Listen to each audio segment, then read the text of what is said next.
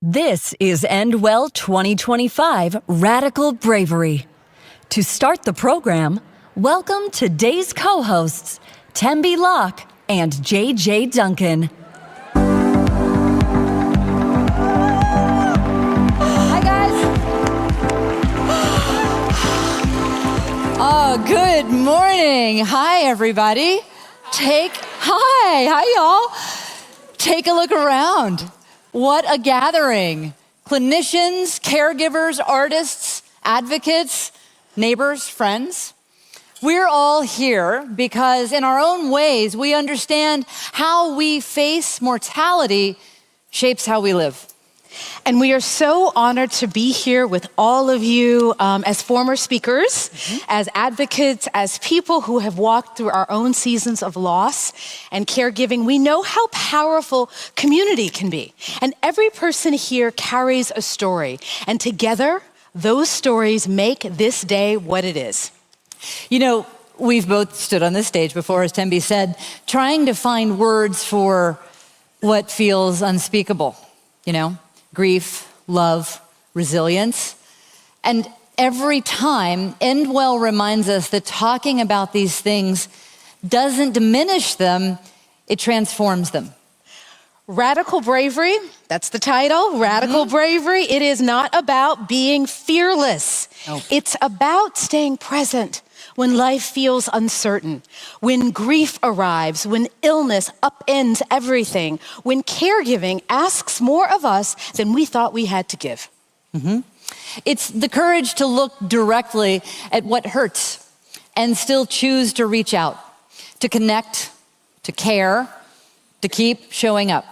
So today, we will explore that kind of courage through stories, through science, through song. And we're gonna ask hard questions, but we're also gonna imagine new ways of caring that reach beyond hospitals and into everyday life. Yeah, you're gonna laugh. You might cry. Yeah. I might cry, I'm not gonna lie. Maybe both at once. And that's okay, because feeling deeply is where change begins. And before we go any farther, we want to take a moment to welcome the thousands of you who are joining us virtually from hospitals and classrooms and offices and kitchen tables around the world. So whether you are in scrubs on a quick break, or you're watching with colleagues, or you're tuning in from home, we are so glad you are here, because this gathering, this conversation, it's yours too. You are every bit as much a part of this community as those of us who are right here in Los Angeles. Because this movement, this vision for living and dying well, it belongs to all of us. Now, to open our day, please welcome the founder of Endwell, the heart, the spark, the vision, and the vision behind this movement, Dr. Shoshana Ungerleider. Center stage, right? Hi, everybody. Good morning. Welcome. Oh my gosh, to see this room full of so many wonderful people and to know how many of you are joining us online. Hi out there. It's really deeply moving to me. Whether you've been a part of Endwell from the start or this is your very first time, you belong here. This gathering exists for one reason, because each of us, in our own way, is trying to make the end of life more human for our patients, for our families, and for ourselves. And at Endwell, we believe that the way that we care for people at the end of life reflects everything about how we live. And that's what brings us together today. You heard this earlier, not fear, but love. Not avoidance, but curiosity. And every year at the end of our program, we get asked by, 10, 15 people, how can I take what I've learned today and apply it to my own life or maybe my own work? How might I share the power of today with others? Okay, and that's why we're sending each of you home with that Radical Bravery resource guide and journal. You have them right there on your chair. So those are new this year. Inside are reflections, prompts, questions, really connected to what you'll hear throughout the day. And our hope is that this guide becomes something that you return to again and again, long after you leave here. Whether you're caring for someone, whether you're supporting a friend through loss, or just navigating your own moments of uncertainty. I hope that it can remind you that bravery isn't about pushing through fear. It's about meeting reality with love, with curiosity, and with presence. Before we get started, I do want to take a moment to thank all the folks who made today possible, so many, to our presenting sponsor and partner, Unlikely Collaborators, wherever you are. Your deep commitment to connection and self-awareness help bring this day and then our Radical Bravery Guide to life. So we're so grateful. Thank you for believing in the power of storytelling and for helping create spaces where real, honest, and authentic conversations can happen. It means the world to us. We're also grateful for support from the John and Juana Harmon Foundation, the Ho Chang Foundation, the Cambia Health Foundation, Ever Is, and Together for Better Cancer Care.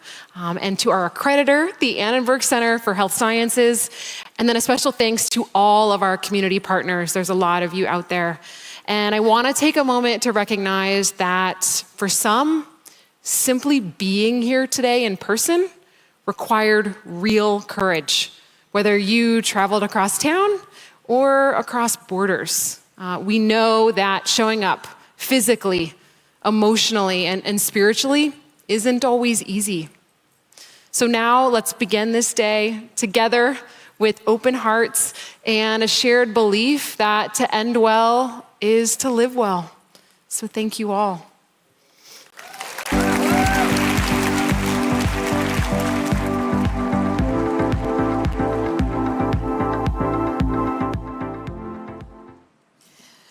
Thank you, Shoshana. Isn't she amazing?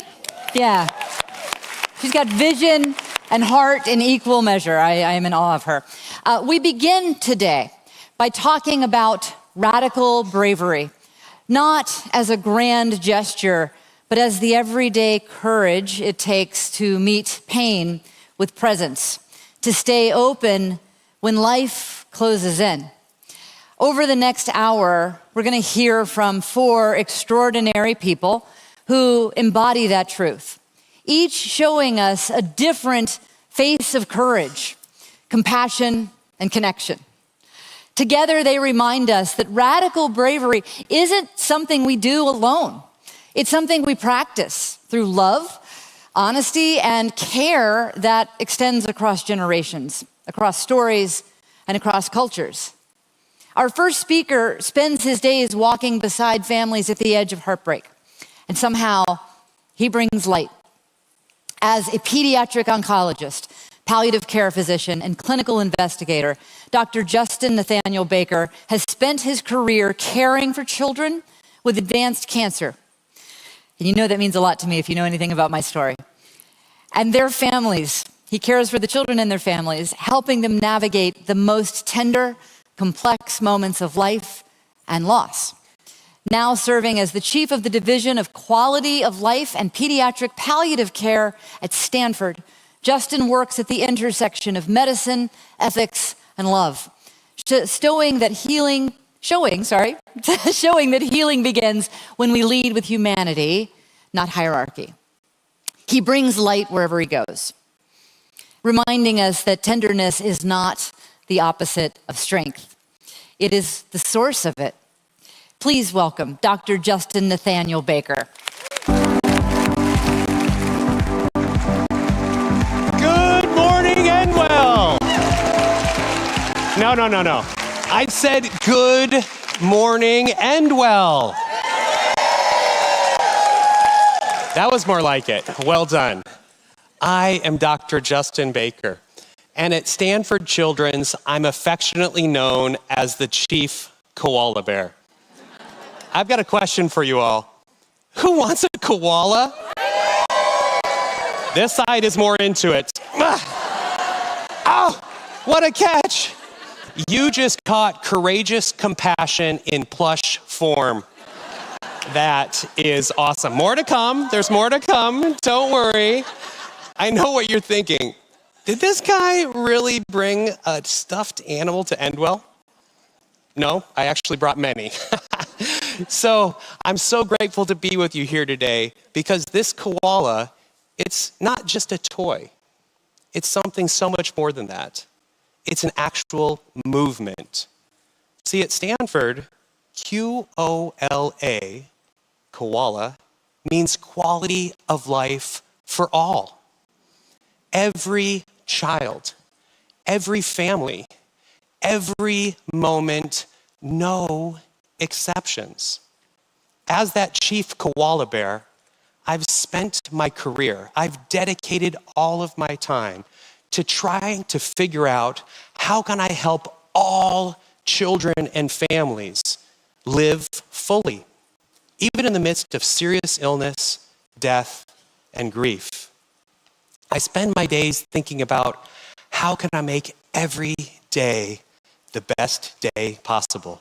In fact, every moment, the best moment possible. That's my one thing. That's the heartbeat of everything I do. That's what this koala stands for. In order for us to do that, we have to rethink how we talk about suffering. It takes courageous compassion. Courageous compassion means we lean into suffering. We don't avoid it, and we relentlessly pursue quality of life for all. If it's okay with you, I want to take you back to when I was a little kiddo. I was a little bit odd. I always knew I wanted to be a pediatrician. I just wasn't really sure what a pediatrician was. I thought it was going to come in and sing songs and play Legos and, maybe do an art project or two and probably play some guitar and The other thing I thought is that while I was doing that, I'd write a prescription for some Augmentin and help with the kid's ear infection. So maybe I got that part right. I don't know if some of you think that's what pediatricians do, but I'm sorry to burst your bubble. It's a little bit more than that. Now, what I want to tell you is I've always been passionate about helping children, but I've been a little bit naive. But that naivety, you can kind of say, still kind of stays today. When I got to medical school finally, I was a little bit disappointed, to be honest. It felt like it was all about numbers and lab values. It felt like it was all about disease and pathophysiology. I got disillusioned. I asked myself, where is the person? Where are the kiddos? I almost quit. But then when I was a third-year medical student, I met somebody that I want you to begin to picture in your mind. His name was Jake. Jake had freckles and red hair. He had a terrible liver tumor. I met him in San Antonio, Texas, when he was suffering another recurrence of that cancer. It was a very difficult time. Jake had already underwent so many surgeries. He had received huge amounts of highly toxic chemotherapy. He had even undergone a liver transplant. Jake and his parents were really struggling. They were hoping truly for an impossible cure. That's when I saw somebody do something radically brave. A palliative care doctor, my mentor and friend, came in and met with Jake and his family. He didn't talk to them about a new chemotherapy regimen. He didn't talk to them about the cancer at all. In fact, he looked at Jake and he said, "Jake, what is most important to you right now? Given what you're up against, what are you hoping for?" I remember that moment like it was yesterday. I had never heard that question before. What are you hoping for? It had a profound impact on Jake. You saw him begin to get emotional. You saw him through his tears then say, "I want to go home. I want to play with my dog. I want to try to golf again." Boy, was that a shift in paradigms. So we did it. We made it happen. We helped him focus on his quality of life. We sent him home. We talked to Make-A-Wish. They got him a brand new set of Nike golf clubs. They were gorgeous. I was actually a little bit jealous. This doctor and I, we went to Jake's home, and instead of focusing on his cancer, we thought about how can we help him strengthen? How can we help him with his stamina so that he can go out and golf again? A couple weeks later, I got the coolest video. It was this video of Jake hitting a drive down the middle of the fairway. And just like that person who caught the koala, he was smiling from ear to ear. That smile, it was pure joy. That's why I love what I do. Jake taught me many things. First and foremost, he taught me that palliative care is not about giving up. Palliative care is all about hope. In fact, say that with me, hope. Palliative care is all about fighting for the person, not simply fighting against the disease. Jake taught me many other things, but one of the things that was most important is that he taught me that pediatric palliative care is my life calling. It's why God put me here on this earth. Every single day, I get to work with this amazing team. Every single day, I get to work with incredible patients like Jake. Every single day, I am blessed to do my work. The other thing that happened that day, the koala was born because Jake taught me that palliative care is all about quality of life for all. Who wants it? I feel like throwing koalas is a little bit radically brave, by the way. I feel like that qualifies. Now, I've gotten to work in this field now for a long time, and I'm so grateful for the opportunity. It's interesting because the questions really haven't changed that much across time. I'm always asked, is pediatric palliative care a big need? Are there really that many children who need pediatric palliative care? Well, I'll tell you, the answer is absolutely. I travel all over the world and I've seen it firsthand. In fact, 21 million children worldwide need pediatric palliative care. 21 million. Let's say that together. 21 million. When people realize the enormity of the need, and when they recognize what pediatric palliative care is all about, they think the same thing that you're thinking. How do you do what you do? Well, I already told you, God put me on earth to do this work. I also told you what a joy and a privilege it is to work with these precious kiddos. But I want to teach you something else. Pediatric palliative care is the most beautiful, bold, brave field in all of medicine. Kids are incredible. They are growing while fighting their disease. They say and do the most hilarious things. One of my favorite parts, they love my koala. Makes me a little bit biased. I'll tell you, one of the other great things that we get to witness is they're doing the work of childhood. The work of childhood is going to school. It's playing without a care in the world. You know what our patients are doing? Our patients are living. It's not that they are waiting to die. Do you know what our job is? Our job in pediatric palliative care is to fill every single day, every single moment, to take it and to infuse it with joy. How awesome does that sound? See, pediatric palliative care is actually pretty radical, and these kids are very brave. The other thing I want to tell you about pediatric palliative care is that it is truly, unbelievably rebellious. You can probably tell I have a bit of a rebellious spirit. But pediatric palliative care is a true rebellion. In fact, it is disruptive. I want you to think with me about the field of healthcare. It is a totally broken system. Medicine is a business. Do we think it should be a business? No. But unfortunately, we worship innovation. Medicine chases metrics, celebrates procedures. Hospitals compete for the newest tools, for the fanciest scanners, for the most cutting-edge treatments. And in the middle of all that noise, what gets lost? It's the human beings. Where are the precious kiddos? Can I tell you what's the antidote to all of that? Pediatric palliative care. Because in pediatric palliative care, we're not thinking about the newest medicine. We're not trying to imagine the fanciest technology.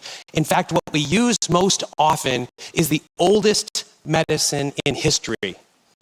It's all about presence and human connection. That's something all of us can do. We can be present and connect with that person right in front of us. We can hold somebody's hand. We can look them in the eye and we can say, you are not alone. I am here with you. What are you hoping for and how can I help?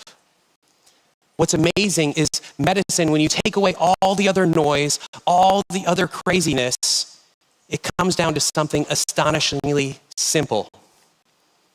It's love. And in a healthcare system that has lost its humanity, that is truly revolutionary. Our medical system, our healthcare system is about love, but we've lost it. I want to share with you why I labeled this courageous compassion. Compassion is my very favorite word. It comes from Latin, cum and pati, cum with, pati to suffer. It literally means to suffer with. Compassion means we're turning towards suffering. Compassion itself is not enough, though. We have to be reminded, we have to recognize that in the middle of what we're doing, we have to be courageous. We have to lean into that suffering. We have to be brave enough to say the difficult things, to turn into pain, not run away from it. I want to tell you something really interesting. In order to do that again and again, you need something else. You have to have grit. Grit gets us back there. Again, it's the quiet, it's the persistent, it's the passionate perseverance to overcome and to lean into the middle of this. So we've got to do this together with grit and courageous compassion. And it takes everyone here in this room. That's why I'm so thankful for End Well 2025. I'm so thankful for this theme of radical bravery. Because Jake's care, it's not about better hospital care. What it's about community-based compassion. It takes all of us, and in fact, it takes all of you. It takes an incredible amount of community-based, courageous compassion. That's what the Quality of Life for All initiative is all about. This is not about a Stanford program. This is about a movement. It's a movement to take these palliative care principles, the things you're going to learn today, and move it into the community to support patients and families like Jake's. So I want to urge you on to be courageous enough to face suffering. Be compassionate enough to open your heart and connect. I want you to be gritty enough to keep showing up again and again as we pursue quality of life for all of these precious kiddos and their families. I need you to join me in leaning into suffering. Because when we lean into suffering together, we don't just help others end well, we help the whole world live well. Thank you. One last koala. Thank you.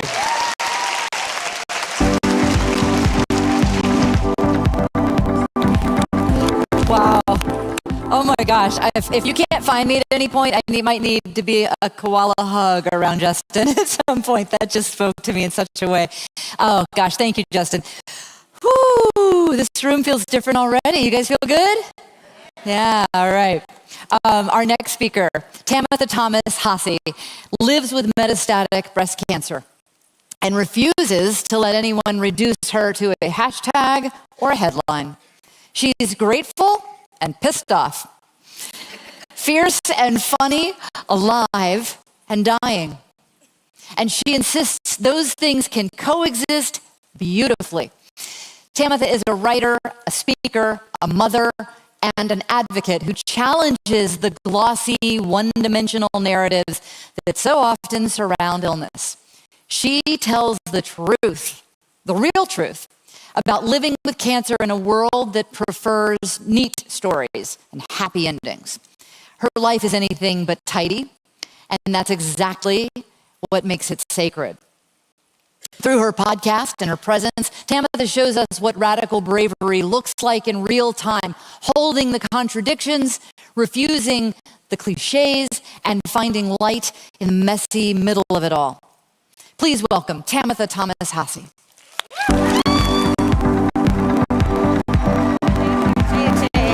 Thank you. Good morning. Okay, I'm just going to be very clear from the start. I don't have anything to throw at you. I'm so sorry.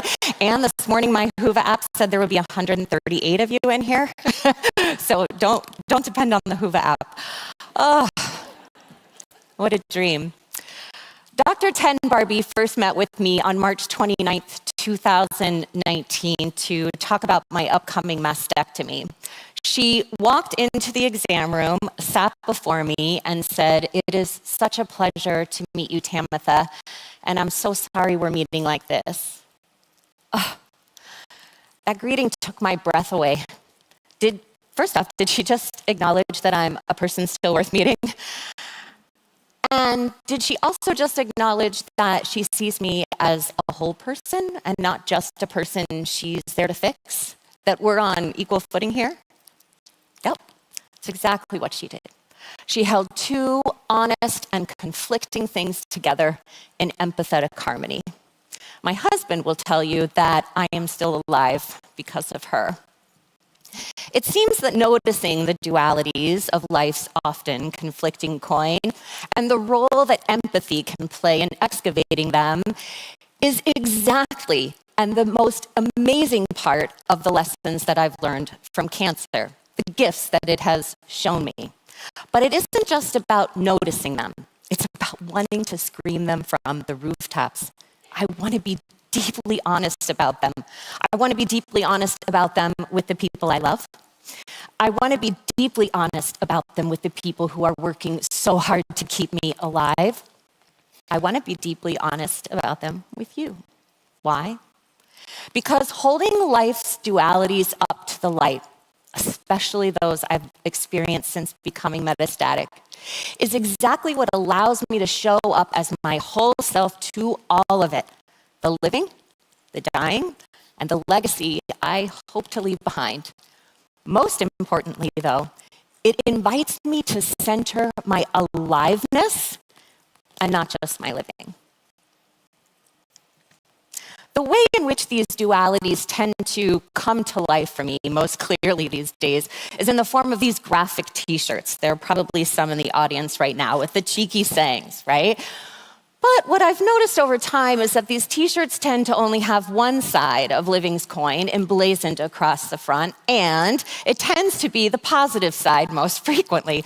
Let's face it, the way our people and our providers like for us to show up. The t-shirt that says, "Choose happy." I just saw one the other day that said, "Just manifest it." Awesome. Or the one that promises all will be well if you just have tacos and margaritas. That one actually might be a full stop. Hashtag blessed. You bet. I am hashtag blessed, and I'm also hashtag totally fucked, let's be honest. Imagine how much easier it is for my best friend, for example, to show up for me, to honor and validate my experience of life right now and the myriad of emotions swirling around in that experience when I feel safe expressing that full range of feeling. Good vibes only.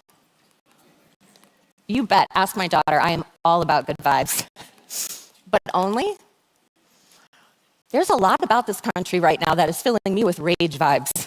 I'm also going to bring sad vibes about the demonization of public health, something I never thought I would see. I promise, thank you. I promise you cannot count on me to show up with only good vibes, because if I do, I'm not showing up to our connection, our interaction, as my true self.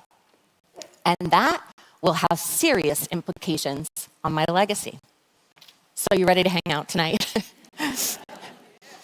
Earlier this summer, my daughter was visiting, and she and I ended up in a department store. My husband will tell you that sometimes happens. I was actually looking for a t-shirt, And at one point, Harper called me over and she's holding up this t-shirt with these beautifully colored tiles that spell out "better luck next time." Could you imagine seeing that on a bald woman with one boob? Anyway,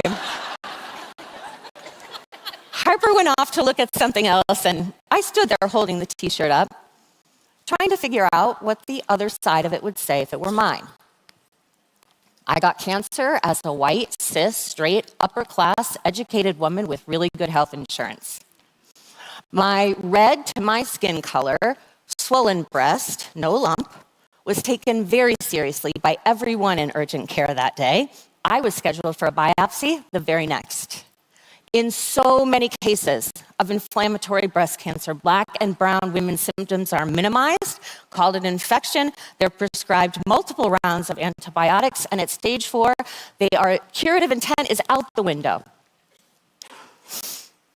The drug that I'm on for triple-negative metastatic breast cancer was tested primarily on women who look like me.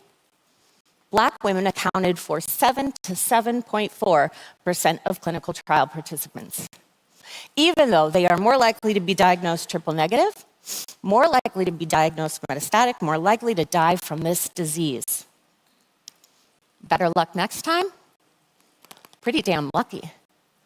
But I want to be very clear. Health disparities that are a result of health inequities have absolutely nothing to do with luck.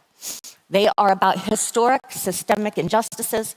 They are about intentional inequitable distribution of power and resources. They are about racism. Thank you.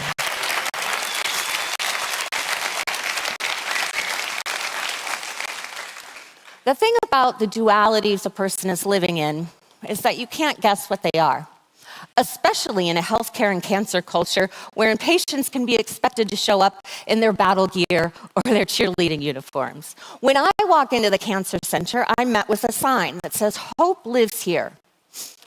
You bet. And lots of other things live here too, and aren't they just as important to honor?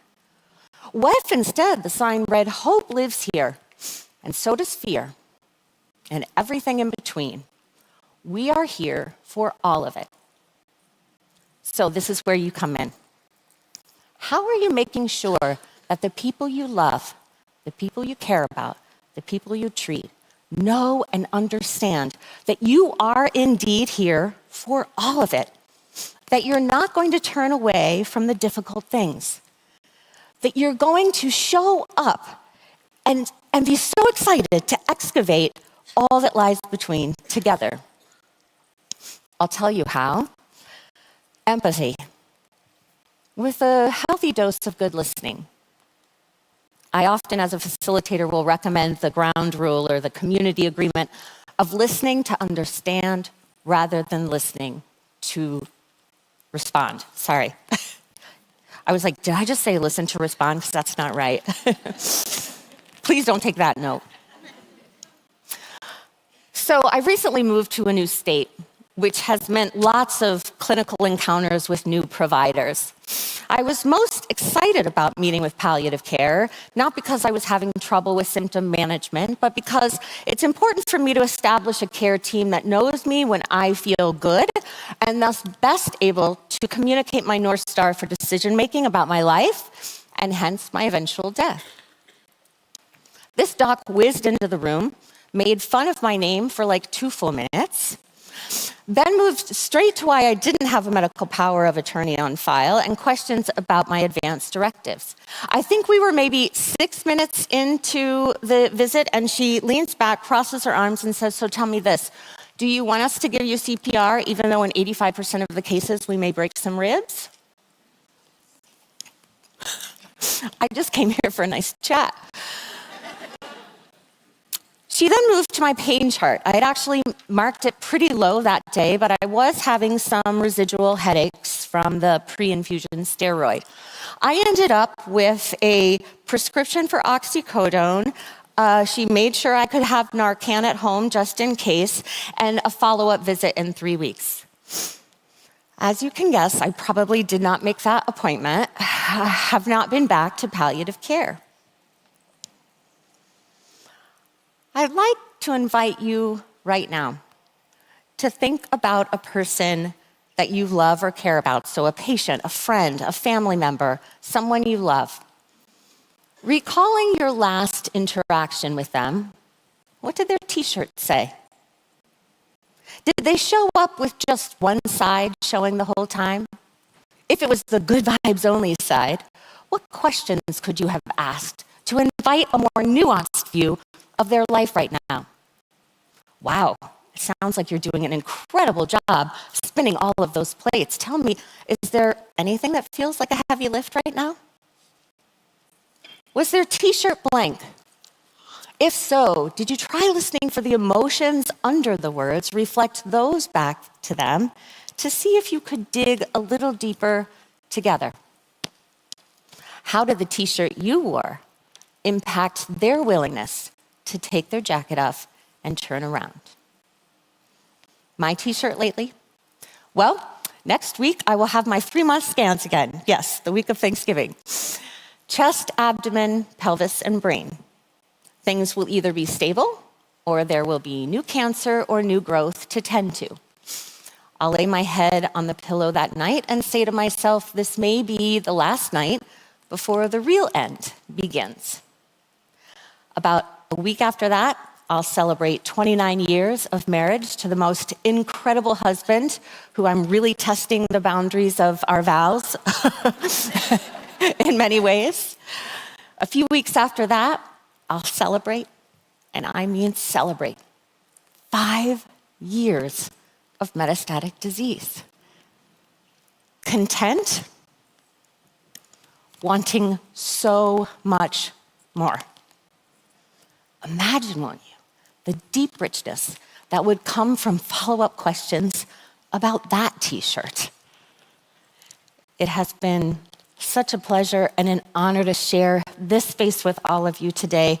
And yes, I am so sorry we're meeting like this. Thank you.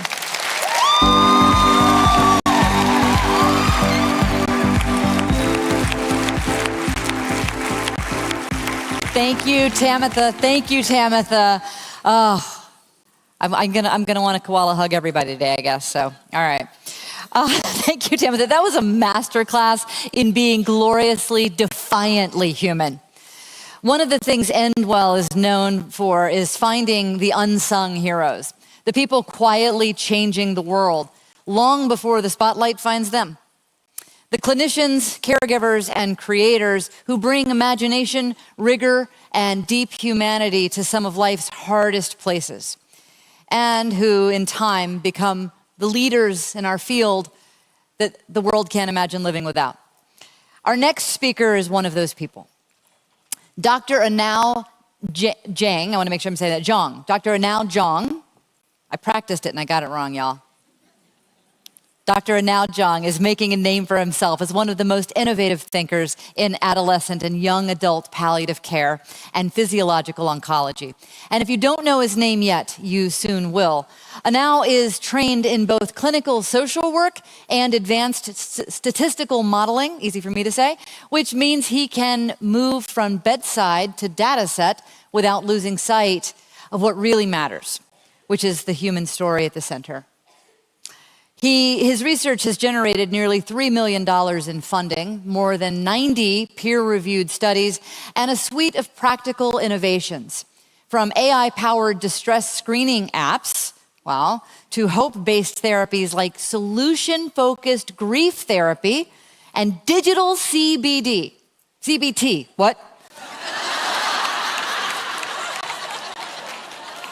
One can hope.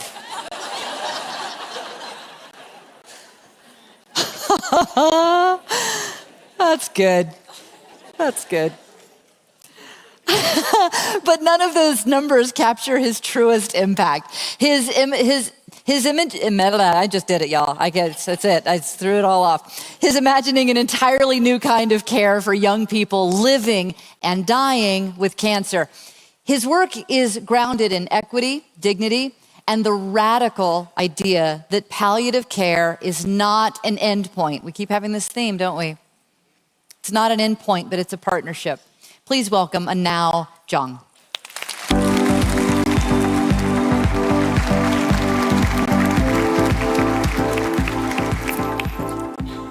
Good morning, my Endwell 2025 family. It's such a blessing and pleasure to be here with you today.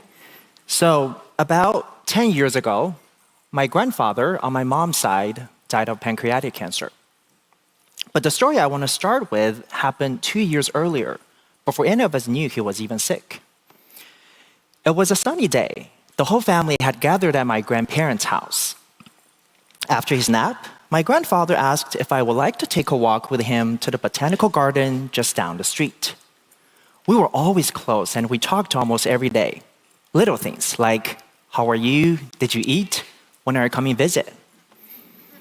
About half an hour into the garden, he grew a little tired, so we sat down on the bench. We talked about the birds, the people walking past, and the flowers around us. And then, as conversations sometimes do, it went quiet. I felt the silence stretching. It made me uncomfortable. So I blurted out, "Should we head home?" He shook his head. "Not yet," he said. "I'm enjoying this." 5 minutes passed, then 10, then 15. Each time I checked again and again, and finally, reluctantly, he stood up and we walked home. What I didn't know then was that this would be the very last walk we ever took together. 6 months later, he was formally diagnosed, then became bedbound, and eventually passed away. And if I'm honest, when I think back on that day, even now, I still carry guilt. Guilt that I rushed us home because I simply couldn't sit still in the silence. That I chose comfort over presence. And here's the thing, cancer wasn't even part of the picture at the time. It was just an ordinary day, an ordinary silence. And even then, it was hard. If it was that difficult in a moment untouched by illness, how much harder does it become when life and death are on the line? That moment with my grandfather taught me something about silence, discomfort, and the conversations we avoid. Because what we avoid says as much about us as what we say. Conversations about dying are among the hardest we'll ever face. It asks us to hold love and fear at the same time. To say aloud what most of us would rather leave unspoken. So we wait. We wait for the next appointment, the right moment, or the crisis that finally forces us into honesty. But waiting has a cost. Fractured communication, missed opportunity to honor someone's value, preventable suffering, guilt for what was never said, or too often for what we think isn't being heard. I learned that lesson early on in my career when I was an intern medical social worker in Shanghai Children's Medical Center. I joined the rounds one morning in a pediatric oncology intensive care unit. We stopped at the bed of Bingbing, a 9-year-old with end-stage cancer. After the team finished speaking with Bingbing and his family inside a room, we stepped out with the parents to talk about his prognosis. Less than 4 weeks. The conversation took place right outside of his room. Even though Bingbing couldn't hear, he could see us through the window talking. And before returning, the team sent me back just to sit with him until they came. The moment I walked back in, Bingbing looked straight at me and said, "Anao, I am dying, aren't I?" From a 9-year-old. I froze. I didn't give him an answer. Instead, I asked, "Would you like a minute to talk?" And he did. That conversation gave him the courage to open up to his parents about his dreams and wishes, one of which came true before he died 1 week later. He became the receptionist of the McDonald's House Playroom on the ICU floor, proudly welcoming and checking in all his friends from the hospital. That small moment, stepping into silence with him, reminded me that courage in serious illness care isn't about fixing what cannot be fixed. It's about choosing connection over avoidance, showing up honestly and fully, even though the answers are few and the discomfort is great. Moments like that stayed with me. It shaped how I viewed the role of social work in serious illness care. That same lesson about choosing connection over silence has shaped how I see my profession. Because here's the surprising truth. Even though social workers are trained in these skills, deep listening, cultural humility, emotional presence, we're too often placed at the peripheries of care. We were told to support, not to lead. But I believe that has to change. Imagine a clinic where the first person you're going to see isn't the oncologist, the nurse, or the pharmacist, but a social worker who sits with you. A social worker who sits with you, asks what matters the most to you and your family, and begin weaving your story into the care that follows. In that model, envisioned by Dr. Barbara Jones and other leaders, and was actualized and implemented at UT Dell Medical School, social workers became the first point of contact. They didn't just listen, they became the central hub for holistic care.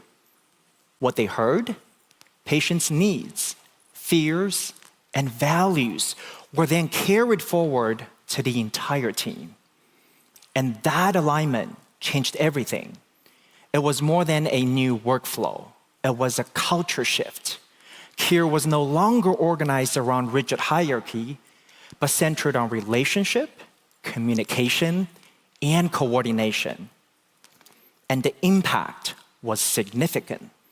Patients and families described this model of care as revolutionarily humane and profoundly deep care that comes from the heart. That's what happens when social workers lead, not by replacing others, but by drawing the whole team together through the threads of humanity and conversations. Of course, leading from the heart isn't always easy. These conversations rarely happen in calm, predictable moments. They unfold against a backdrop of enormous complexity where ethics, culture, and emotion collide, where social workers are uniquely trained to walk alongside our patients and families through it all. I remember the family during my work with adolescents and young adults with cancer. Their daughter was 21, bright, funny, deeply loved. Her cancer had returned with little chance of cure. And when the oncologist laid out an option for another round of aggressive treatment, the family clung to that possibility because saying yes felt like holding on to hope, and saying no felt like giving up on her. In the meantime, the young woman whispered to me what she really wanted was time at home. Time to sit with her younger brother, to finish writing the song she's been working on. Time not hooked up to IV poles. That's the strain so many families face and confront at the end of life. Hope colliding with denial, love colliding with loss, impossible choices made under unbearable pressure. And nowhere is that struggle more urgent than at the margins. Communities carrying the weight of poverty, racism, cultural silence, or the sheer unfairness of a life interrupted too soon. I think of a young man whose parents just immigrated to the United States a couple of years earlier. He was 19 with an advanced stage cancer diagnosis. And their family's world was shaped by deep cultural belief and a mistrust of the healthcare system. In their community, talking about death was seen as dangerous, almost as if naming it would make it happen faster. When the medical team recommended hospice, the family refused even to let the word be spoken. They begged the team to keep on fighting even though their son's body was failing.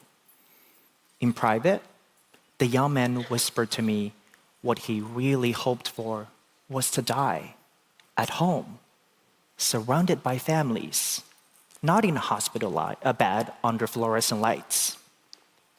That's the ethical tension between honoring and respecting the family's cultural belief while protecting the young man's right to voice his own wishes. For me, the essence of social work is to walk directly into that space of tension. So I sat with the family, gently holding their fears, and asked if they would allow their son to share what's been on his heart. Not about cancer, not about treatment, but about love, family, and home. Slowly, painfully, they listened. In the end, he was able to go home where he passed peacefully 2 weeks later. That's what social workers do. We don't just listen.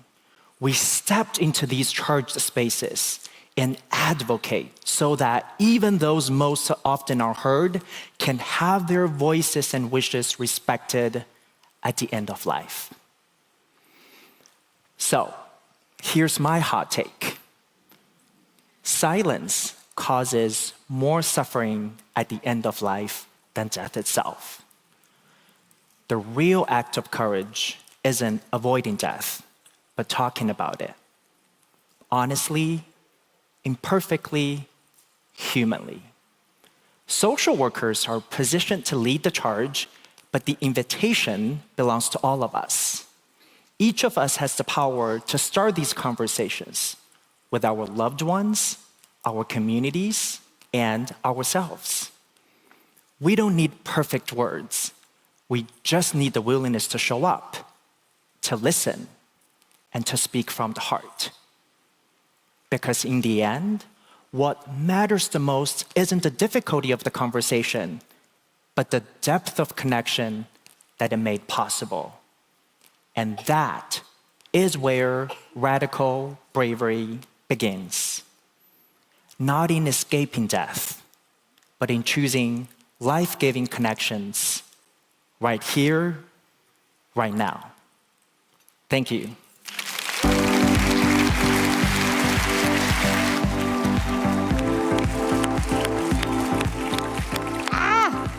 I'm like getting chills. I'm right over there listening, getting chills and chills. It's like, these kids know, they know. Blows my mind every time. Thank you, Anal.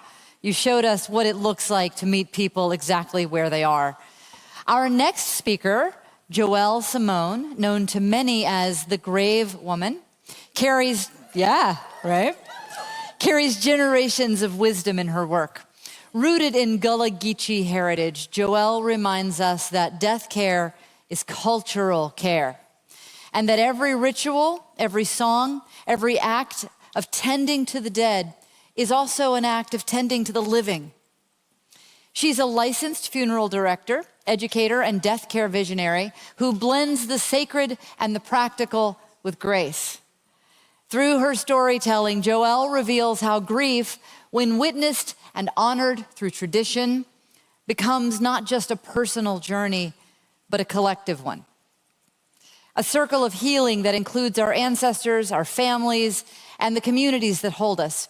In a world that so often rushes past loss, she invites us to slow down, to remember, and to ritualize. To see that the deepest medicine is often the oldest, the kind passed from hand to hand, heart to heart, generation to generation. Please welcome Joelle Simone.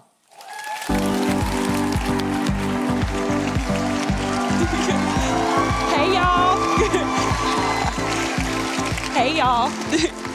Before I get started, if you'll allow me, I would like to open up by pouring libations for my ancestors and inviting them to join me here today, or to join us here today.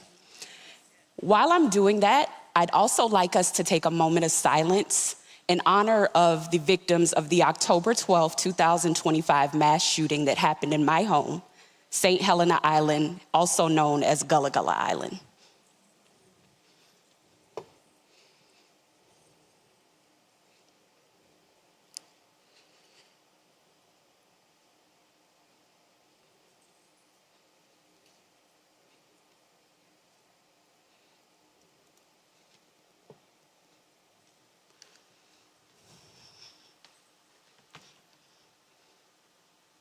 Thank you.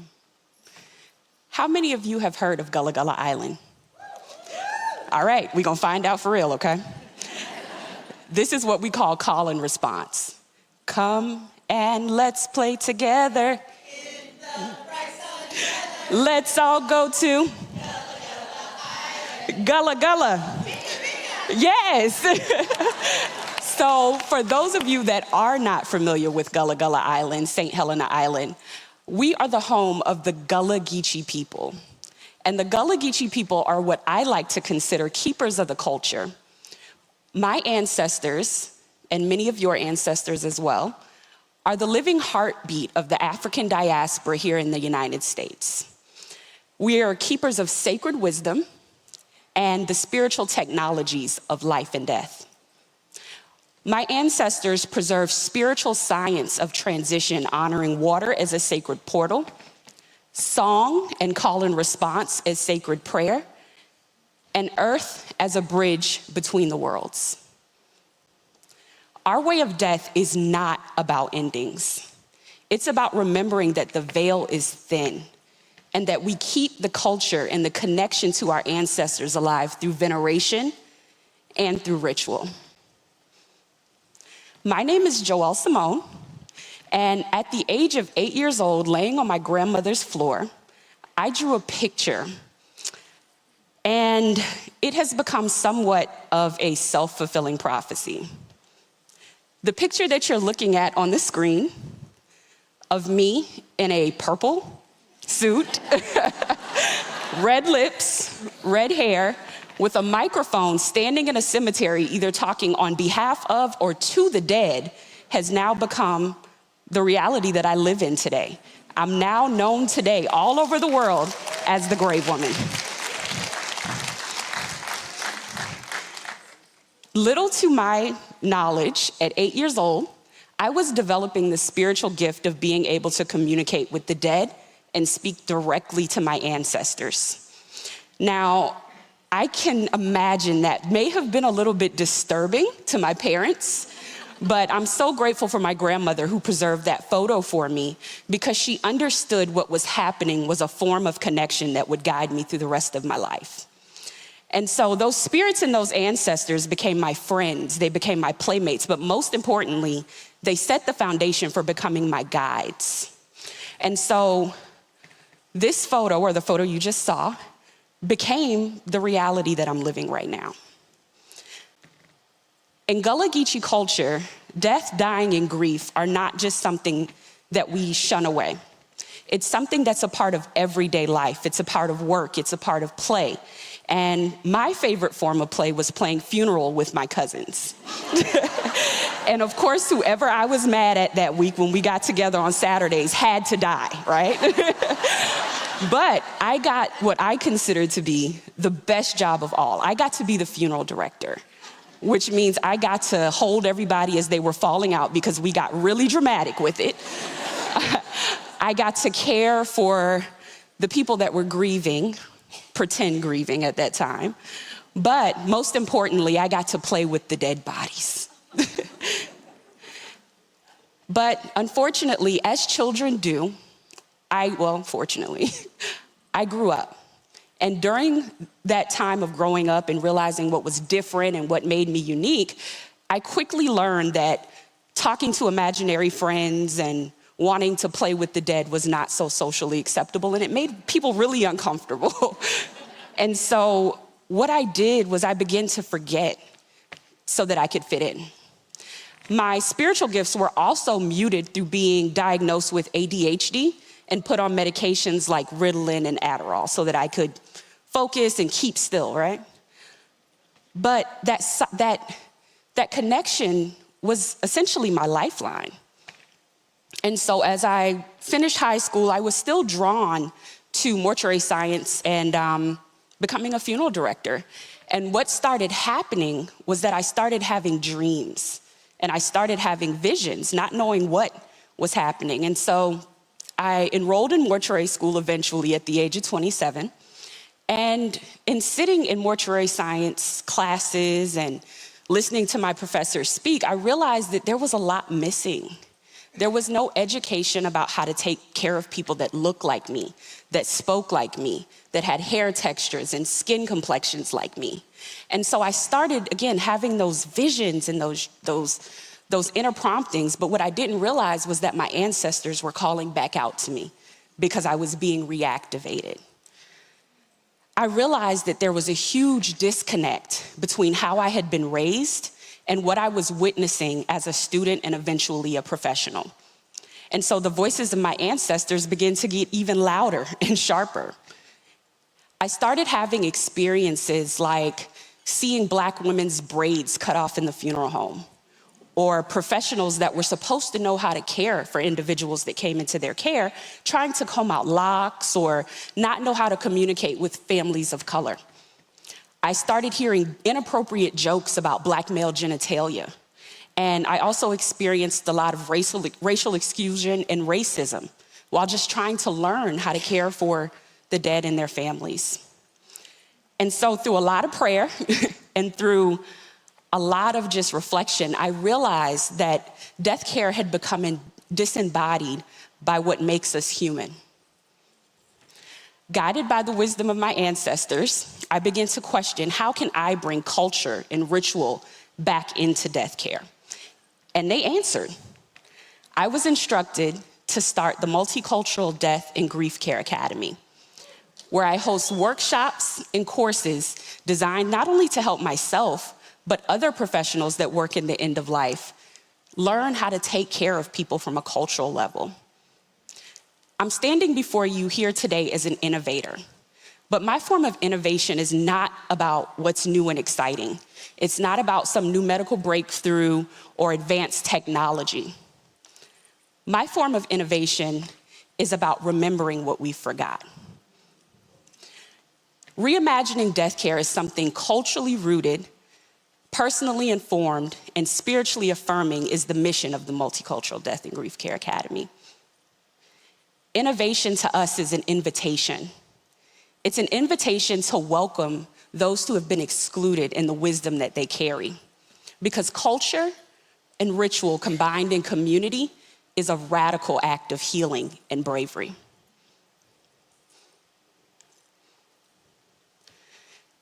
Centering traditions and embodied practice and ancestral wisdom is inviting culture and ritual back into death care. How many of you actually work with those that are dying or that have passed away? Okay, that's about everybody in here. I hope you recognize the power that you carry with you in every room that you enter.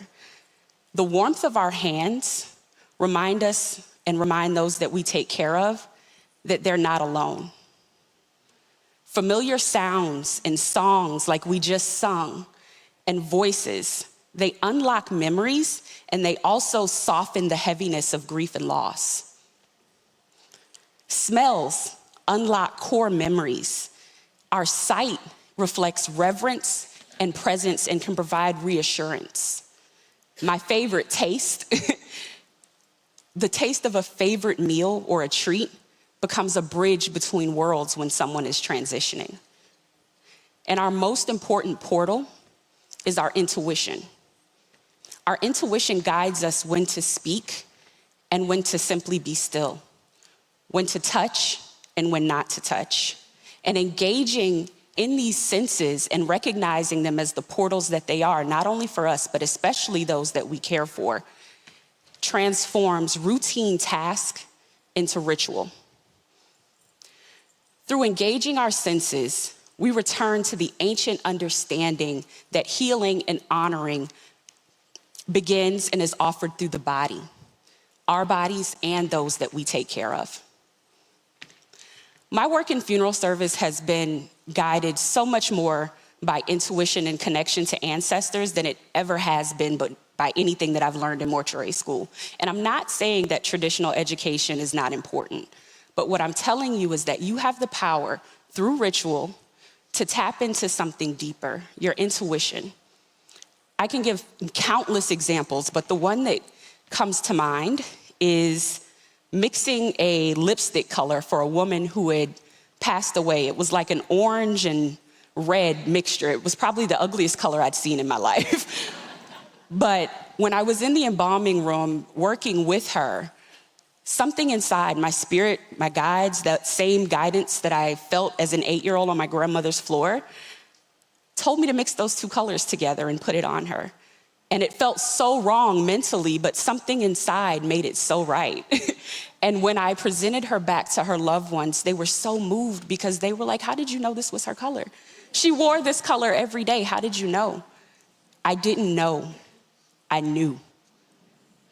Another example is picking and creating playlists that families resonate with deeply, not having any prior connection to them or knowing their taste of music or what the deceased enjoyed listening to, and having them moved beyond tears by hearing something that unlocked memories for them. This to me is proof that my ancestors still guide the work that I do. Reconnecting with our bodies and opening our senses as vessels of comfort and compassion turns what we do into divine care. Our sight truly becomes sacred when we see what is truly in front of us. Touch becomes healing when we approach each person and each body with reverence. I stand here before you today because I chose to remember. I chose to listen beyond training, beyond protocol, even sometimes beyond the law, to be guided by something older and wiser. What we refer to this as in my culture and in many other cultures is Sankofa. Sankofa is an African proverb that means go back and get what you forgot. It reminds us that the wisdom of the past isn't lost. It's simply waiting to be remembered. Through the work that we do, through the lives that we touch, and through the rituals that we choose to restore and honor, we're shaping the future of what death, dying, and grief look like for generations to come. My intention in being here and coming all the way from Gullah Gullah Island to Los Angeles, California, during the rain, might I add, like, what the hell, is to invite you to remember. I want you to remember that curious 8-year-old child that sang that song we all sang together. I want you to remember your families, your ancestors, the land, the taste, the music, the sounds, the sights. I want you to remember your roots. And I want you to remember, most of all, if you take nothing else from anything that I've said today, I want you to remember that culture is the medicine for grief. Thank you.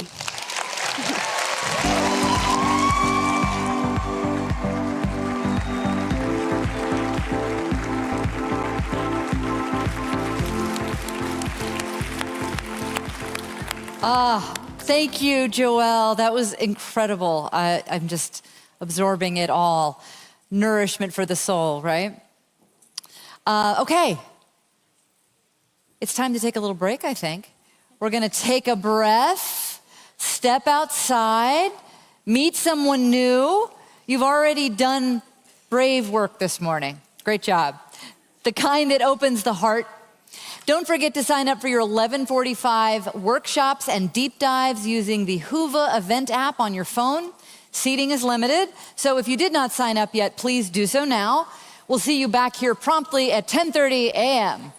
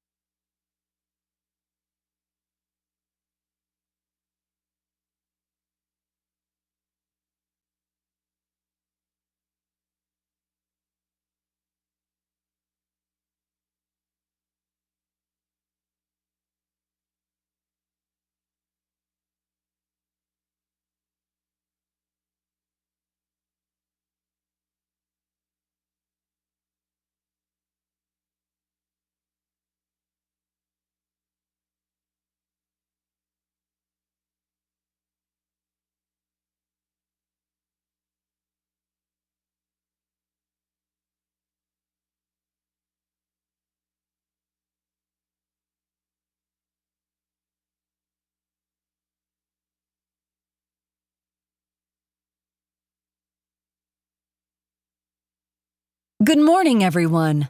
Our program will begin in 5 minutes. We've got a full house today, so kindly store all personal items under your chair to make room for all attendees. The program will begin in 5 minutes.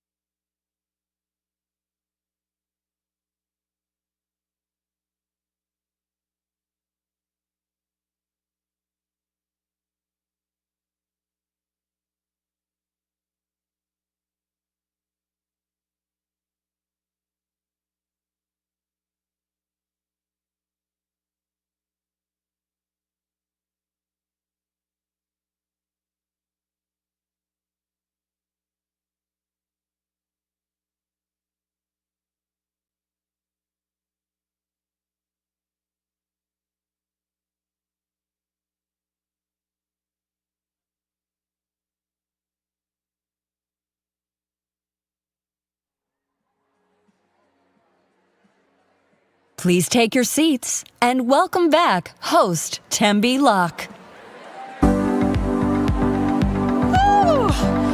All right, welcome back, everyone. Welcome back. And for those of you who are joining us remotely, I want to say a huge thank you for being here. I am told that we have thousands of people from all over the world with us today. So if you're out there, which I know you are, please tag us on social media so we can learn a bit more about you as well. So here we are, just a couple of hours in, and already we are so immersed in this incredible conversation. We've talked about the heart, and now we're going to turn to the mind. How grief, attention, memory reveal new truths about care and identity and presence. After losing her dad, psychiatrist and ADHD specialist Dr. Sasha Hamdani realized something she hadn't been taught in medical school, that grief doesn't just live in the heart, it lives in the brain too. As someone who lives with ADHD herself, Sasha began to notice how her own mind processed loss differently. The scattered focus, the bursts of emotion, the unexpected stillness, the forgetting and the remembering.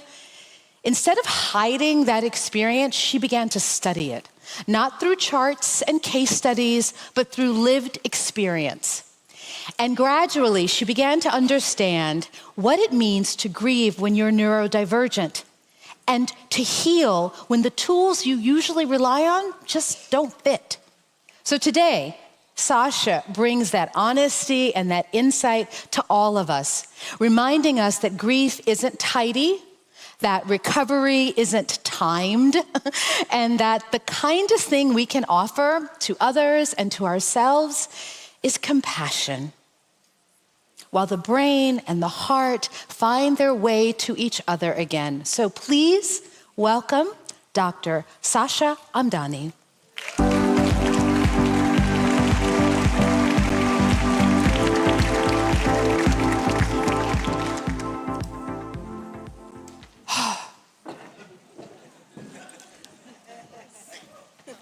Okay.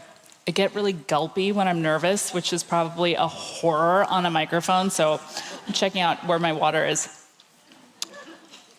When I was in medical school, I hit a wall.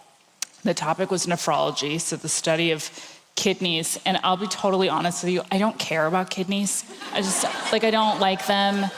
They're unnecessarily complicated. There's too much physiology, there's too much chemistry. I don't want to follow a sodium ion through a nephron. I don't care. And I have ADHD. It's just not for me. My mom is a physician, and her brilliant advice to me at that time was just memorize it. That doesn't help me. My dad, who was an engineer, actually did help me. He came into my room one night and I was crying, and I had all these books around me, and he disappears for a little while, and then he comes back, and he has these whiteboard sheets underneath his arm, and he Minority Report style just plasters them all over my room, and we started sketching out the kidney. And my dad wasn't in medicine. He didn't know all the medical terms, but he understood flow. He understood that if you could visualize the logic, you could master that chaos. And so we sat there, and he would draw arrows, and he would show me where that sodium went. And then, eventually, I got it. And that's what my dad did. He took complicated things and made them organized. He took things that were overwhelming and molded them into something that I could hold on to. And it wasn't just with kidneys. He did that with everything in my life. He was this quiet structure that held up everything else for me. He was the biggest part of my life. He's the reason I became a doctor, and he's the reason I'm on the stage. Gulping. He passed away last April. And when I say that my brain broke, I can't explain it any other way. It just shattered to pieces. I wasn't sleeping. I wasn't eating. I have 2 young children that were watching me lose connection to myself. And it was just this incredibly destabilizing time for me. And I remember being in the thick of it, and out of that sheer desperation, I reached out to Shoshana, who created this incredible space and conversation around grief and end-of-life care. Because, by the way, I didn't know her. Don't know this woman, and I'm like hunting her down on social media. But I wanted to ask her, is this normal? Is this normal? And I get the irony of that, because I'm a psychiatrist. You'd think I would know that. I did not know that. I think when you're like in the thick of it, your brain just feels hijacked. You can't analyze yourself. You lose all objectivity. I was just like foggy and disoriented, and I was barely functional.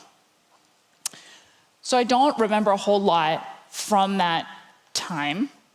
And I don't remember like the specifics of the conversation, but what I do remember is how she made me feel. And I was comforted. When I asked her, is this normal? She said, yes, this is normal. And when I asked her, is this worse for people that are neurodivergent?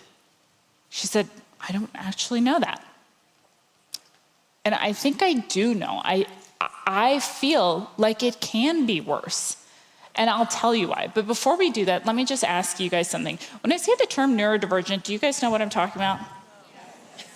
Okay, that was conflicted. I'm gonna tell you. I'm talking about people whose brains are uniquely wired, and conditions that cause learning and thinking differences would change how people with these conditions interact with the world. So I'm thinking about ADHD, I'm thinking about autism, I'm talking about dyslexia, and there are others. And we talk about these differences a lot.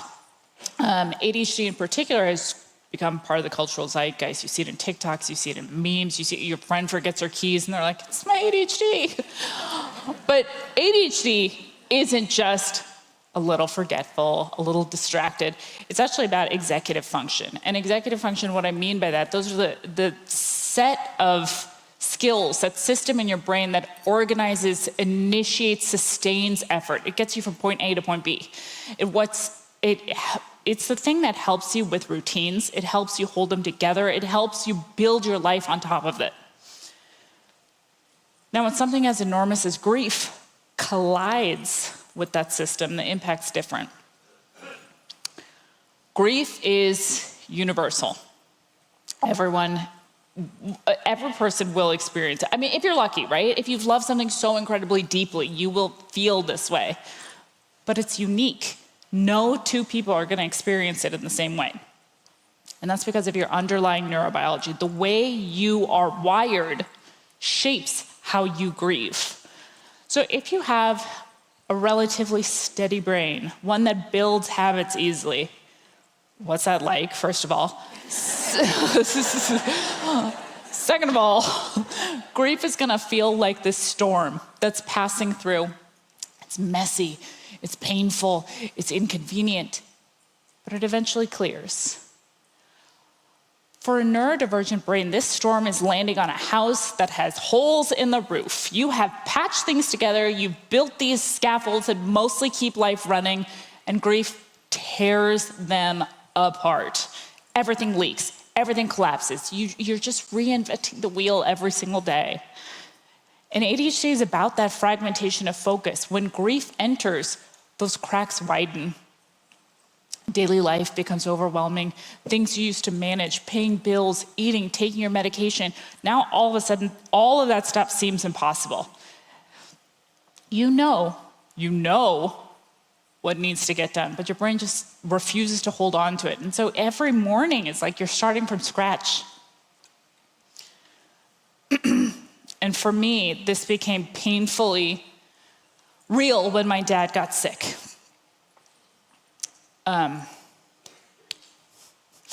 We thought we had time. It was stage 1 cancer. They were like, He just came in for a check because he got a cough from my child. But they brought him in and they were like, we found this thing, let's test. We're like, it's stage 1 cancer, but it's so far away from anything important. We got this. We did the chemo, we did the radiation. We were reassured the tumor was shrinking. I get a call after all of his treatments and he was like, I just don't feel great. And 45 minutes later, I was on a plane and I took one look at him. I'm like, off to the hospital we go. So we went to the hospital. I push for a PET scan. Finally agreed. Metastasis everywhere. And 13 days later, he was gone. My dad's brain worked like a grid. Even at the end, he was making these horrible spreadsheets. They were awful. They were color-coded and task-oriented and priority, and I got all the green ones, which were horrible. But it was his way of bringing order to that chaos. Meanwhile, my brain was just everywhere. While he was streamlining, I was spiraling. And to give myself a little bit of structure, I threw myself into the logistics, medications, appointments, hospice care, because if I stayed busy, I didn't have to feel that anticipatory grief. But then it ended. The funeral was over, the calls stopped, and suddenly there was silence. And that's when that real grief hit. And in those first few days, my brain was frantic. I cried from the moment I woke up to the moment I went to sleep. But, wasn't sleeping either. My body felt like it was made out of lead, but I just couldn't fall asleep, couldn't stay asleep. So every day felt like it was 11 days long. And while I didn't have the energy to do much of anything, I did have the energy to write. And so I did. I wrote on a lot of stuff. I wrote on napkins. I wrote on Amazon boxes. I wrote on weird pieces of paper I found in my purse. And it was fragments of thoughts and poems and words and little bits of things that I was remembering my dad saying, because writing was the only thing that quieted down my brain. And that writing eventually became a screenplay about a psychiatrist who is trying to help everyone else but doesn't know how to ask for help herself. And I didn't know it at the time, but in writing that, I was able to give that pain and grief and give it a container. And instead of spilling into every corner of my life, it had somewhere to live. And it didn't erase the grief, but it transformed it into something meaningful for me. My container was writing. For someone else, it might be painting or gardening or music, helping others that are grieving. The form doesn't actually matter. What matters is that you're giving your brain a place to put that pain, a structure so it doesn't swallow you whole. Now, what I will tell you is that even with having an outlet for the grief, that it's not going to be easy. It was the hardest thing I've ever had to do, besides the kidney stuff in medical school. If I could go back to that time, here's what I would tell myself. Number one, know your baseline. If you already struggle with routines, just know that those are gonna intensify under grief. Don't be surprised. Number two, delegate and be specific when you ask for things. The grieving brain doesn't handle vague requests well. Can you handle dinner on Friday? Can you pick up the kids from school on Tuesday? 3, create safeguards. Your brain is gonna be so full that things are gonna fall through the cracks. Write it down, leave a voice note, put to-do lists. Your brain is just full, it's not broken. And finally, give yourself permission to grieve differently. You don't have to do it like your siblings. You don't have to do it like your spouse. You don't have to do it like anybody else. If your grief is messy or scattered and nonlinear, that's fine. It's gonna get weird. It'll be fine though. my husband's brain. My husband has whatever the opposite of ADHD is. I don't know what that is, but the opposite of my brain. And he lost his mom years before I lost my dad, and his grief was this long goodbye. They went through 26 months of glioblastoma, and he had time to anticipate, time to say goodbye, to slowly let go. Whereas I had this like sudden drop over 13 days. And we've compared them many times. His was gradual and lingering, mine was chaotic and abrupt, but neither was easier, neither was better. Both were grief, both required support, and that's the truth. Grief never looks the same from one person to the next. And if you're neurodivergent, it's going to be messy. It's going to look messier, but that doesn't necessarily mean failure. So let's circle back to the original question. Do neurodivergent people need different conversations about death and grief? Yes, they do. Not because the grief itself is fundamentally different, but because the scaffolding around it is. We need to normalize the fact that executive function is going to collapse under grief. We need to normalize accepting that our journey will be and feel different. We need to normalize asking for help. Grief doesn't vanish. It doesn't resolve, but it can be channeled, sometimes into meaning, sometimes into service, sometimes into art. For me, it was writing, a way to process that loss, to make sense of the chaos, to give my grief a home. Because the goal wasn't ever to eliminate grief. It was just to give it structure, to organize it just enough so it doesn't overtake everything else. So whatever your brain needs, however your brain works, you can work with it. You can make space for it. You can channel it. And sometimes that channel becomes the very thing that's going to keep you afloat. Thank you.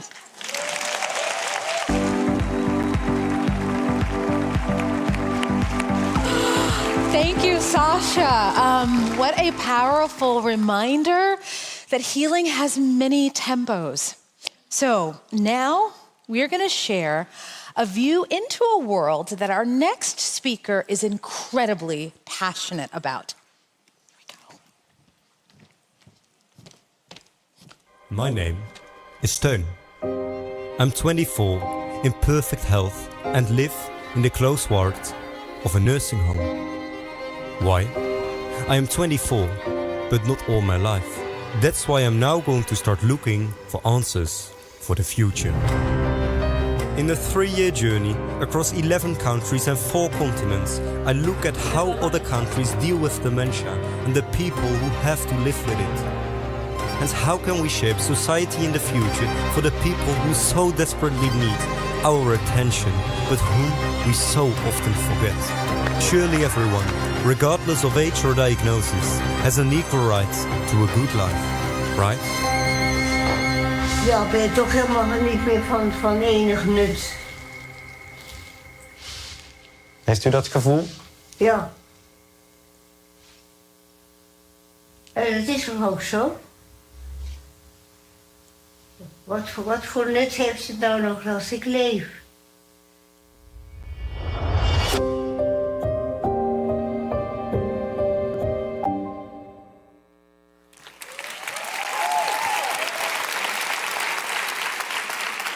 At the age of 21, I decided to start living on the closed ward of a nursing home for 3.5 years, together with people living with dementia, voluntarily.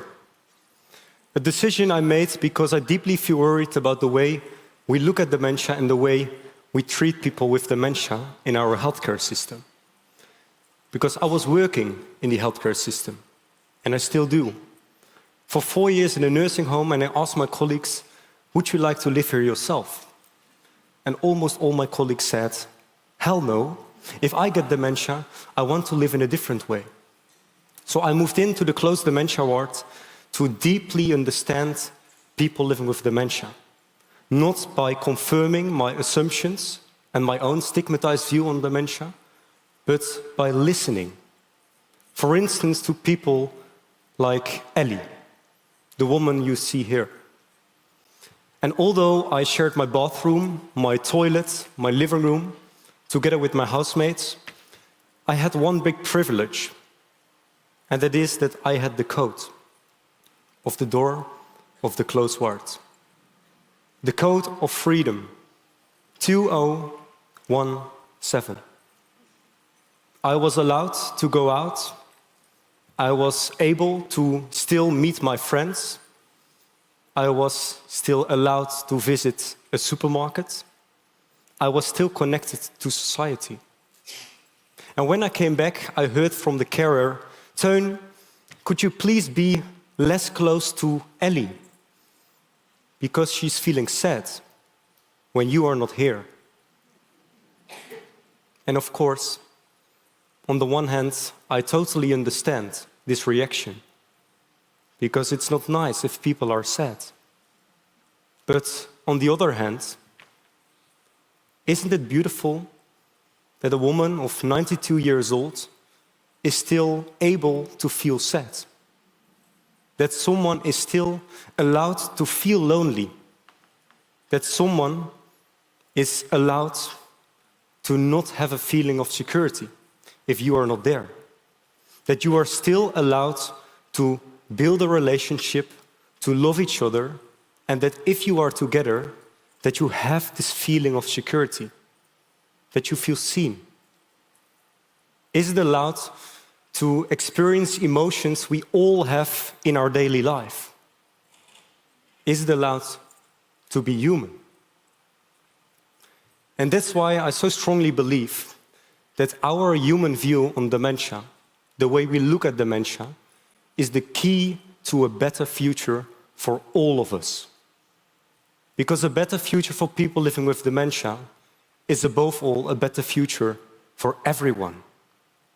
Looking differently always leads to doing differently.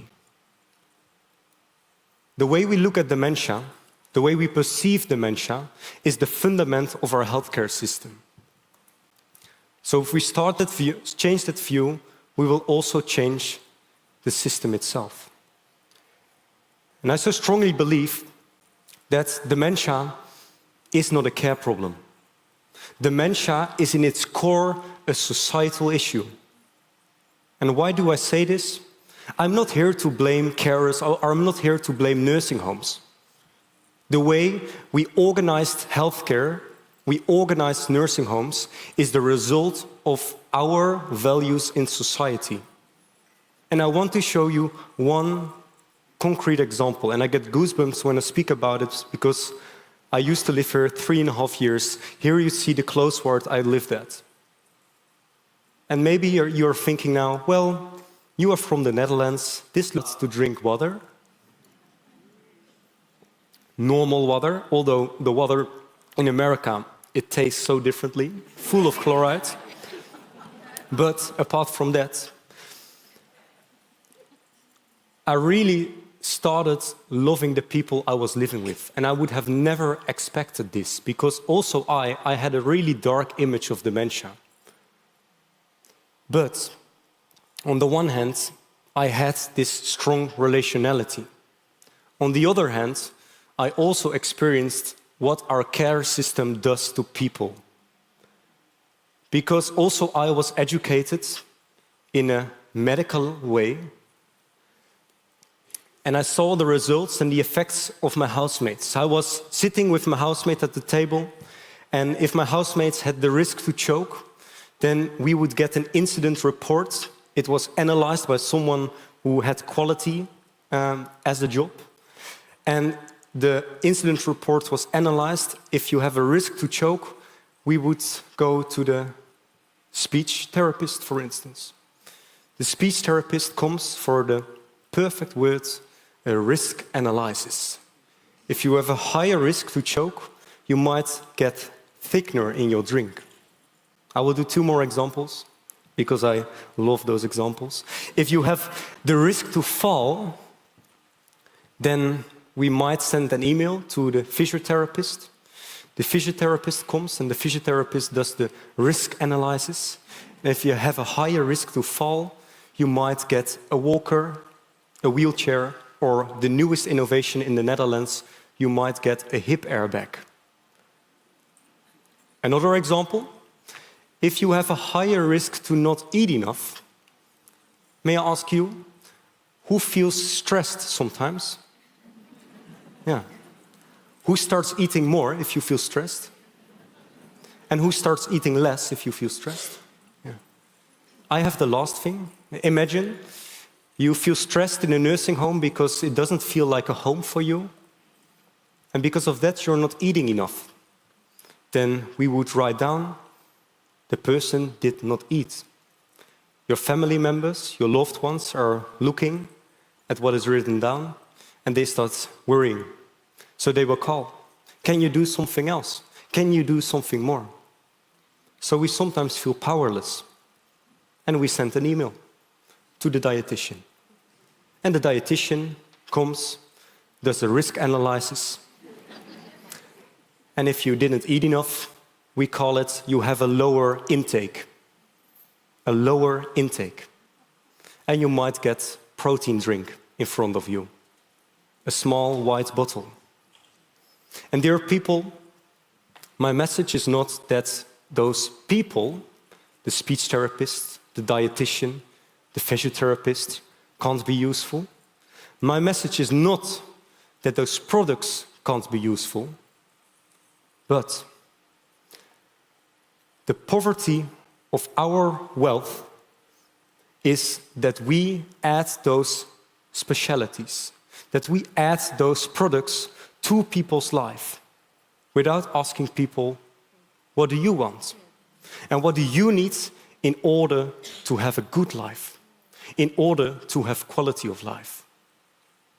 We live in such a rich world that if we don't ask those questions ourselves, those ethical questions, then the system automatically adds those products and people over people. And are we facilitating a good life? I think we can do differently.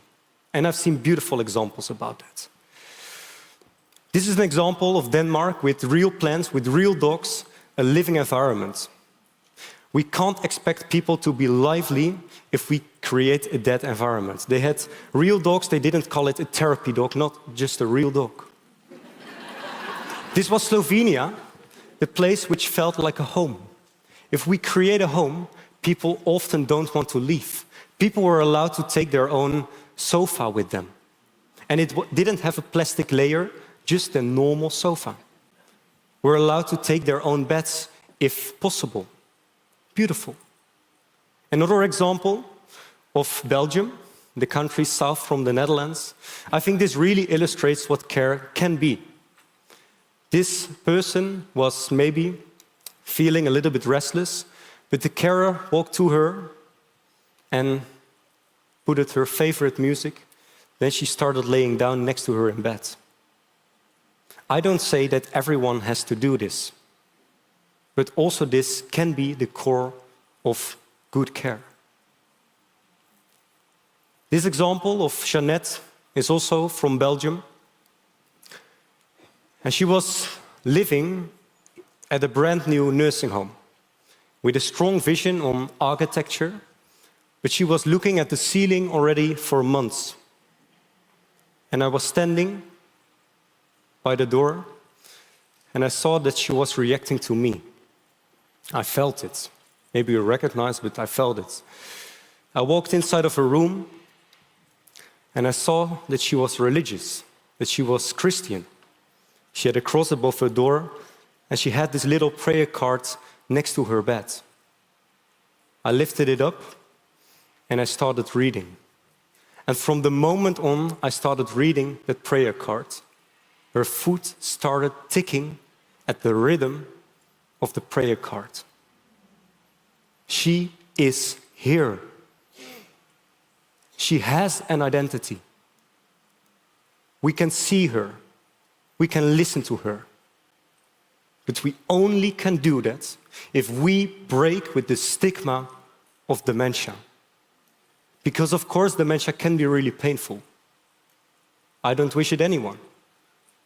But What I've learned from my housemates and the people I've met is that what is the most painful is the way we treat people with dementia as a society. The social isolation, the stigmatization. And we can change that. I want to give you one example, the last example I will give. This is a campaign from the Dutch Alzheimer's Association from last year, when they wanted to gain money in the same month as World Alzheimer's Month. And what you see here are pictures from people living with dementia, but most of them are still alive, portrayed as if people are dead. And the text says, dementia makes you lose yourself and each other. If this is the message from organizations which claim to be the voice of people living with dementia, we create the stigma. I don't say that dementia can't be an experience of losing. I've lost my own grandma this year also because of her dementia. But it is about the institutional responsibility of organizations in our society, because they do such important work, and we need them in this change. But also they have to change. If we want to break down those views, everyone is needed. And if you are religious, if you believe in God, the stigma is not something which God has gifted. It is also not something which is created during the Big Bang. It is a social construct, and we can change that. So dear people, dear Americans, please remember, only if we keep seeing the human being, they will never disappear. Thank you.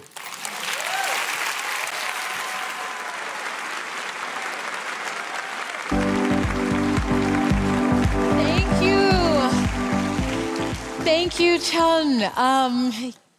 You make us rethink what safe really means. So our next guests, they bring their own experiences to a subject that we don't talk about nearly enough: dementia and caregiving. Every day, millions of people are quietly doing one of the hardest things imaginable: caring for someone they love, whose mind and memory are changing. It's a kind of love that demands everything: patience, humor, forgiveness, stamina, grace. In the US alone, an estimated 6.5 million adults are living with dementia, and this is an underestimate. Emma Hemming Willis and Yvette Nicole Brown are caregivers. They are advocates. They are truth tellers. And together they share what it's really like to love someone through cognitive decline. The heartbreak, the grace, the absurd laughter that can sneak up when you least expect it. So please welcome Emma Hemming Willis and Yvette Nicole Brown.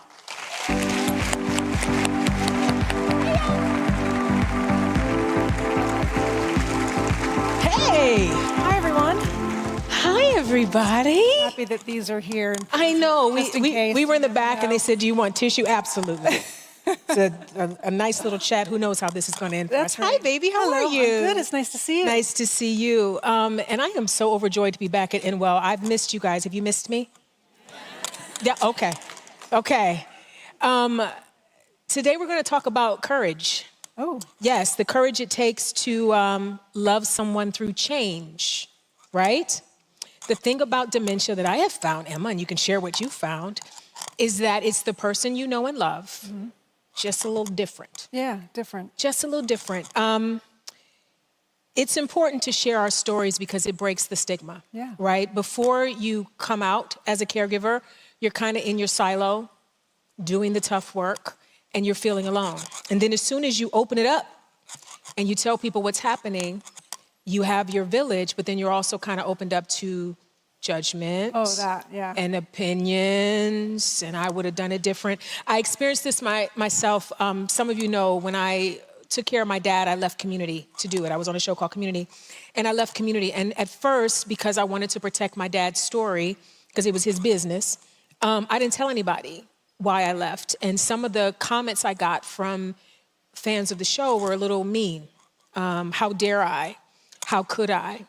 And the saddest part is even when I told people why I left, there were still some people going, well, why can't you just put them somewhere? Why do you, this is real, right?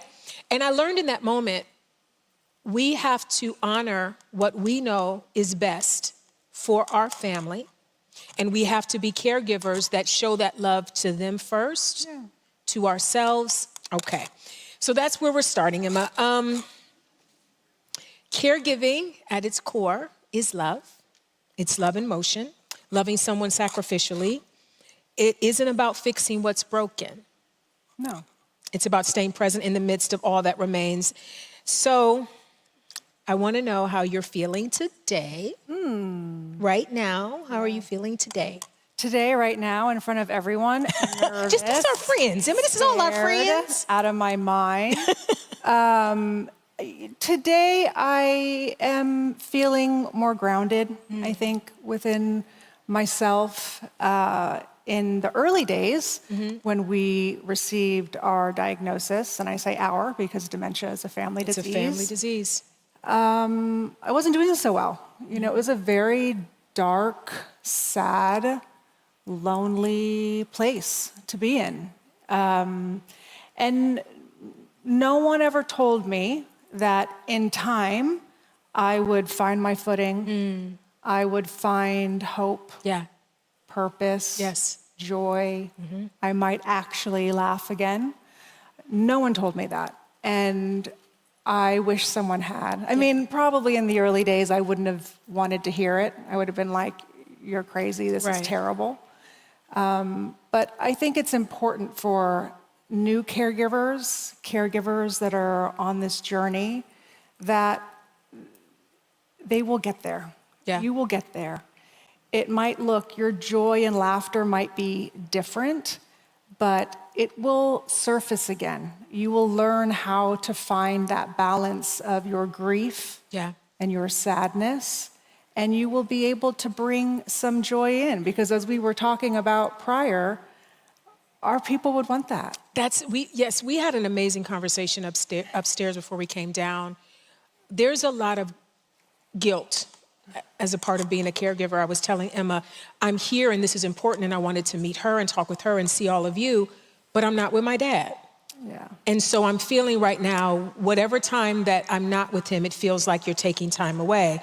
And what I said to Emma, and I hope anyone that's in here that's a caregiver that's dealing with the guilt of it all, if your person was able to tell you what they wanted for you, it would be for you to live a full, rich life. And we need to remember that, and we need to tell ourselves that and tell each other that when we forget, because when you're in the silo and you're busy getting up and you're making the dinners and you don't realize that there's stuff outside, right? But if he could tell you.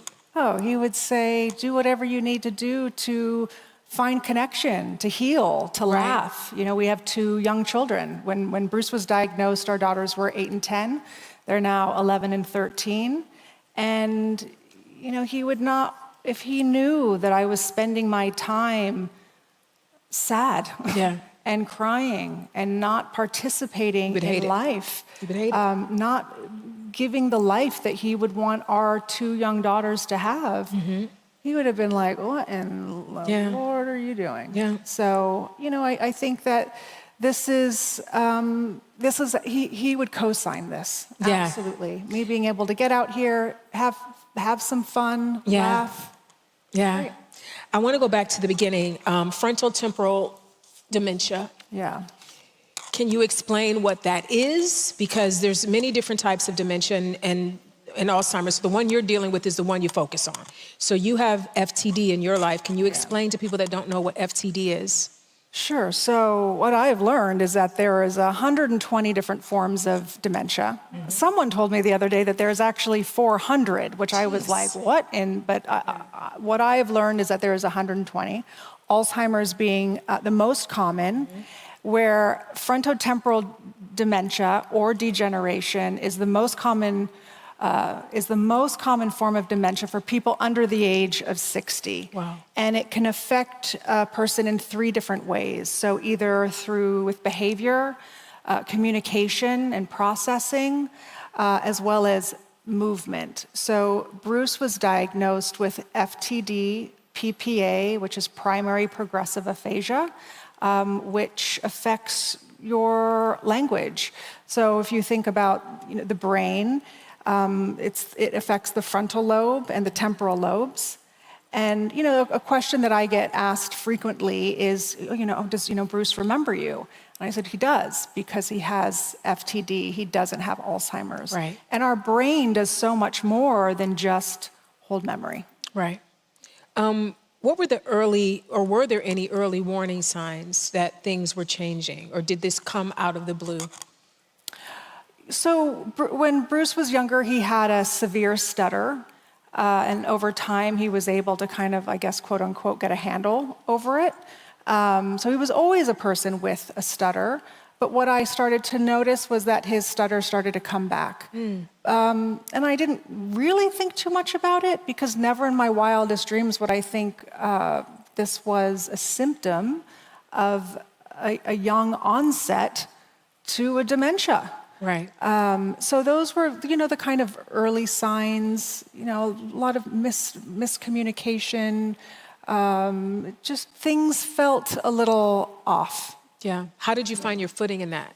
Because this is something, you don't know what it is. He hasn't been diagnosed yet. How do you find your way through that? That was hard. Yeah. Because I didn't know who to talk to. I didn't know what to talk about.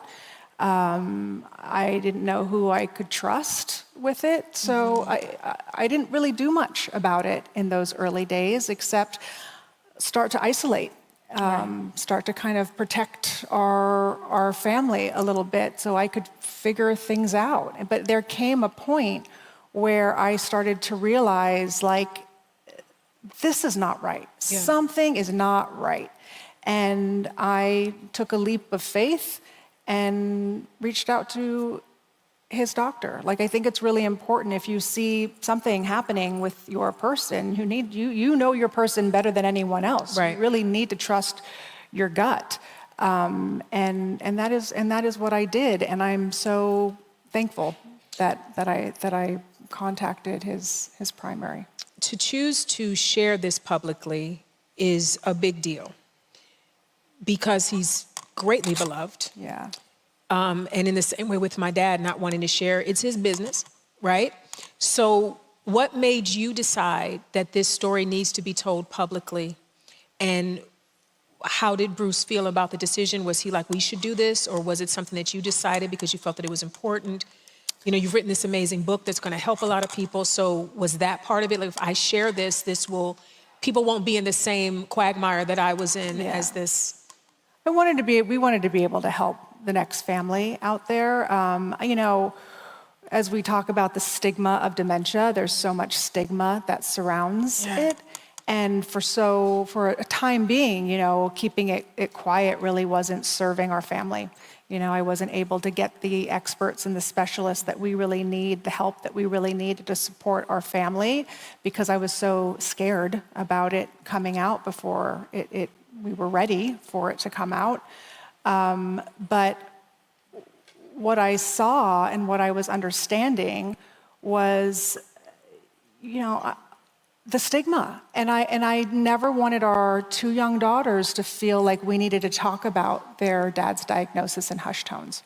Right. I thought it was really important. There was this moment where I knew that we would come out with our family statement, we would share, and our young daughters would just see the reach that their father has globally, and how beloved he is, and how, because of his diagnosis, that hopefully that would change the way frontotemporal dementia is perceived moving moving forward.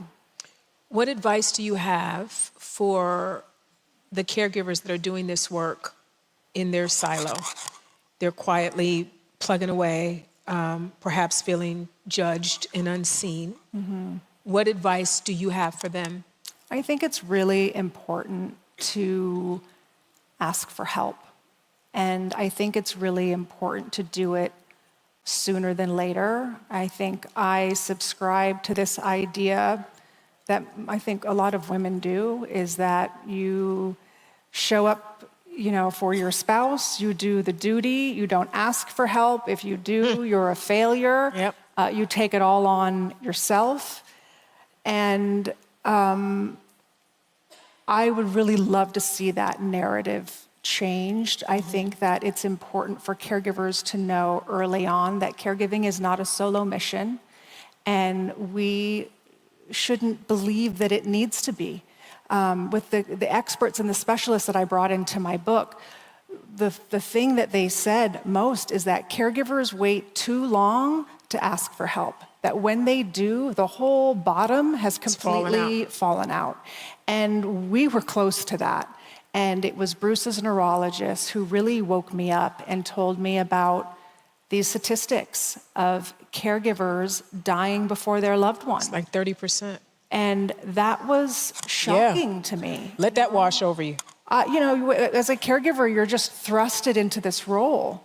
And I didn't realize that caregiving could be so bad for your health. Right. And I needed the permission, I needed the education from Bruce's neurologist, who said, you are burning the candles at both ends. You are caring for your husband who has a progressive disease. He's not coming back from this. As well as trying to raise your two young daughters. Squeezed in the middle. And it's time to bring in the support. So I was really grateful that the neurologist gave me the permission I needed, because honest to God, if she hadn't have, I would still be doing this on your my own. I'd be missing my doctor's appointments. I wouldn't be the mother that I want to be, the wife that I want to be. So in my book, which really cares for the caregiver, it is all of these experts and specialists giving the caregiver permission to ask for help. Yeah. This is point of personal privilege. This is not self-serving, even though it may sound like it is. I have a podcast called Squeezed, and it is for caregivers. It is about caregivers. It gives resources and information. And one of the most important things about doing the podcast, which is my version of your book, I wanted people to know that they weren't alone. I wanted people also to have something they could put on while they were in the midst of caregiving. So they have like a friend that is kind of talking about their day, and you can hear other people doing it. When you see other people doing tough stuff, it gives you permission to be tough and to fight through things yourself. So please, if you can, find a way to listen to a couple of episodes. I promise someone in there will be talking about something that will help you through whatever you're going through. And the thing about caregiving is that we do so much of it by ourselves that we feel like we're by ourselves. Yeah. And we're not. I want to talk to you a bit about the feeling of judgment. You finally share it. You share it to help people understand what he's going through, what you're going through. And instead of this open arm, I know some people opened their arms and said, we're here to help you, but a lot of people have opinions about what you have chosen to do with your family. How do you feel about that, Emma? Fuck them. Fuck them. Fuck them. I'm telling you, I just met Emma today, but I tell you, when I heard about the house thing, I wanted to throw elbows for you, honey, because the thing is, what people don't understand who aren't caregivers is that every caregivee is different, especially if you're dealing with dementia or Alzheimer's. It's very unwieldy. I don't know what my dad is going to say or do from moment to moment, let alone day to day. And we all are doing our best and making the best decisions for our family. So when they came for you, I wanted to come for them. I remember when the decision to change the care plan, right? I had my dad for 11 and a half years. He had a fall. He could no longer walk. And I was ready to become a registered nurse. I'm like, I'm going to leave entertainment. This is what I'm going to do. And a wonderful social worker said to me, we know no one will love your dad as much as you love your dad. But is it possible that someone could care for your dad better than you can care for your dad?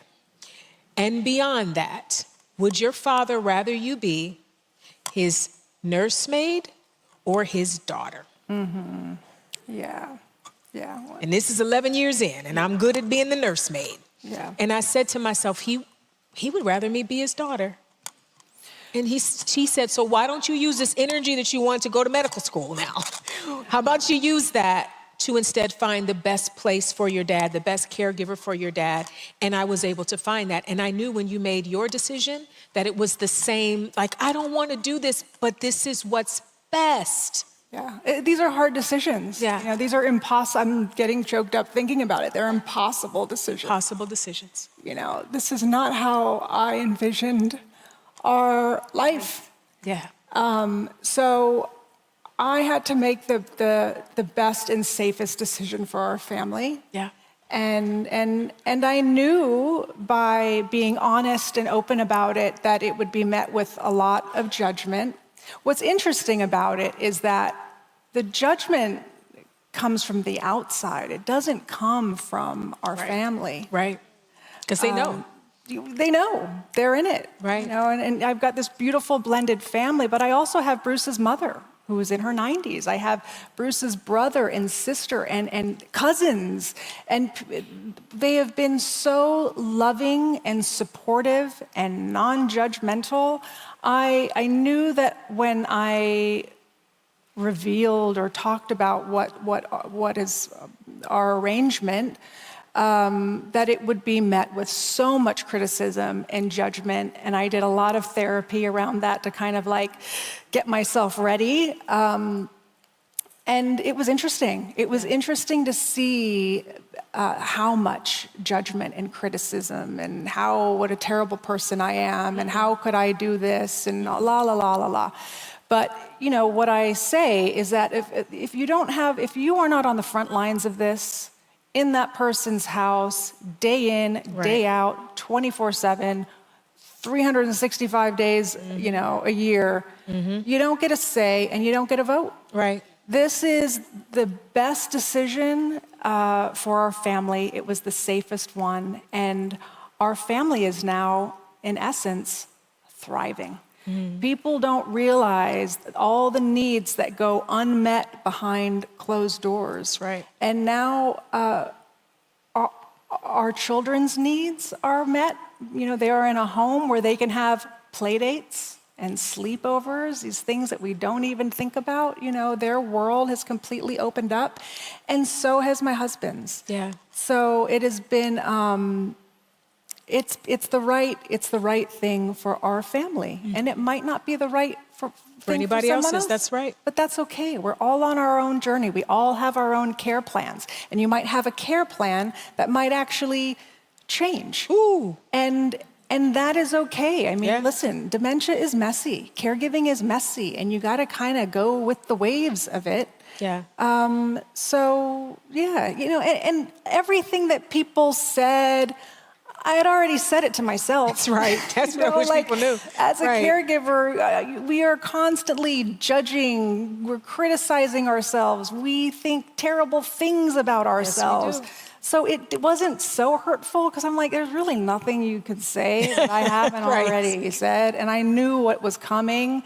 It is what it is. Yeah. But I think it was important to share because my hope was that someone else who has to make these same decisions feels seen and validated, because I know there's so many people that have to make these hard decisions that do receive so much criticism and judgment. It's kind of par for the course, unfortunately. But I just wanted to be open and transparent about it, and I'm so happy that I've been able to. It's like a weight's been lifted to be able to share and connect with other people who get it, understand it. Yeah. There's no caregiving Olympics. You know what I mean? There's no gold medal. I know. For you did what it. the You hell? did it perfectly. I think we need that. Right? I mean, that would be nice. I'd love a medal. But the other thing I thought about when I was just thinking now about when I had to make the decision about my dad no longer being under my care, I think I did have a moment where I thought, what will people think? Oh, because yeah. I've had him for so long, and I didn't want them to think that I had given up on him or that I was tired of caring for him. Like it was, and so you do have that moment when you're a public-facing person who has talked about the caregiving journey. How are you caring for yourself? I have a joke when someone says, how's your self-care? I go, what's that? Because I hate that. No idea. I hate that term. Do you know how to care for you and how to feed back into you? And I think early on you'll hear this with, people as you're a caregiver, they'll be like, well, how are you caring for yourself? What does that look like? And you're like, girl, I don't have time. I don't have time to care for myself. So I never really loved this term self-care because I don't really know what that means anymore. It feels like it's been taken over by like the beauty industry, get our nails done and our hair done. How I like to view it now is about making time. Yeah. What do I want to make time for? I feel like that feels very actionable to me. And what are those things? Well, it could be a 10-minute phone call with a friend. Yeah. It could be getting out in my garden and killing the plants and then replanting them. Like I find joy in that. killing plants, Emma. I know. There's your headline. Caregiver. Oh my God. Walking around. It's like, what are the things that are going to feed my soul? Right. And that is how I am looking after myself. Do I do a great job with it? No, I don't. But I really try. Yeah. I mean, today this is feeding my soul. Like connection for me is so important. That has been a lifeline for me. I was so isolated for so long. Yeah. And I feel like community has been everything. Being able to share, it doesn't like make the burden any less, but it just lightens the load a little bit when you can sit across from someone else who you've never met before and feel seen and feel connected. That there is some real meaning in that. Yeah. We spend our lives so disconnected, right? Going from meeting to meeting, we're on our phones, we're doing whatever we're doing, and just so disconnected. And the beauty in this caregiving journey, sort of the reframe, is to connect, have these really deep, meaningful moments with people. I don't know what's any better. I don't know what could be. So there is the light in the darkness. It is my honor to have gotten to meet you and to talk with you and to introduce you to my friends. Yes, it's a nice crowd. It's a good group of people. It's a good time. Scared. It's a good time. It's a good Yeah. time. We come together like this every year because we want to share in this community that we've built and that Shoshana and Tracy have made for us to come and share all this stuff. It is an honor to have met you. Yvette, thank you. Thank you for sharing your journey, and we love you guys. Yeah. Good job.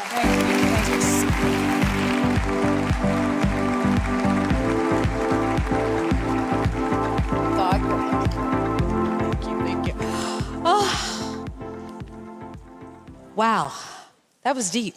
Thank you, Emma.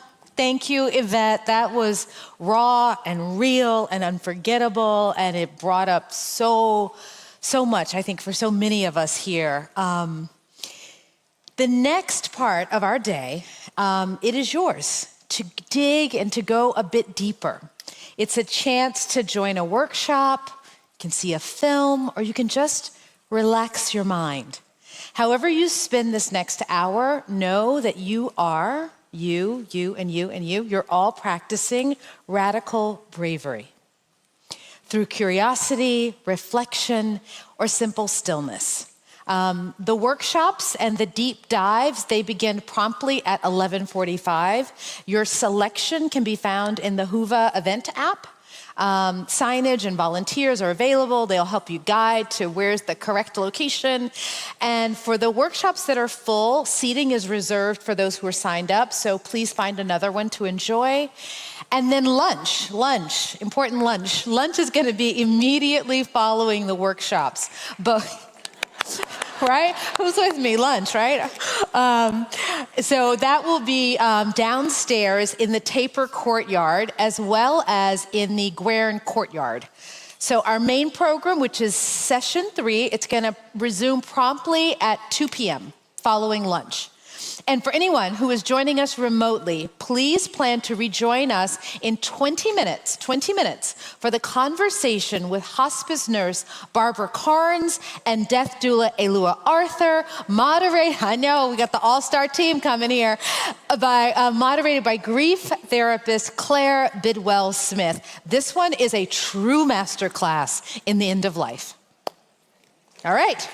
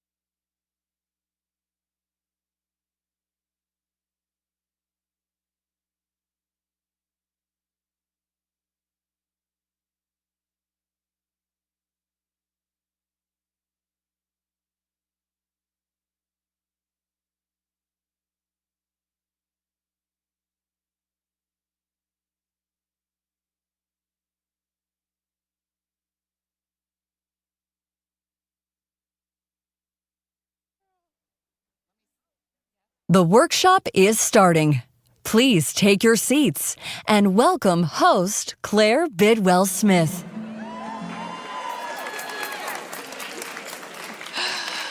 Hi, everyone. Welcome.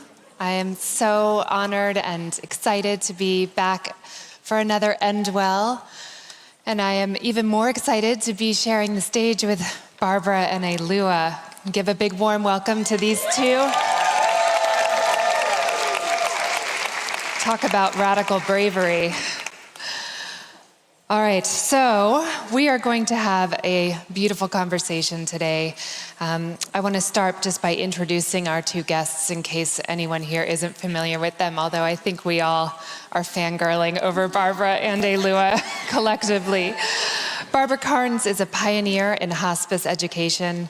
Her booklet, Gone From My Sight, has helped millions of families understand what dying actually looks like, offering clarity, comfort, and truth at one of the most sacred moments of a person's life. Her work has fundamentally changed how we teach, support, and care for the dying. Welcome, Barbara. Thank you. Can I say something first? Of course. Wonderful people. Thank you for having me here. I have to tell you why. I hurt my leg, and I'm a walker. I generally pace when I talk, so I had to take my shoes off, so I'm grounded, and I'm nervous, but we'll see how I can do without pacing. Yeah. So just wanted to set the groundwork here, so you know what I'm doing, that I'm... Maybe we should all take off our shoes. Yeah, it feels good, I'm telling you. And I'll scoot back so we can see each other. Okay. Yeah. Also here today is Elua Arthur.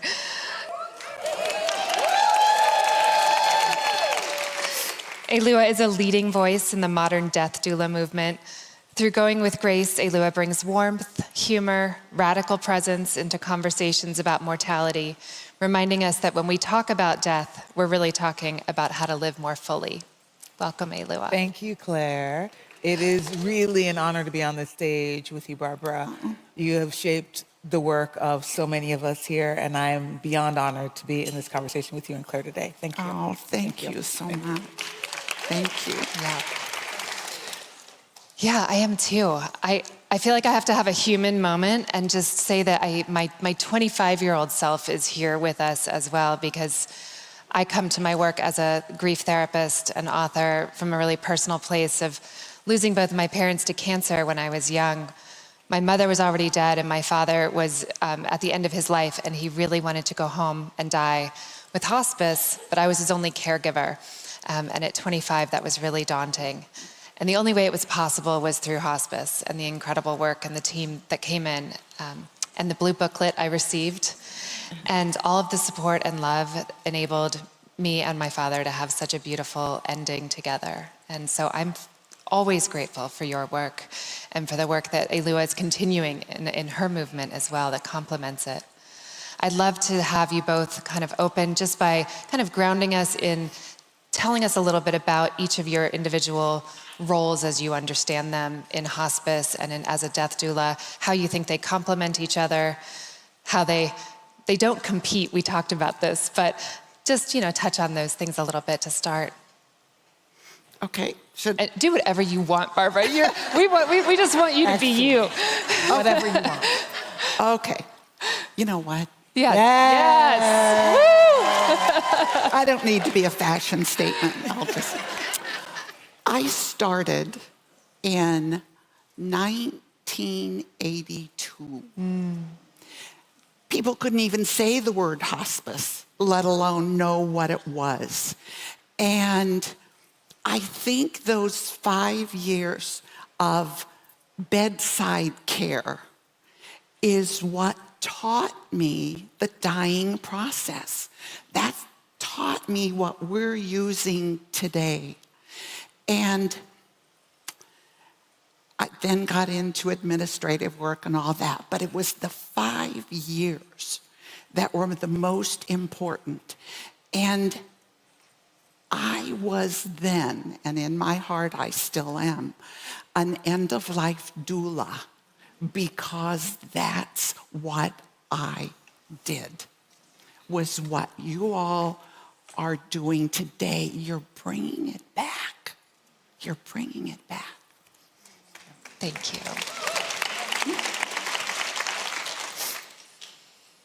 Elua? Well, just to create a little bit of context, this role of the death doula is something that is ancient. You know, it's been happening since all time. As long as humans have been living, humans have been dying, and other humans have been supporting them through it. I think with the advances in medical care, we have the role of hospice and the role of hospice nurses. And even in 1982, as Barbara was starting out in this work and starting to see, it sounds like, the ways in which we could support outside of the medical care model, people were still showing up to support other people in dying. And so today we call it a death doula because we have a fancy term to put on it. But for the time, I mean, it's since time immemorial. I sometimes think of it as the oldest job, but there's something else that they call the oldest profession. So I don't know if this one is it, but I mean, yeah, right? It's always been there. It's always been there. We've always been supporting other people through dying.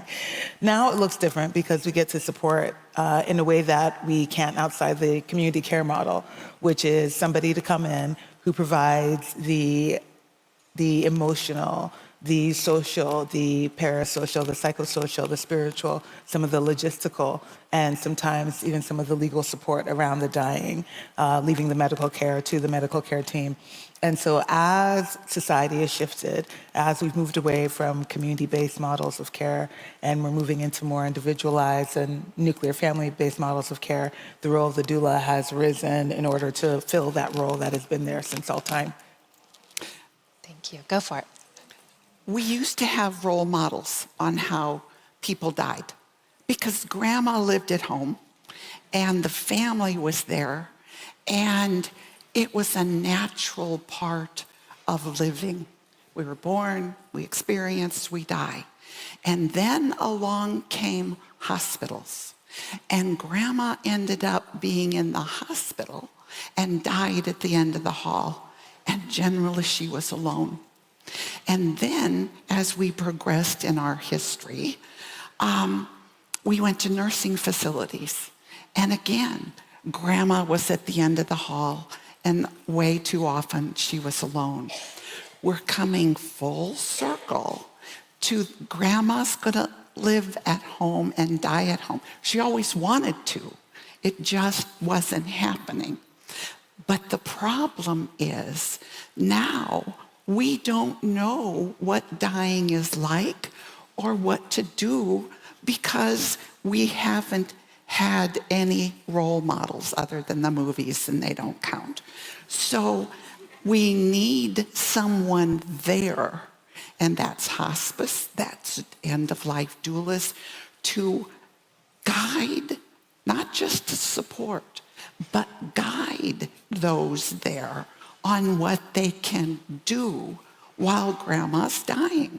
It's okay. Oh, okay. Am I going to? Not at all. More. We're hanging on every word. Okay. How many times, I can't tell you, many, I have walked into a room, whether it's in a hospital, nursing facility, or at home, and the family is all standing around the walls of the room. And grandma's here in a hospital bed or her own bed, actively dying. And everyone's standing there, hands held, watching, because they don't know what to do. And so it is up to us to support and guide and say, hey, get in bed with grandma. It's okay. Talk to her. You know, we have an idea that we can implement and share with those that are present that will help them create a sacred experience, one that they will carry with them forever instead of a frightening, scary experience, which so happens now.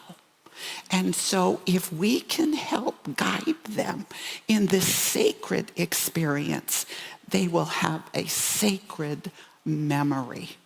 And think of the wonderful gift that we're all able to give with our knowledge that we bring. Woo!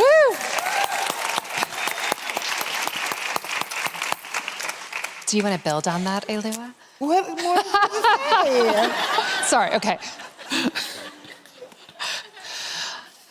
As you were saying that, I was again thinking about when I was younger and my father really, he wanted to go home. He wanted to be on hospice. And I remember, I will never forget this moment of sitting in a hospital room with him. He had just ended some treatment and he had been hospitalized as a result. And the social worker and the doctor and all the medical team was there. And they said, we want to put him in a skilled care facility. He can have hospice there if he really wants hospice. And I looked at him and I saw this look in his eye and I knew what he wanted. And I said, no, I'll take him home. And I was so young. I had no idea what I was doing. I was really scared. And they said, no, it'll be too much. You shouldn't take him home. They really pushed back at me. They resisted and they pushed back at me, and I kept pushing back, as my father's stubborn daughter was taught to do. So I got him home, and we, again, had a beautiful death because the hospice team that came in was so incredible and thorough. But as you were speaking, I was just thinking about how much does the medical system get in the way of that invitation of people coming home to die, helping the families make that choice to take their loved ones home, to feel like they can do it. Dying is not a medical event. It is an emotional, spiritual event. And yet our medical model treats diseases that people have. End-of-life workers treat people that happen to have diseases. And so we're the front runners of bringing humanity, maybe, emphasis on end of life rather than the medical emphasis that is so often and has been for years been placed on dying. So we have the opportunity, and it's about people. Mm-hmm. It's not about the disease. Now, I have to qualify so someone doesn't come up to me and say, wait a minute. You know, we do need the physical body addressed. We need the pain management. We need symptom control. We need comfort care. But we don't need medical interventions. Okay. Yeah, that's true. The only thing I'll add here is that I've been noticing more and more how important it is for us to focus on the individual lived experience. As Barbara was saying, to treat the whole person and call to mind their full humanity when caring for them. As people are dying, the totality of their lived experience is also dying. That means all parts of their identity. That means all parts of who they were, the things that they loved, the people that they loved, how they showed up in the world, how they expressed themselves. And so what we get to do uniquely is not only address we address the whole person, but we also address the parts of them that are dying and bring attention to those parts to make sure that those are honored in their dying as well. Yeah, to make the dying experience as unique for that person as possible as their life was. Yeah. Beautiful. How do you see the relationship with the medical system as a death doula? Is there support from the medical system? I've been seeing more and more support. Mm-hmm. It's a pleasure to be in a space where dying is occurring, when there are hospice nurses who are present, where we're collaborating. It feels like the best case scenario for the person and for their circle of support to have everybody on the same team when it comes to their dying occurring, as opposed to those of us at odds. And I haven't actually experienced a time in a home where somebody is dying where it feels like there's any friction. It often feels very collaborative, because I would like to believe, and I do believe, that people that get into this work in hospice are doing it with the care of the individual at the forefront. And so when we're together, we're all there with a common goal and are working toward that common goal. Yeah, it's been collaborative. It's felt beautifully collaborative. It wasn't always that way. It wasn't always that way. When I first got started, I called like every hospice I could find in Los Angeles. There was 77 calls, 77 hospices, and all but 2 made space to actually listen to what I had to say about the work that I was doing. For the most part, they said, you know, we already do that, or get out of here, kid, or, you know, we don't, what are you talking about? Like, we already got this. And it was disheartening, but for the people that invited me in and allowed me to be with them while they were talking about the work that they were doing, I saw where we could collaborate even further. That was also, I would say, about 10 years ago. Things have changed significantly in 10 years, and I'm so grateful for it. Because now it feels, well, now we're getting calls to come and speak at hospices. Folks want to hear about the work that we're doing, and they are inviting us in rather than us trying to beat down their door, like, hey, let's do this together. Now it's saying, no, let's do this together, because we can. Yeah. Great, great.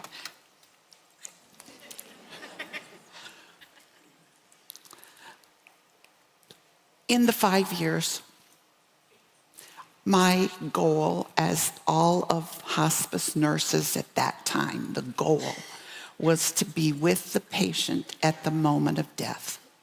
And everything that we did led up to that moment of death. And then after the death, we gradually decreased. But the moment of death was the goal, and everything led up to it. So we were with 3 o'clock in the morning, whatever, we were with that family to guide and support them through that moment of death. That was our goal.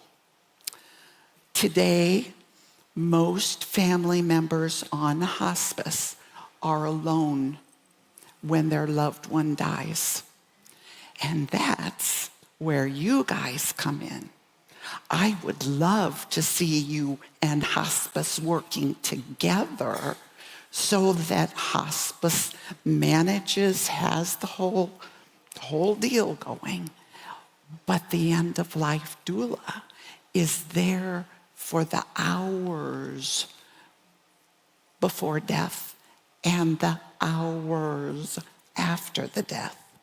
You know, you don't want just a death call and walk in and pronounce and say, yeah, Dad's dead, and leave and write it down. You need to support and guide that family until the body has left the building. You know, and yet that's not happening. But that's where doulas really, I see that collaboration. And I even know how to do it financially for both. But working together, I want to see that family supported at the moment of death.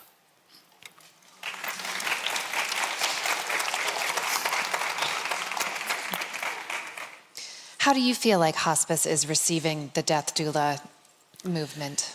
I don't know as much as you do about, or any of you doulas know about how you're being received.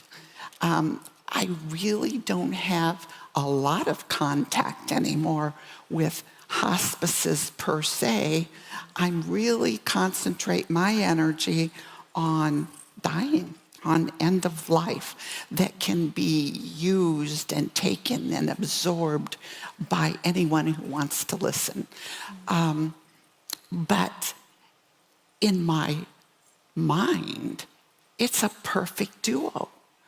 It's a perfect duo. How that's being received today, you will know. It's shifting. It's certainly shifting. When I was, a few years back, I got to sit on the End of Life Doula Advisory Council for the National Hospice and Palliative Care Organization, where the NHPCO invited doulas in to educate about the work that we did to all their member organizations in an effort to increase our visibility and their knowledge of the work that we did. I believe that NEDA, the National End of Life Doula Association, is doing some tremendous work to increase visibility about the work that doulas are doing overall so that everybody can take notice and continue to invite us in.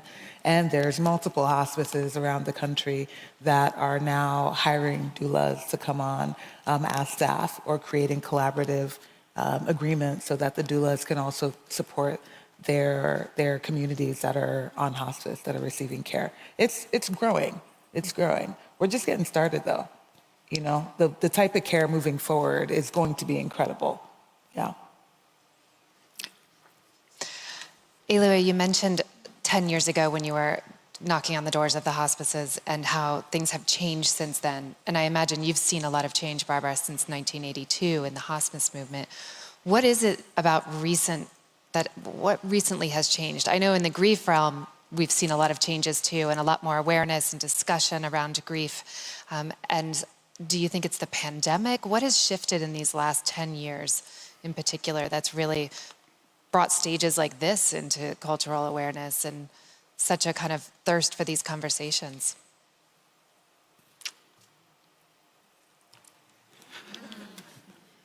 Going out on a limb.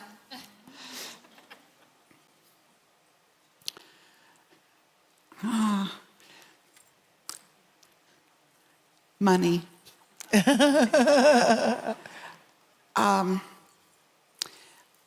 think that when we were not for profit, we looked at our work differently than we look at it today.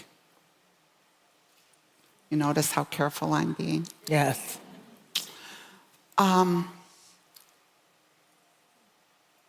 We have to help hospices remember what their job is. And that's the patient and the family. And the biggest, best medicine we can give, the best help we've got to give to patients and families is time, is our time spent. And you don't go in with your laptop and fill out all the forms that need to be done. You go in and you say, "Hi, I'm Barbara. I'm going to be your hospice nurse, or I'm going to be your end-of-life doula. Let's get acquainted." And you go in the living room and you sit down, and you don't sit in rooms, chairs across from each other. You sit close so that you can touch when it's appropriate. And you get acquainted. Tell me about John. Tell me about his life. What did he do? What's he like? Before you ever meet John, it's people. And it's the time you spend. And after you've gotten acquainted and know that you're not just socializing, you're creating a bond, you're creating a trust, because we trust people more than we trust agencies and businesses. So you've got to develop that trust. And then you go see John. And then when you leave, no matter what visit it is or who you are, before you go out the door, I want to ask, is there anything else you want to talk about? Did you understand everything that we talked about? And remember, you can call me 24/7. I am always available to help you. This is a scary time, and I'm here to support and help you. Then, because I'm a toucher, I will generally say, "Can I give you a hug?" Didn't do it without permission. That's right. But if I have already determined someone's not a hugger, I'm going to say, "It was so nice being with you today. I'll see you whenever I'm going to see you. I think that develops the bond and the trust that we have to create with the families, because really the families and the caretakers, givers, are really more of who we're working with than the patient. And the reason I say that is because hospice gets their referrals too late. So you can't do much with the patient. But the family, the caretakers, the caregivers, where I would like to see end-of-life doulas have the time to create a relationship before we're talking days or hours or even weeks, before labor begins. You know, labor's 1 to 3 weeks. Before labor begins, we can get in there and do amazing work. Absolutely.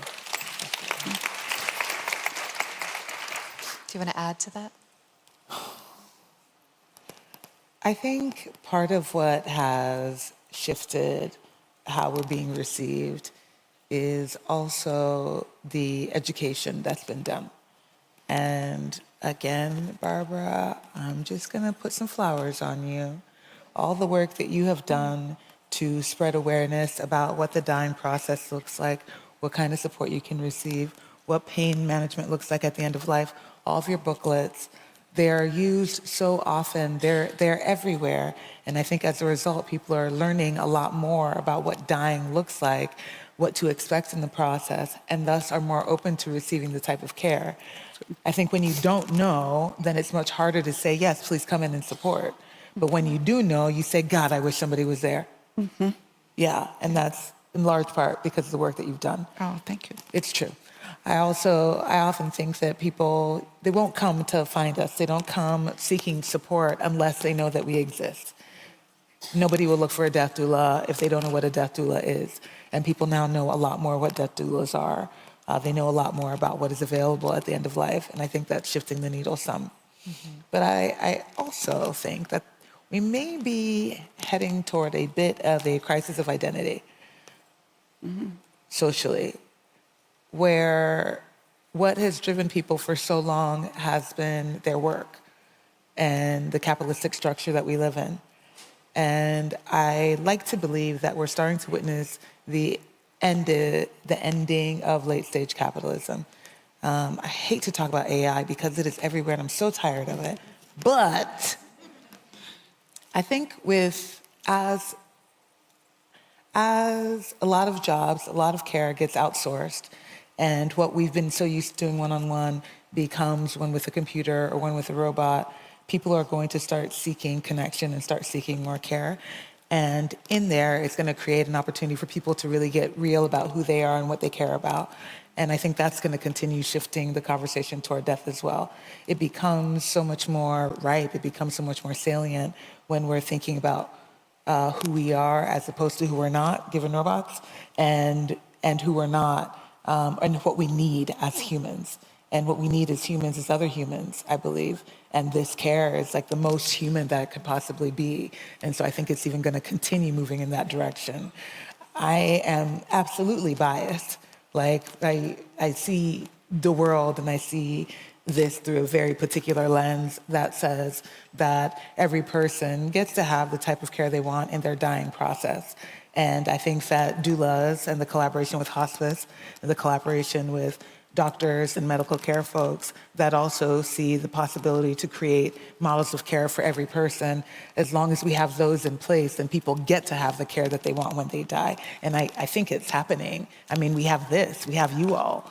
We have death doulas in TV shows. And did anybody see Frankenstein recently? Okay, I just saw it. It's so deathy, which it was back then too. But now it's like really deathy. Like the world is starting to shift around how we're thinking about and talking around death. It's changing, it's happening. But again, I'm biased and I admit it, okay? I'm very, very, very biased. But I think it's starting to happen. Yeah, and it won't be long until we're seeing doulas and more conversation around death and grief and loss and in schools and in the military and in HR and just in corporate systems on death row and prisons where we're going to start seeing more care around dying coming up. I believe. I hope. I hope. I think. Thank you. There's been some really incredible conversations today about dementia, and I was wondering if you guys could touch a little bit on dementia at end of life. I know, Barbara, you've said that it doesn't play by the rules. Can you expand on that? Well, people with dementia doesn't play by the dying rules. You know, the three things you look for that says the dying process has begun is food, sleep, and socialization. Someone with dementia can sleep 23 hours a day for years, or 24 hours. Someone with dementia can be totally withdrawn for years. It isn't until food becomes an issue that you can really put a timeline when death is going to come. Because if you don't eat, you don't live. And so when swallowing becomes an issue, when holding the food in their mouth becomes an issue, when choking becomes an issue, you don't go out and get the feeding tube or the gastroc. You don't do that because you're not going to be able to fix anything. You offer, always offer. You give sips of water, you give sponging, or what's the word I want? Swabs. Thank you. Swabs in the mouth to keep, comfort care. But you let life take its progression to death. That's my thought on dementia. My thoughts are very similar. It's been a great honor to get to care for folks with dementia. I think a key component of the care is also caring for their caregivers, the folks around them that have been watching this slow progression happen and are oftentimes so deeply grieving, anticipatorily grieving, even without awareness that that's what's happening, as they've watched these little losses, as they've been present for these little losses along the way. I find that has been maybe some of the best, the place where we've been able to show up best is by supporting the caregiver as they support their person through the process. Because as Barbara was saying, it doesn't take any linear paths. I mean, it looks one way one day and looks one way another. And what I think is most useful is when we're able to be with the folks that are in there every single day to boost them while they journey on this wild ride. Is there such a thing as dementia doulas? Yes, there are. Yeah, I feel so. We have quite a few in our community, in our Growing with Grace community, folks that do this in particular. Okay. Yeah. I think that's a whole area that would be wise. It is. Yeah. What do you both think most people misunderstand about dying and about the actual physical experience of it or the experience of caring for someone who's dying? I see so much confusion in my work as a grief therapist on the other side after someone has gone through the experience of being a caregiver, losing someone to an illness. And then they're so worried about how the death went, like the physical experience of it, the medications or lack thereof, the eating, the not eating. What can we do to help demystify some of that earlier so that people aren't so haunted by the experience of dying? Well, how many watched Downton Abbey? Okay. Maggie Smith says something profound, and the next time you see her, and that's what people expect dying is gonna be like. Yeah. Because Grandma, we didn't see anyone else die except someone on TV. Yeah. And so education is vital so that I get emails all the time saying, Mom's been dead for 2 years, and I can't get the picture of the last hour of her life out of my mind. It was horrible. She made sounds. It was ugly. You know, I'm carrying that because she didn't die right. Because we don't have the role models on what dying is like. Dying is labor. It's hard work. A woman pushing a baby and doing labor to get that baby in the world, it's not pretty. You know, it's loud, it's messy. Dying is loud, it's messy. It isn't what people expect it to be, and it's hard work for the caregivers. So that goes back to education. We need our caregivers and everyone to know that dying is messy, and that's how it is, that nothing bad is happening. Because that's when she doesn't die the way Maggie Smith did, then something's wrong. And so we're back to education. Mm-hmm. I totally agree. I mean, I would have said the same thing, but not as eloquently, and probably not with Downton Abbey as but did anybody here see Dying for Sex? All right, fantastic, fantastic. And also From Scratch, the adaptation of Tembi's book. The way that it's being perceived now is starting to change also. Folks, I don't ever remember what it's called, but I just call it the Smurf popsicle. The tool that's used at the end of life. It's a little plastic popsicle with a little blue swab on the end of it. Blue. Oh, for the mouth? Yeah, the mouth swab. It's so simple, but I keep calling it Smurf popsicle. Make it far more complicated than it needs to be.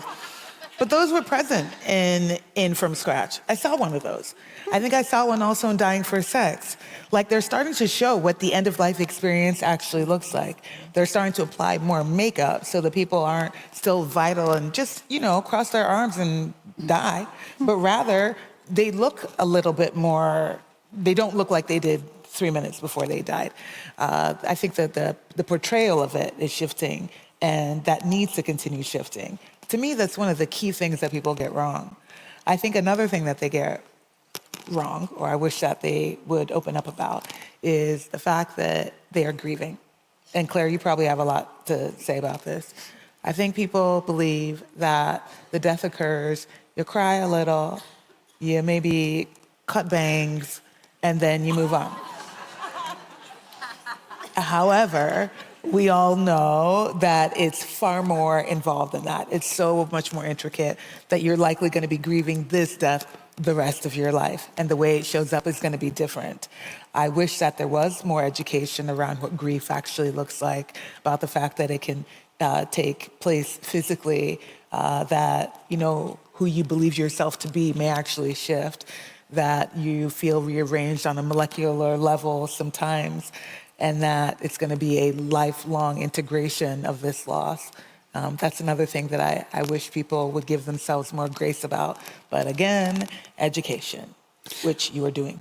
I will also say that grieving begins the moment of diagnosis. Mm-hmm.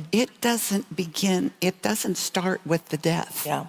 And most people don't even know that. They don't realize it. Well, loss begins at the time of diagnosis too. That all the things that you begin to lose bits and pieces of that person or a way of life, a relationship, and you're thinking about all that's to come ahead too. So the grieving absolutely starts then. Yeah. Yeah. But we grieve throughout our lifetimes. We know this, and we carry some losses with us forever. And some losses circle back unexpectedly when we aren't anticipating them. And so I think you're right. Just talking about both of these things all the time more often is important. And seeing much messier death on TV is also vital. Yeah. I also, as you were talking, grief is like a wound. Mm-hmm.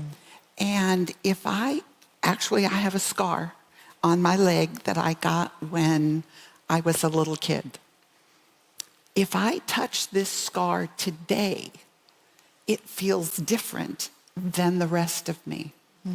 This wound that I got when I was a little kid was open, awful, bleeding. It was really, really hurt. And slowly it healed, took time, it healed, and the scar was formed. Grief is like that kind of wound. And your special person can be dead for 20 years. And you can be in the grocery store and in front of the oatmeal and start crying and say, oh my God, he ate oatmeal every single morning. And I miss him. Something touched the scar and you felt it. It was different than the rest of you. But to be healthy in your grieving, we have to get to the point of the scar and not have it be that open, gaping wound all the time. Right. But it's still there. Yeah. Even when it's not hurting. Never goes away. No. Yeah. Do you want to add to that? How's your grief, Barbara? How's your grief? My grief is interesting, I think. My husband died 2 years ago at home with hospice, with family. And what I learned most, I think, in my grief is the first probably 3 to 4, maybe even 6 months after he died, I was so angry. I was angry with him. I would remember stuff, and we were married 62 years, and I would remember stuff. Oh, geez. In looking back, and at some point, I thought, I've got to clean this out and look at it and deal with it. And then I could really appreciate the good stuff. And so now, I think probably not a day goes by that something will happen and in fact, we did it just recently, like yesterday. You know, I'll see you shortly. And he would go, don't call me shortly. You know, and something like that would come up almost every day. He pops in, but I'm not really missing. I've gradually developed a life for me. And I was never a me. This was another thing that I didn't think about grieving. And that is, I graduated, well, mother, you know, father raised me, went into nursing school right out of high school to a very strict house mother. 2 weeks after I graduated from nursing school, I got married, had a husband. So for 65 years, I was a we. And he dies, and now all of a sudden, I'm a me.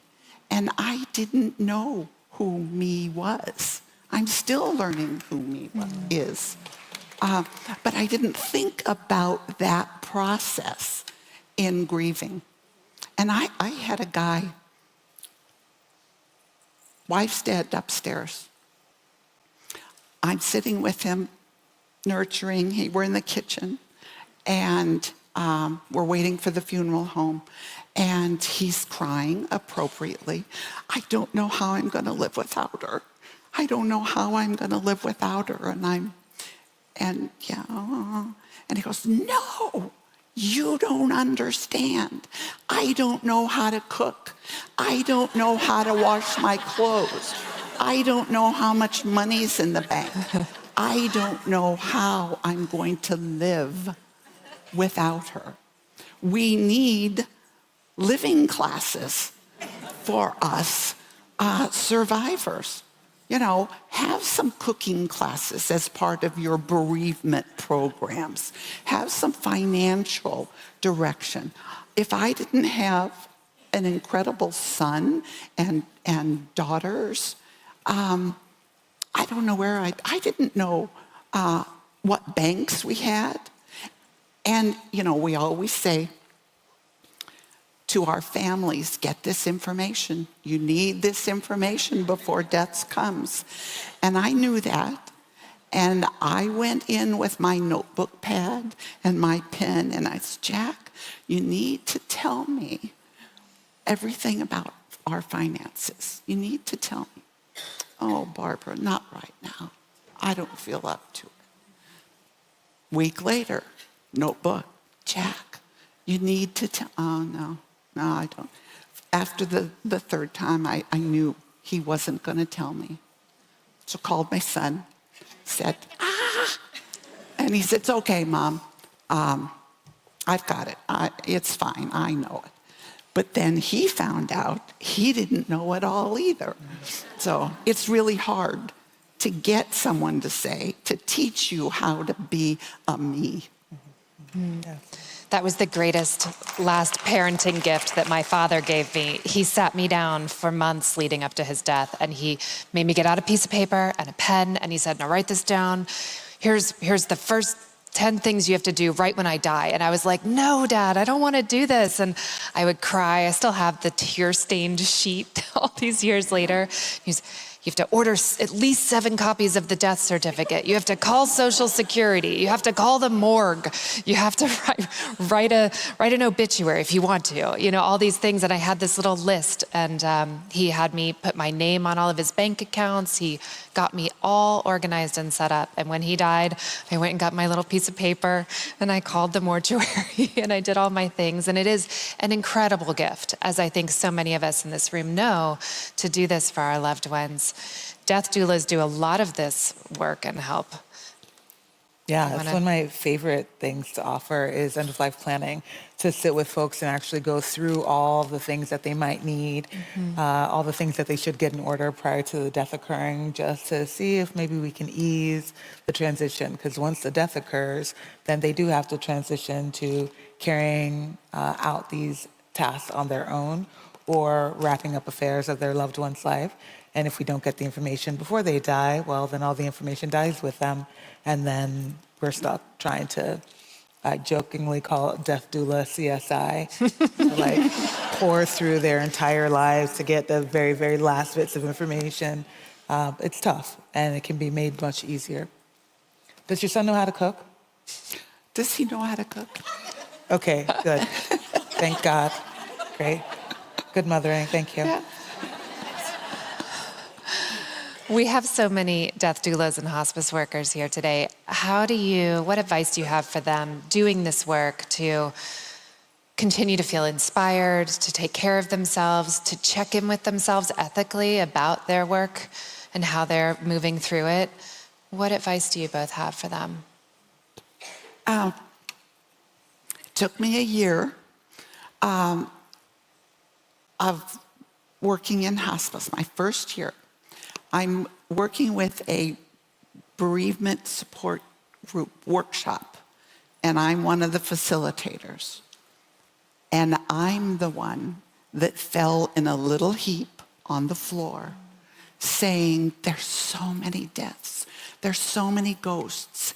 And I realized there that I had to take care of myself first. And one of the ways, and there's many ways, you figure out what you need to take care of yourself. But I always went to the visitation, which they don't have as many visitations anymore, which is a shame, because visitations are visiting and you interact with people. Funerals, you sit there and you listen to someone else talk. And, you know, that's not what it's about. But, see, I got sidetracked. I'm still on funerals. I love this one, though. So, where was I going? Taking care of yourself with doing this work. Yes, thank you. So I went to visitations, but find your grief ritual. Some people have a journal, and you write down the date and the patient's name and a couple of sentences about them. Some people have a little space at home with an altar or a candle. Some have the ritual of stopping at Quick Trip and getting a rose and putting it in a vase. Do something. And hospices have grief memorial services. Not enough. Not enough for us.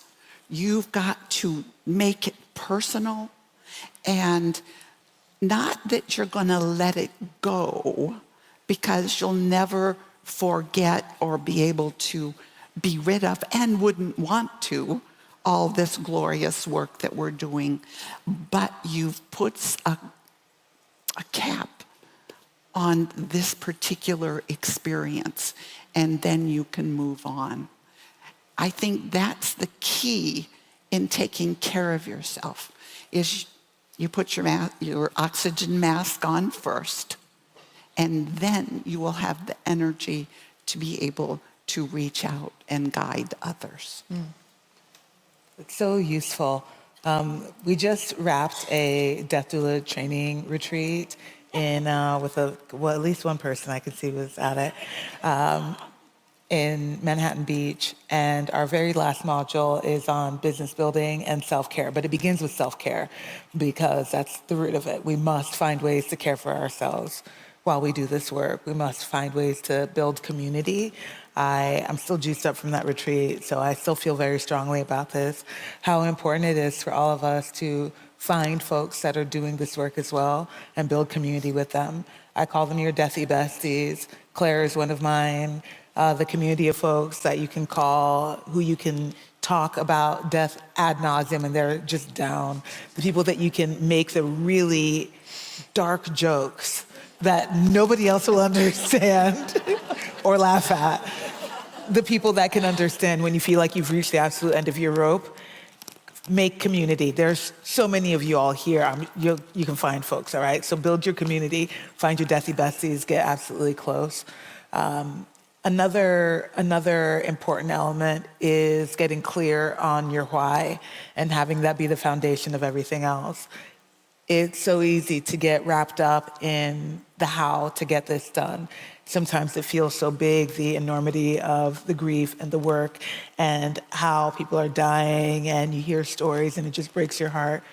It's so easy to get bogged down in all the sadness and the weight of this work, of the world that we actually want to see, as opposed to the one that currently is.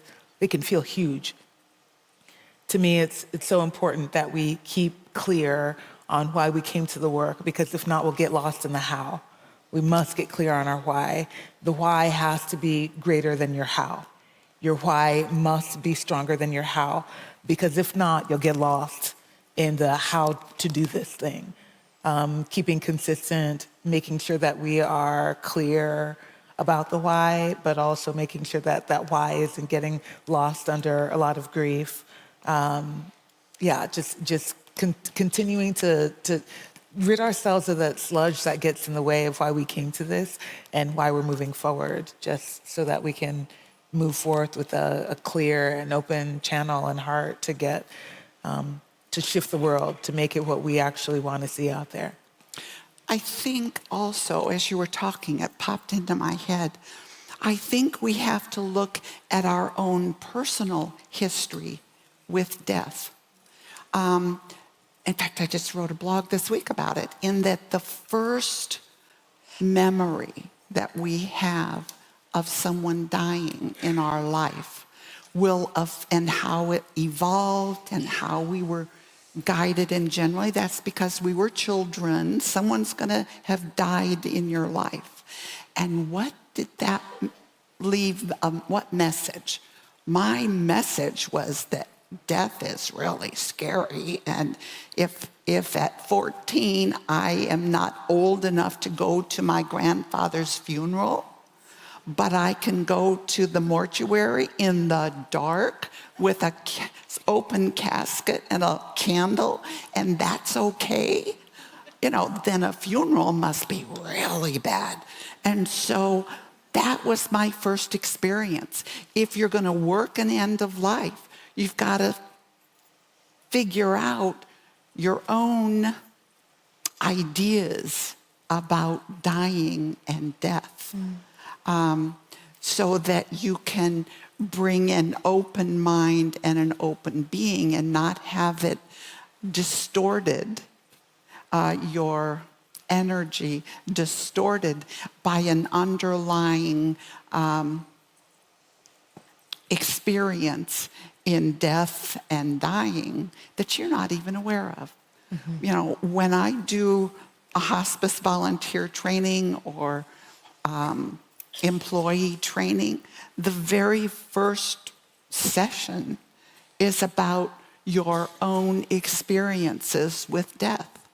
And then after that's explored, then the next session is, why do you want to be here? And then you go on from there. But those, to me, are vital. If in employees as well as volunteers, everyone needs to look at that first if you're going to work with end of life and be able to stay in it. Yeah. That's the key. If you don't look at it, then it's going to be like me. And a year later, you fall in a little heap thinking, what happened here? Yeah, I think we have an ethical duty in this field to a certain amount of self-inquiry and work that we continue to do on ourselves as we support others. May I ask your why, Elua? Why you do this work? Oh, boy. I'm going to ask you too, Barbara. You can go first if you want. No, I feel pretty clear because it still feels clear within me. I believe that when we are living in relationship with immortality, it is the key to unlocking how we show up in the world, how we show up for life overall. And that if I can get present with my death, it allows me to be present with my life, which ultimately helps fill out this experience of my life. Having been around a whole bunch of folks who were either really resistant or terrified or unclear and still wanted so much from their lives, I think that it's necessary for us to do the work while we're still living, to do little bits of it, because it's a big life work to be done. A lot of people wait until it's too late and they can't ever get it done. And so if we're doing it consistently, if I'm getting present with my life, if I'm getting present with my fear, if I'm getting present with my regrets, if I'm thinking about my relationships, if I'm thinking about my work, if I'm making sure that I'm authentic, if I'm making sure that I'm in alignment, if I'm consistently doing that work, perhaps I can reach my dying open. I can reach my dying with perhaps relief, and I can release when the time comes because there won't be too much else I'm holding on to. I want that for all of us. I want us to be honored for exactly who we were. And I mean everybody across all spectrums, for all the ways that I showed up. But that requires me to be authentic in my expression so that people can meet me there and honor that as I'm dying. I want everybody to have the wholeness, the richness of their human experience honored as they die.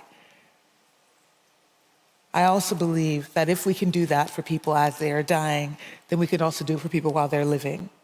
And if I can honor the wholeness of somebody as they die, all intersections to their identity, every way in which they showed up, if I can do that while they are dying, I can do it when they're living.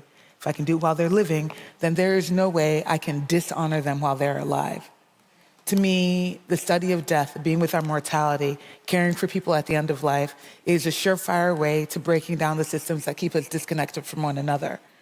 We cannot honor dropping bombs on folks if we can see them in their wholeness. There's no way I can justify famine. I can't justify transphobia, homophobia. None of those systems can coexist with a system that reveres death. My why is so that every human recognizes that their life, their individual life, has some meaning, has some value, that they're not thrown away, that in fact they are something to honor. That's my why. Woo!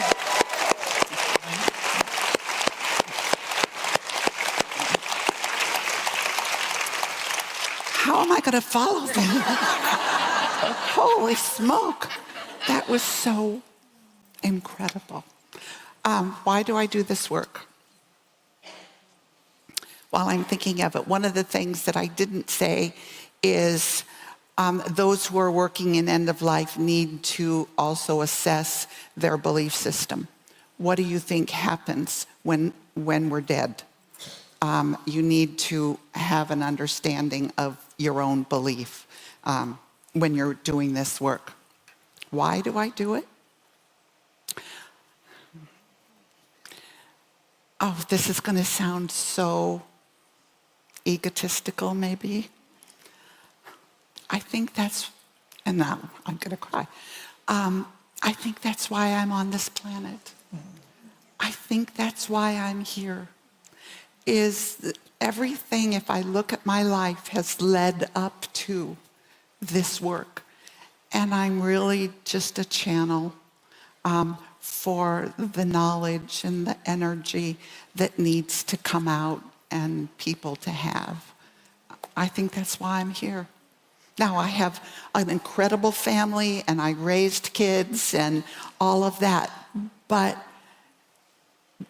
there was a point where my life just, okay, this is why you're here. Go for it.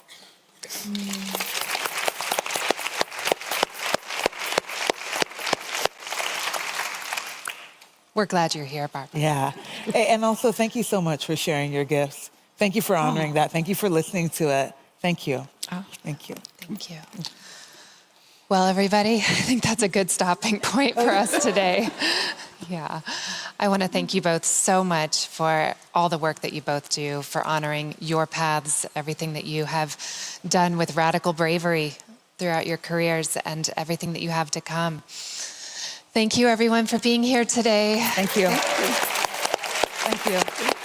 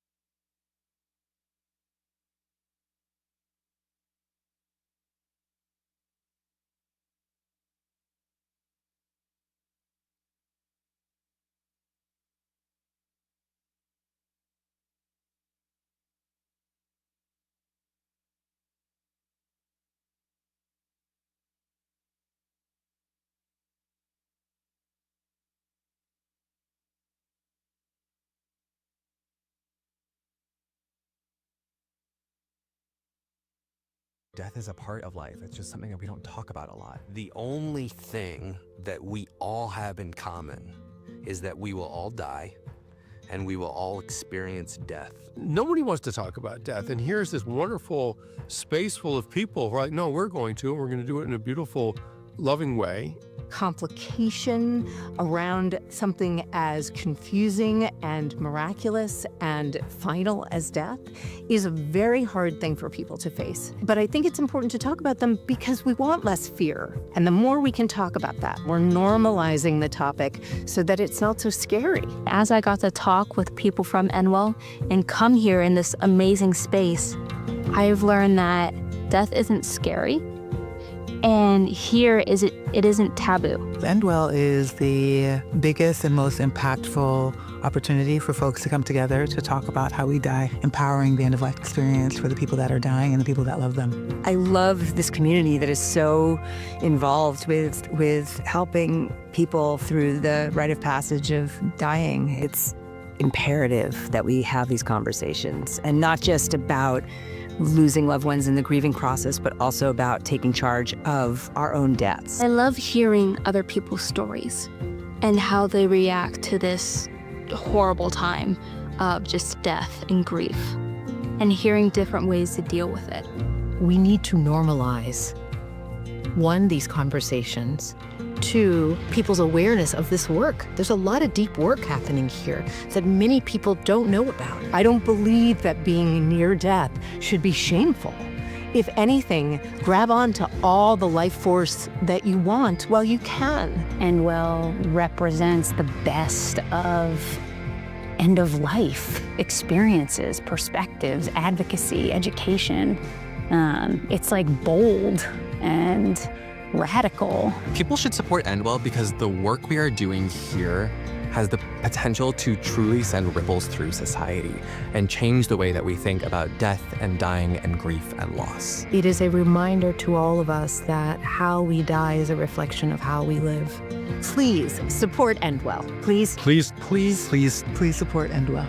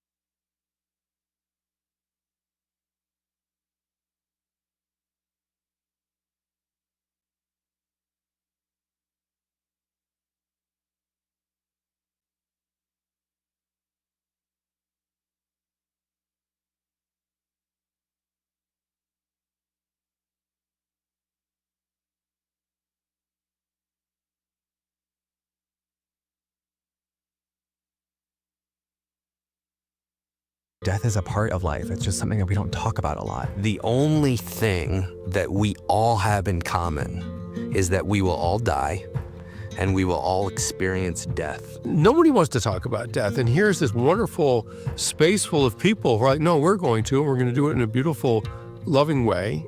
Complication around something as confusing and miraculous and final as death is a very hard thing for people to face. But I think it's important to talk about them because we want less fear. And the more we can talk about that, we're normalizing the topic so that it's not so scary. As I got to talk with people from Endwell and come here in this amazing space, I've learned that death isn't scary, and here it isn't taboo. Endwell is the biggest and most impactful opportunity for folks to come together to talk about how we die, empowering the end-of-life experience for the people that are dying and the people that love them. I love this community that is so involved with helping people through the rite of passage of dying. It's imperative that we have these conversations, and not just about losing loved ones in the grieving process, but also about taking charge of our own deaths. I love hearing other people's stories and how they react to this horrible time of just death and grief, and hearing different ways to deal with it. We need to normalize, One, these conversations. Two, people's awareness of this work. There's a lot of deep work happening here that many people don't know about. I don't believe that being near death should be shameful. If anything, grab onto all the life force that you want while you can. Endwell represents the best of end-of-life experiences, perspectives, advocacy, education. It's like bold and radical. People should support Endwell because the work we are doing here has the potential to truly send ripples through society and change the way that we think about death and dying and grief and loss. It is a reminder to all of us that how we die is a reflection of how we live. Please support Endwell. Please. Please. Please. Please. Please support Endwell.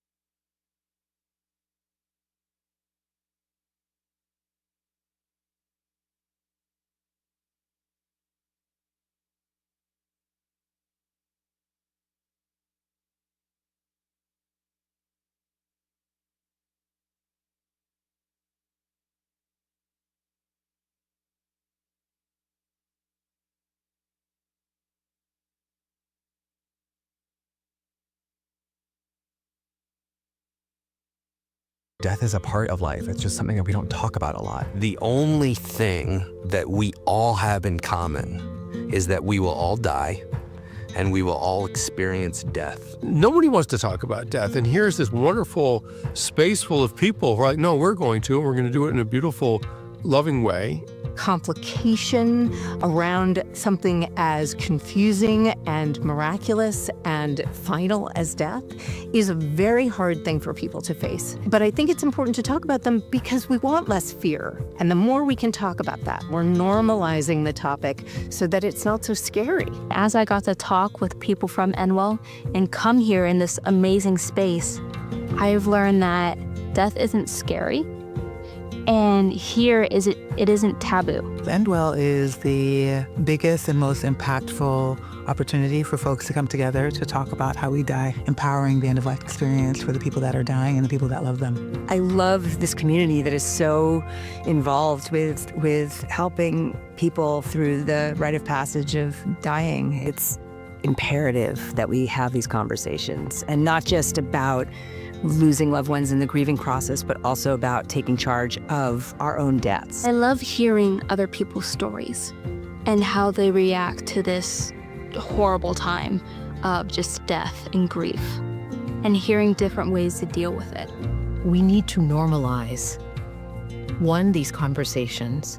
Two, people's awareness of this work. There's a lot of deep work happening here that many people don't know about. I don't believe that being near death should be shameful.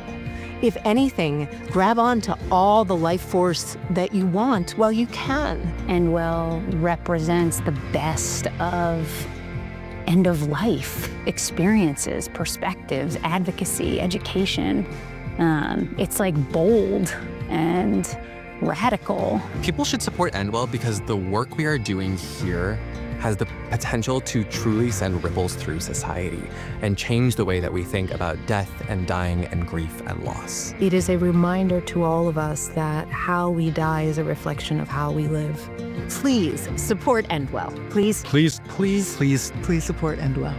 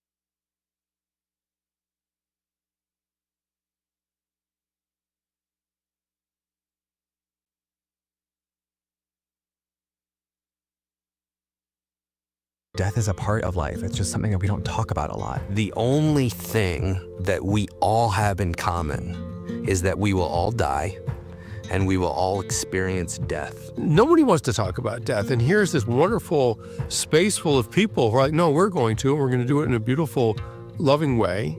Complication around something as confusing and miraculous and final as death is a very hard thing for people to face. But I think it's important to talk about them because we want less fear. And the more we can talk about that, we're normalizing the topic so that it's not so scary. As I got to talk with people from Enwell and come here in this amazing space, I've learned that death isn't scary.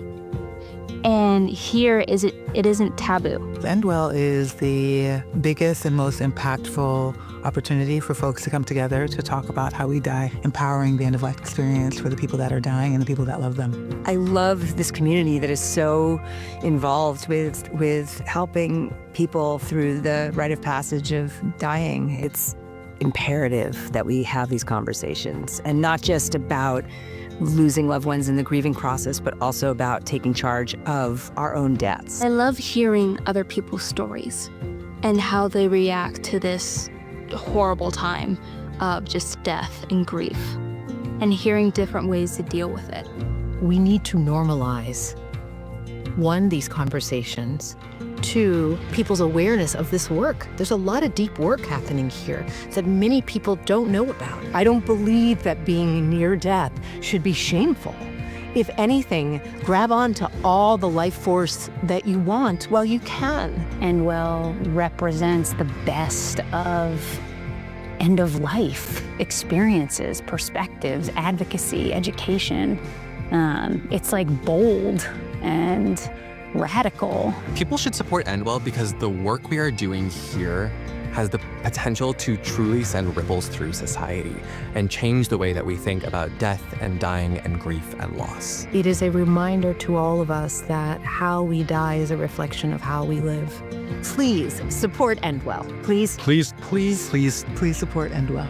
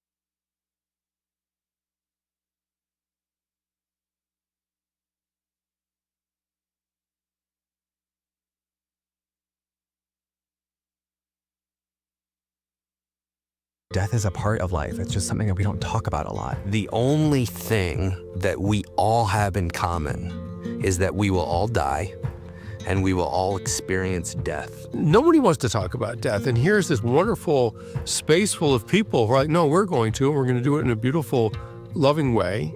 Complication around something as confusing and miraculous and final as death is a very hard thing for people to face. But I think it's important to talk about them because we want less fear. And the more we can talk about that, we're normalizing the topic so that it's not so scary. As I got to talk with people from Enwell and come here in this amazing space, I've learned that death isn't scary. And here it isn't taboo. Endwell is the biggest and most impactful opportunity for folks to come together to talk about how we die, empowering the end-of-life experience for the people that are dying and the people that love them. I love this community that is so involved with helping people through the rite of passage of dying. It's imperative that we have these conversations, and not just about losing loved ones in the grieving process, but also about taking charge of our own deaths. I love hearing other people's stories and how they react to this horrible time of just death and grief, and hearing different ways to deal with it. We need to normalize, one, these conversations, two, people's awareness of this work. There's a lot of deep work happening here that many people don't know about. I don't believe that being near death should be shameful. If anything, grab on to all the life force that you want while you can. Enwell represents the best of end-of-life experiences, perspectives, advocacy, education. It's like bold and radical. People should support Endwell because the work we are doing here has the potential to truly send ripples through society and change the way that we think about death and dying and grief and loss. It is a reminder to all of us that how we die is a reflection of how we live. Please support Endwell. Please. Please, please, Please, please support Endwell.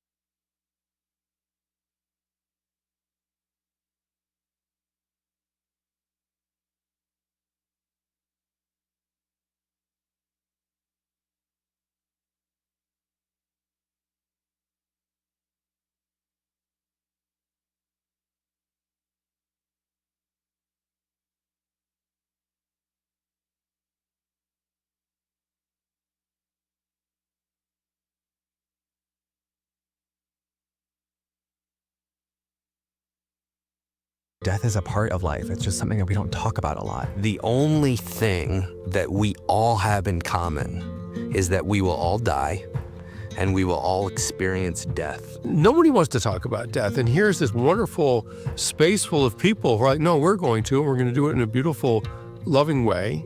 Complication around something as confusing and miraculous and final as death is a very hard thing for people to face. But I think it's important to talk about them because we want less fear. And the more we can talk about that, we're normalizing the topic so that it's not so scary. As I got to talk with people from Enwell and come here in this amazing space, I've learned that death isn't scary. And here it isn't taboo. Endwell is the biggest and most impactful opportunity for folks to come together to talk about how we die, empowering the end-of-life experience for the people that are dying and the people that love them. I love this community that is so involved with helping people through the rite of passage of dying. It's imperative that we have these conversations, and not just about losing loved ones in the grieving process, but also about taking charge of our own deaths. I love hearing other people's stories and how they react to this horrible time of just death and grief, and hearing different ways to deal with it. We need to normalize, one, these conversations, two, people's awareness of this work. There's a lot of deep work happening here that many people don't know about. I don't believe that being near death should be shameful.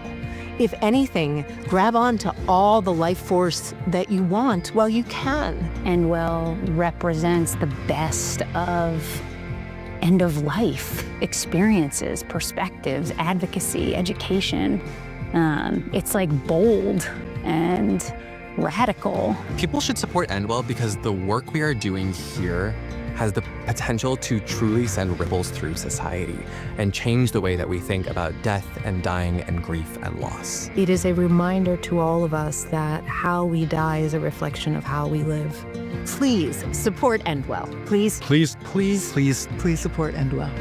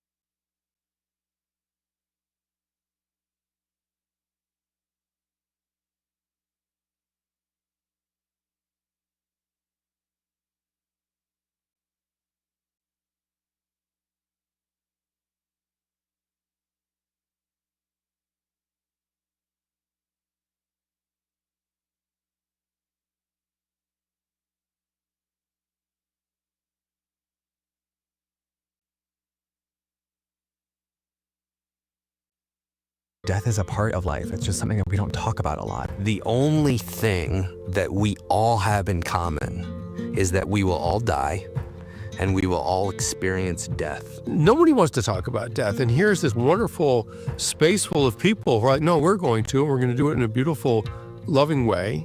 Complication around something as confusing and miraculous and final as death is a very hard thing for people to face. But I think it's important to talk about them because we want less fear. And the more we can talk about that, we're normalizing the topic so that it's not so scary. As I got to talk with people from Endwell and come here in this amazing space, I've learned that death isn't scary.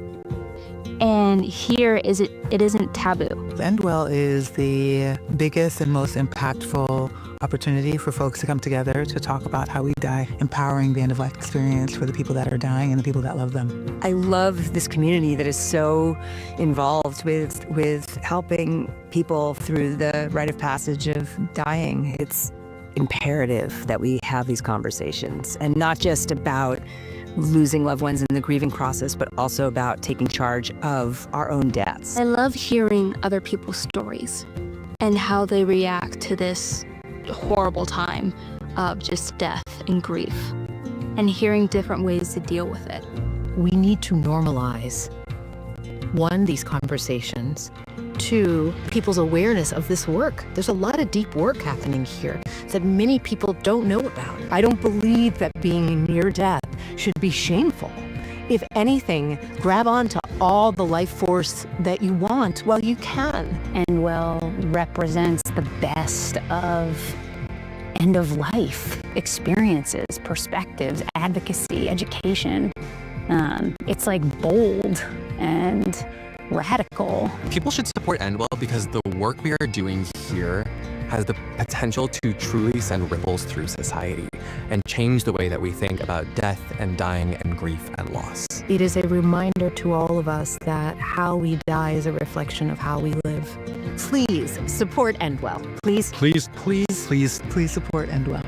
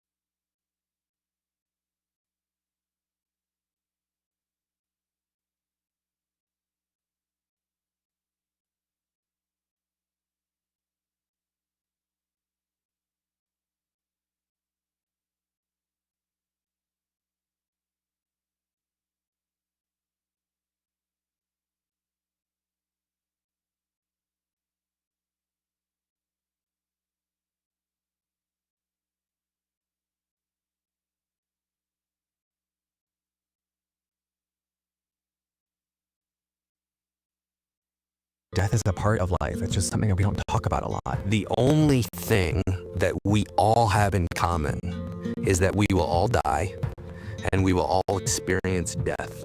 Nobody wants to talk about death. And here's this wonderful space full of people. Right? No, we're going to. We're going to do it in a beautiful, loving way.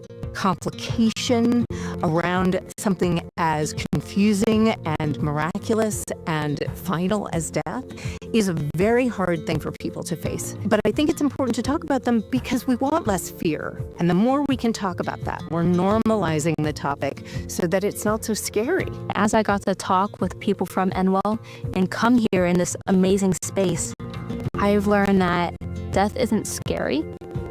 And here it isn't taboo. Endwell is the biggest and most impactful opportunity for folks to come together to talk about how we die, empowering the end of life experience for the people that are dying and the people that love them.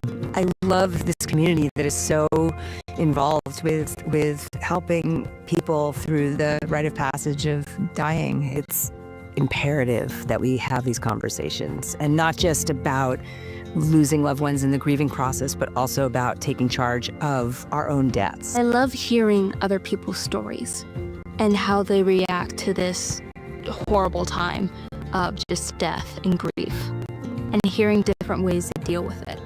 We need to normalize, one, these conversations, two, people's awareness of this work. There's a lot of deep work happening here that many people don't know about. I don't believe that being near death should be shameful.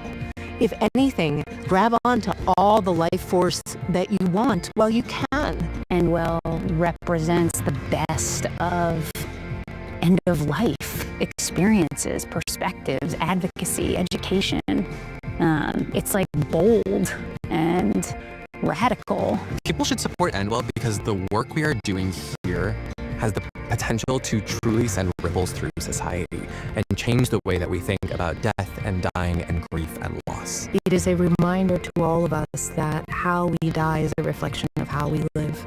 Please support Endwell. Please, Please, please support Endwell.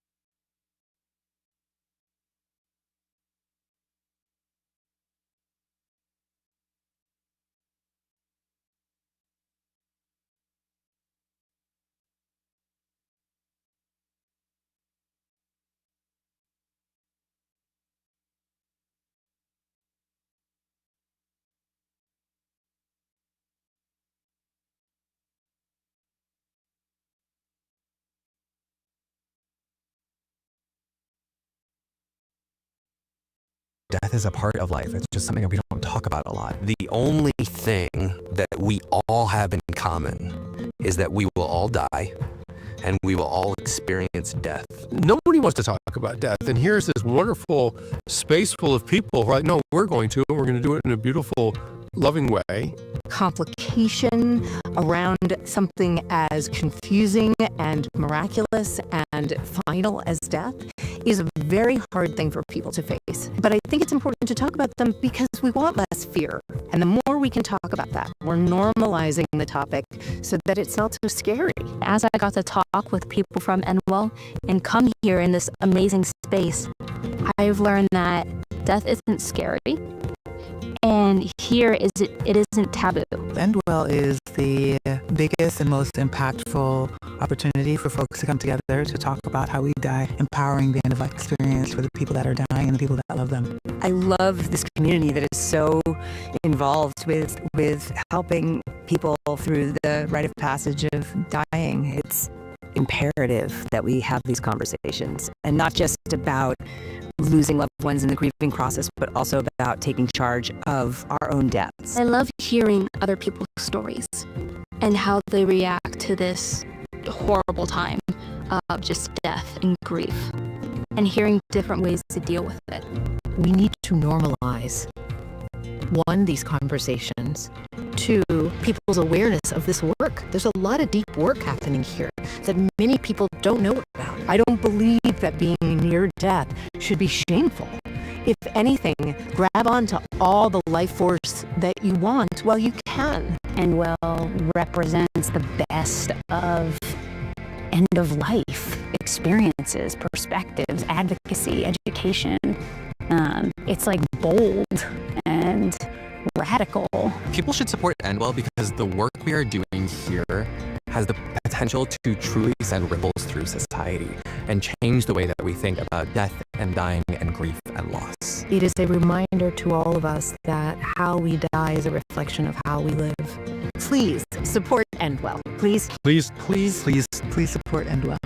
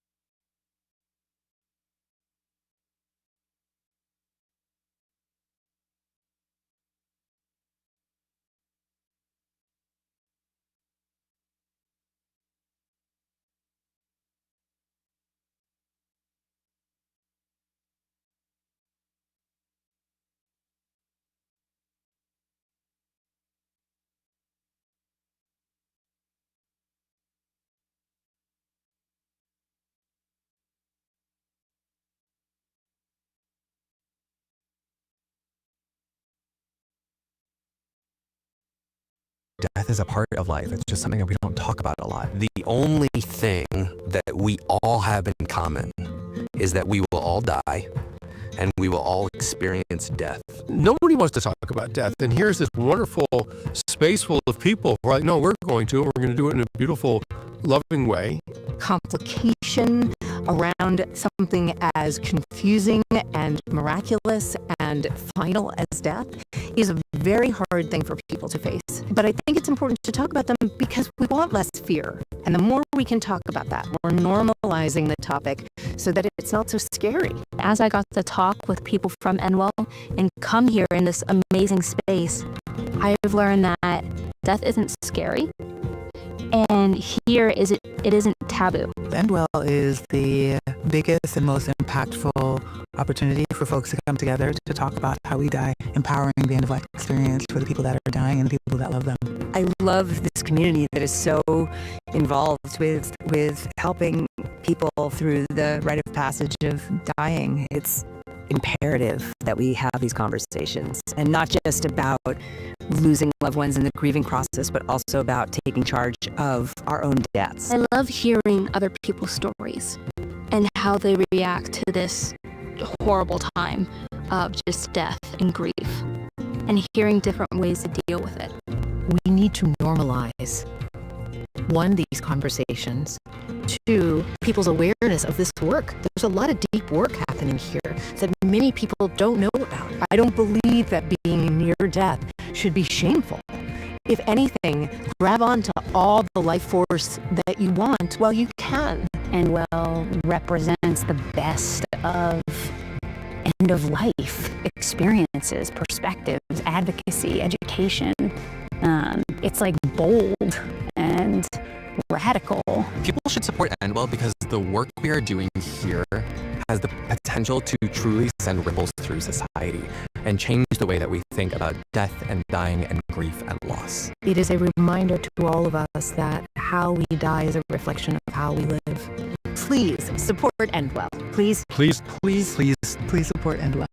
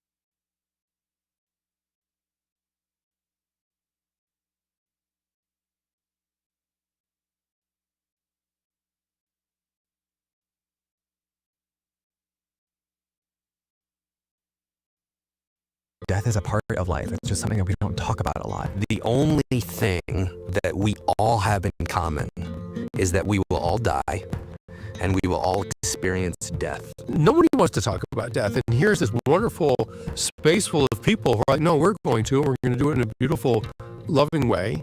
Complication around something as confusing and miraculous and final as death is a very hard thing for people to face. But I think it's important to talk about them because we want less fear. And the more we can talk about that, we're normalizing the topic so that it's not so scary. As I got to talk with people from Enwell and come here in this amazing space, I've learned that death isn't scary. And here it isn't taboo. End well.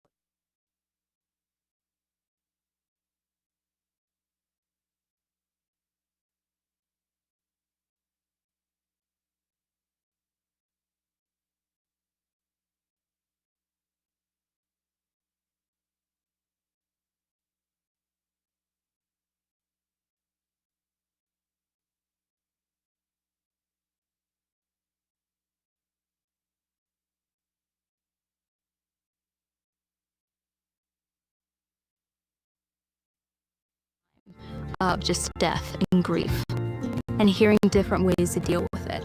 We need to normalize, one, these conversations, two, people's awareness of this work. There's a lot of deep work happening here that many people don't know about. I don't believe that being near death should be shameful.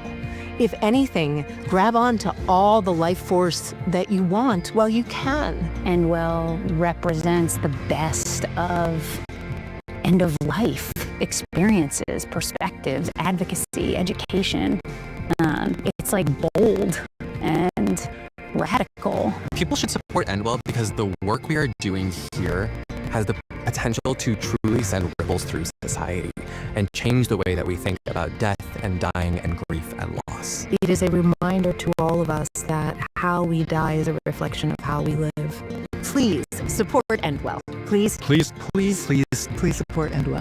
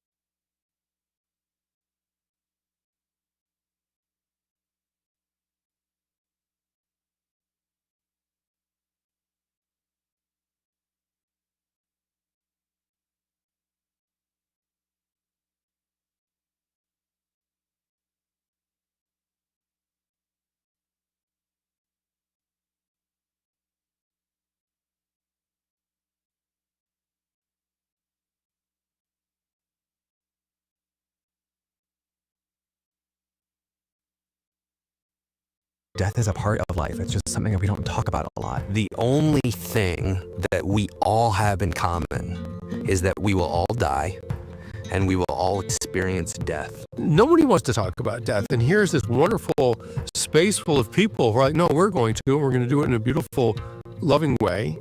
Complication around something as confusing and miraculous and final as death is a very hard thing for people to face. But I think it's important to talk about them because we want less fear. And the more we can talk about that, we're normalizing the topic so that it's not so scary. As I got to talk with people from Endwell and come here in this amazing space, I've learned that death isn't scary. And here it isn't taboo. Endwell is the biggest and most impactful opportunity for folks to come together to talk about how we die, empowering the end-of-life experience for the people that are dying and the people that love them. I love this community that is so involved with helping people through the rite of passage of dying. It's imperative that we have these conversations, and not just about losing loved ones in the grieving process, but also about taking charge of our own deaths. I love hearing other people's stories and how they react to this horrible time of just death and grief, and hearing different ways to deal with it. We need to normalize, one, these conversations, to people's awareness of this work. There's a lot of deep work happening here that many people don't know about. I don't believe that being near death should be shameful. If anything, grab onto all the life force that you want while you can. And well represents the best of end of life experiences, perspectives, advocacy, education. It's like bold and radical. People should support Endwell because the work we are doing here has the potential to truly send ripples through society and change the way that we think about death and dying and grief and loss. It is a reminder to all of us that how we die is a reflection of how we live. Please support Endwell. Please, Please, please support Endwell.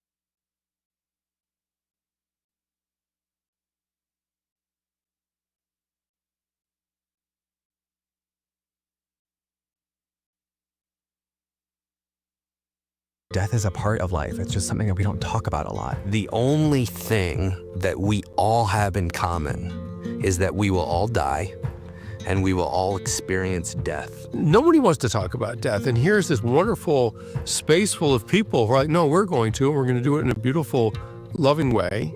Complication around something as confusing and miraculous and final as death is a very hard thing for people to face. But I think it's important to talk about them because we want less fear. And the more we can talk about that, we're normalizing the topic so that it's not so scary. As I got to talk with people from Endwell and come here in this amazing space, I've learned that death isn't scary. And here it isn't taboo. Endwell is the biggest and most impactful opportunity for folks to come together to talk about how we die, empowering the end-of-life experience for the people that are dying and the people that love them. I love this community that is so involved with helping people through the rite of passage of dying. It's imperative that we have these conversations, and not just about losing loved ones in the grieving process, but also about taking charge of our own deaths. I love hearing other people's stories and how they react to this horrible time of just death and grief, and hearing different ways to deal with it. We need to normalize, one, these conversations, two, people's awareness of this work. There's a lot of deep work happening here that many people don't know about. I don't believe that being near death should be shameful.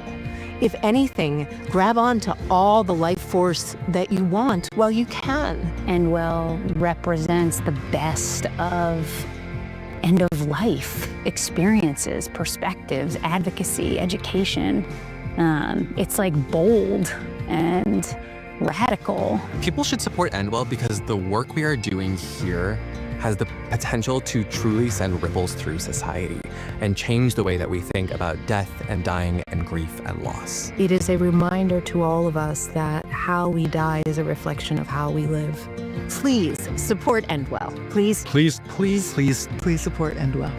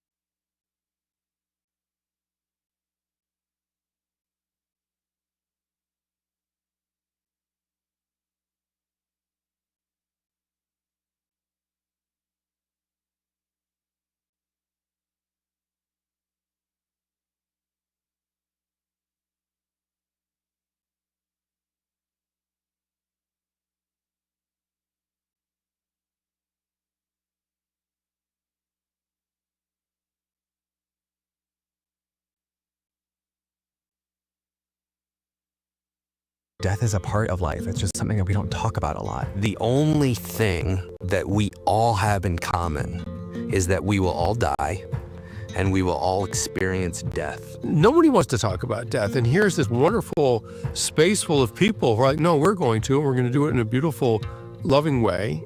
Complication around something as confusing and miraculous and final as death is a very hard thing for people to face. But I think it's important to talk about them because we want less fear. And the more we can talk about that, we're normalizing the topic so that it's not so scary. As I got to talk with people from Endwell and come here in this amazing space, I've learned that death isn't scary. And here it isn't taboo. Endwell is the biggest and most impactful opportunity for folks to come together to talk about how we die, empowering the end-of-life experience for the people that are dying and the people that love them. I love this community that is so involved with helping people through the rite of passage of dying. It's imperative that we have these conversations, and not just about losing loved ones in the grieving process, but also about taking charge of our own deaths. I love hearing other people's stories and how they react to this horrible time of just death and grief, and hearing different ways to deal with it. We need to normalize, one, these conversations, two, people's awareness of this work. There's a lot of deep work happening here that many people don't know about. I don't believe that being near death should be shameful.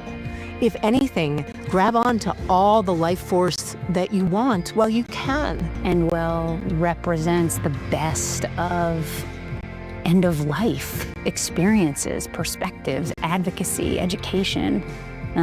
It's like bold and radical. People should support Endwell because the work we are doing here has the potential to truly send ripples through society and change the way that we think about death and dying and grief and loss. It is a reminder to all of us that how we die is a reflection of how we live. Please support Endwell. Please support Endwell.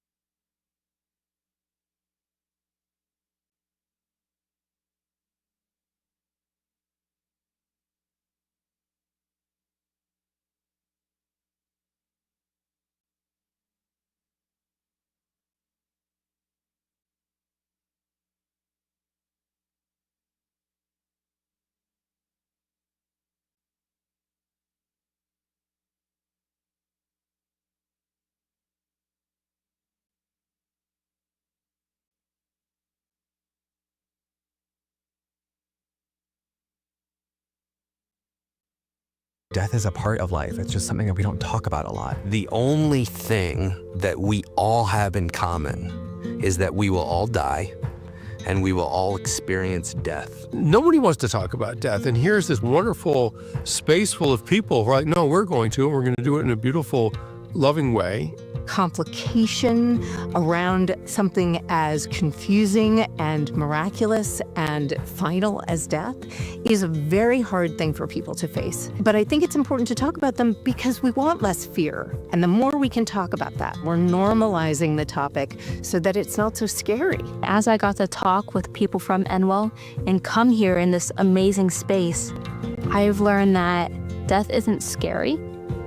And here it isn't taboo. Endwell is the biggest and most impactful opportunity for folks to come together to talk about how we die, empowering the end-of-life experience for the people that are dying and the people that love them. I love this community that is so involved with helping people through the rite of passage of dying. It's imperative that we have these conversations, and not just about losing loved ones in the grieving process, but also about taking charge of our own deaths. I love hearing other people's stories and how they react to this horrible time of just death and grief, and hearing different ways to deal with it.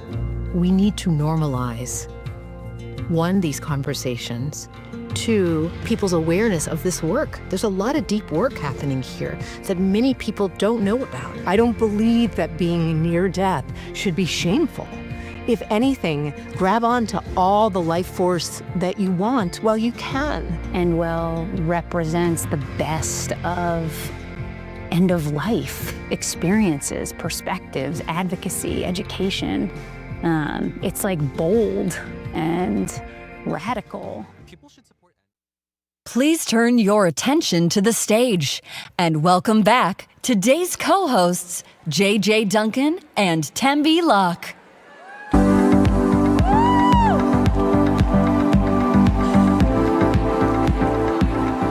Welcome back. Did everybody have a good lunch? You feeling good? Did you use your afternoon coffee? I just got my afternoon coffee. We had a good lunch. We did. We had a great lunch. We did. We really did. We refueled, we're hydrated, maybe even a little transformed. Yeah? Good. All right. That's how you know you're in the right room. So before we jump back in, let's give a huge shout out to the thousands of people who are joining us virtually. Can we wave to them? Can we just go, yay? Okay, woo! So we're waving to you you're in hospitals and classrooms and living rooms and offices all around the world. Or maybe you're just in your pajamas at a watch party like our friends at Hospice of the Foothills. You're every bit as much a part of this community as those of us here in Los Angeles. This movement, it belongs to all of us. That's right. I want to share a little something personal about me for just a second. A lot of you know my story, but just to let you know, I'm the mother of two, Mason and Madeline. And Mason, my oldest, passed away from leukemia 5 years ago. In fact, the 5-year angelversary was yesterday.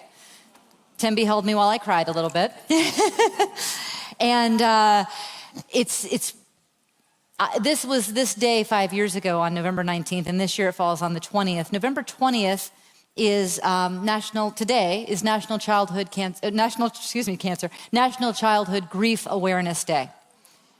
My daughter was 8 when my son passed, when her big brother passed. And my daughter was 7 when her dad passed. That's right. So we know childhood grief. We've been talking about it at lunch, as a matter of fact. So let's just take a minute today and think of all the families with children and those kiddos who are also dealing with some of these complex emotions that's grief for National Childhood Grief Awareness Day. That's right. We can clap for that. We can clap for that. This morning took us on a journey, guys. It's been a journey of courage, of humor, of heartbreak, and connection. We were reminded that the bravest medicine begins with tenderness, that compassion isn't the opposite of professionalism, it's the heart of it. We were shown that you can be grateful and furious, hopeful and heartbroken, all at the same time. That when life feels impossible, connection is still possible. And that our ancestors, our rituals, our languages of mourning are all medicine too. We learned how grief rewires the brain and that joy has a place in dementia care. And finally, we heard firsthand how the role of caregiving is one of the most courageous roles that we can play in our lives. So how about the workshops? Yeah, okay. It was amazing to see so many people engaged, listening with their full selves, sharing what they may have never shared before, and just being together in these incredible conversations and this incredible community. And in the sound and the rest spaces, we saw something rare, quiet. People laying down their titles. Oh, yes. Putting down their to-do list. Yes. Their armor and just breathing. Yeah, I walked through those rooms and what I saw was astonishing. Nurses talking with filmmakers, chaplains with designers, sons and daughters sharing playlists for their parents. And that's what radical bravery looks like in real time. Unlikely connections turning into ideas that will ripple far beyond today. So if you felt something shift in you this morning, I'm going to invite you to hold on to that. Maybe it was a line that won't leave your mind, or it was a moment of recognition that you can't quite name. That's the invitation of this day, to keep noticing what moves you and let it grow. Let's all just do something together. Let's take a breath together. So we're gonna go in through the nose and out through the mouth. I heard that, right? That is the sound of community, and we are resetting for what is next. This afternoon, we continue the work, exploring how language, policy, music, faith, and innovation can bring more humanity into care. You'll hear from people who are proving that bravery doesn't end when medicine does. It lives in conversation, in creativity, and in compassion. So wherever you're tuning in from, this room or across the world, thank you for showing up. You are a part of this movement. So now we're gonna dive back in with open hearts and curious minds. When Rebecca Feingloss, when she lost her father during the pandemic, she turned heartbreak into action, building a national movement for better bereavement policy. Her story proves that private grief can spark public change and that care systems can evolve when someone dares to speak their pain out loud. So please, let's welcome Rebecca Feingloss.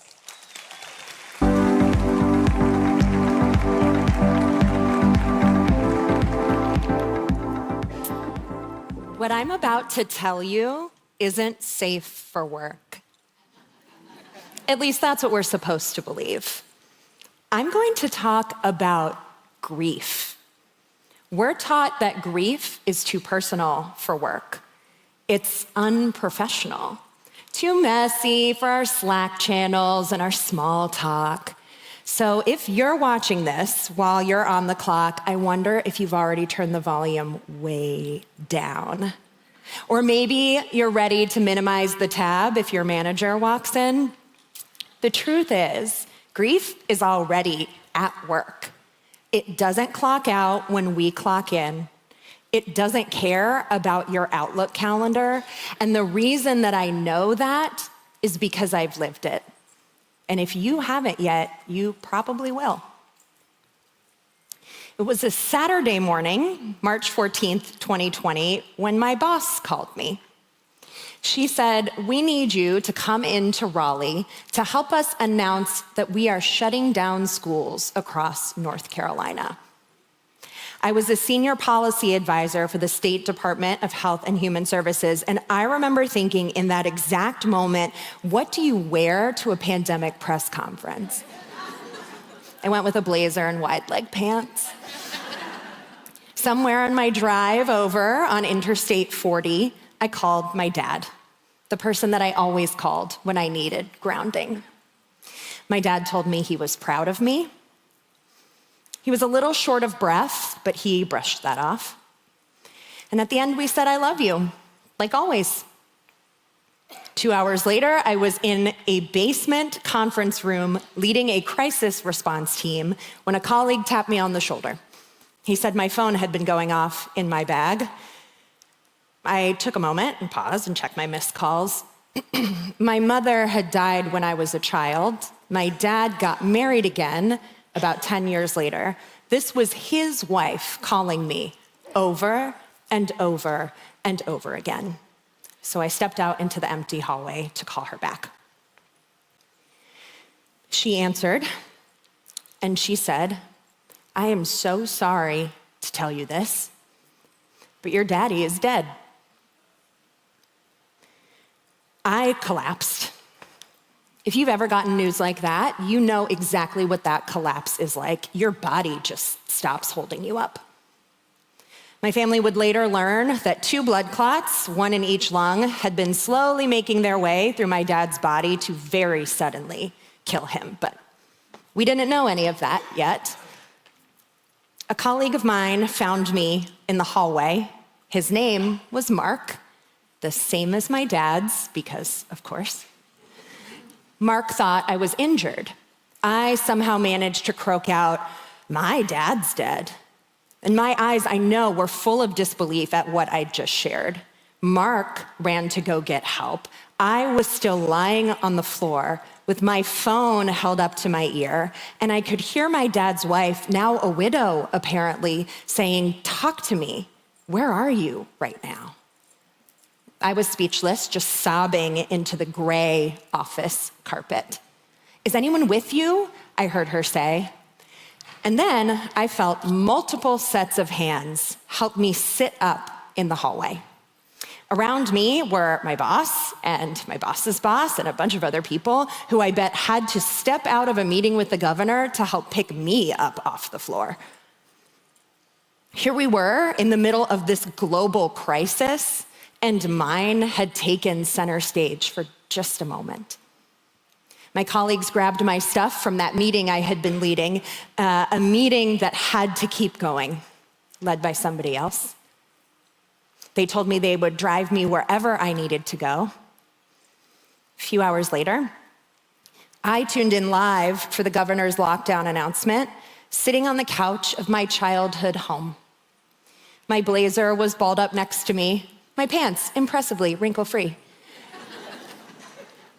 That was some time after my dad's body had been taken out in a blue nylon bag. My team was incredibly supportive over the next few weeks, urging me to stay home for way longer than I wanted to. I was burning through vacation days because I learned that state employees in North Carolina had no protected bereavement leave. None. But eventually, I decided to do what I'd always done in the face of grief: stay busy and ignore it. Sound familiar to anyone else in this room? Probably not in this room. You all probably face your grief. I had mentioned earlier that my mother died when I was a child, and it's deeply meaningful to me that today is Childhood Grief Awareness Day. The message that I got as a child was that productivity was the best disguise.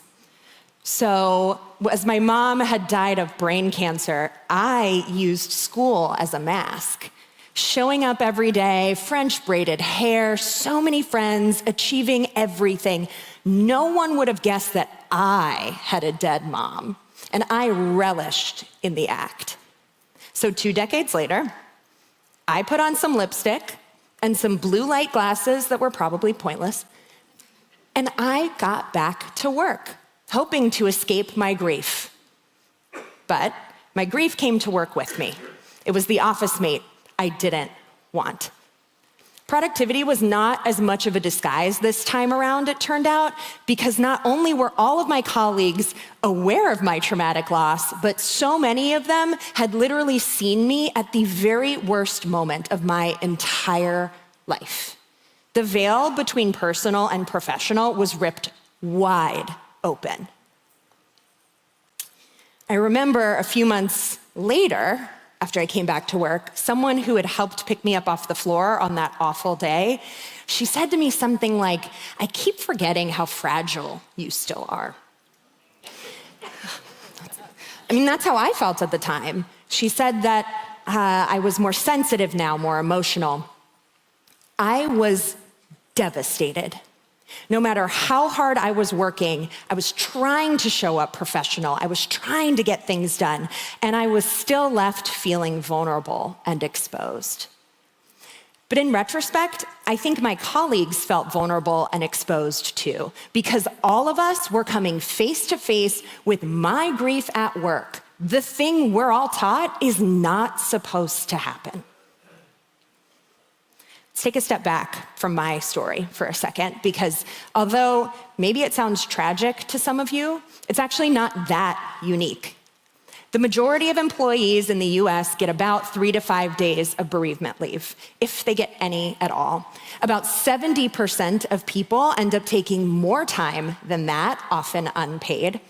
4 in 10 employers check in again intentionally with a grieving employee after the funeral. Half of employees who are grieving quit within a year of their loss. I made it to a year and a half, but I quit too. Globally, grief, anxiety, and depression contribute to 12 billion lost workdays and $1 trillion in productivity losses worldwide. We have the data, we have the stories, and altogether it's telling us the same thing. Our workplaces are the front lines of grief support in America, and they're not ready for it. Think about it. If someone you love dies right now, who is probably the second person you will call to tell the bad news to after your spouse or your sibling? It's probably your boss. Your boss is second in line for a phone call at the worst moment of your life. Is your boss ready to take that call? If you manage a team, are you ready to take that call? We all want the answer to be yes, but we are up against the mentality that grief is unprofessional to talk about at work. And so when it inevitably gets there, we're unprepared. Grief is already at work. So what can we do to make it feel safer? Policy change is part of the solution. When I learned that state employees in North Carolina had no bereavement leave, I worked for years with lawmakers to change that. And today I am so proud to tell you that hundreds of thousands of employees in North Carolina do have guaranteed, paid, protected bereavement leave. And that, thank you.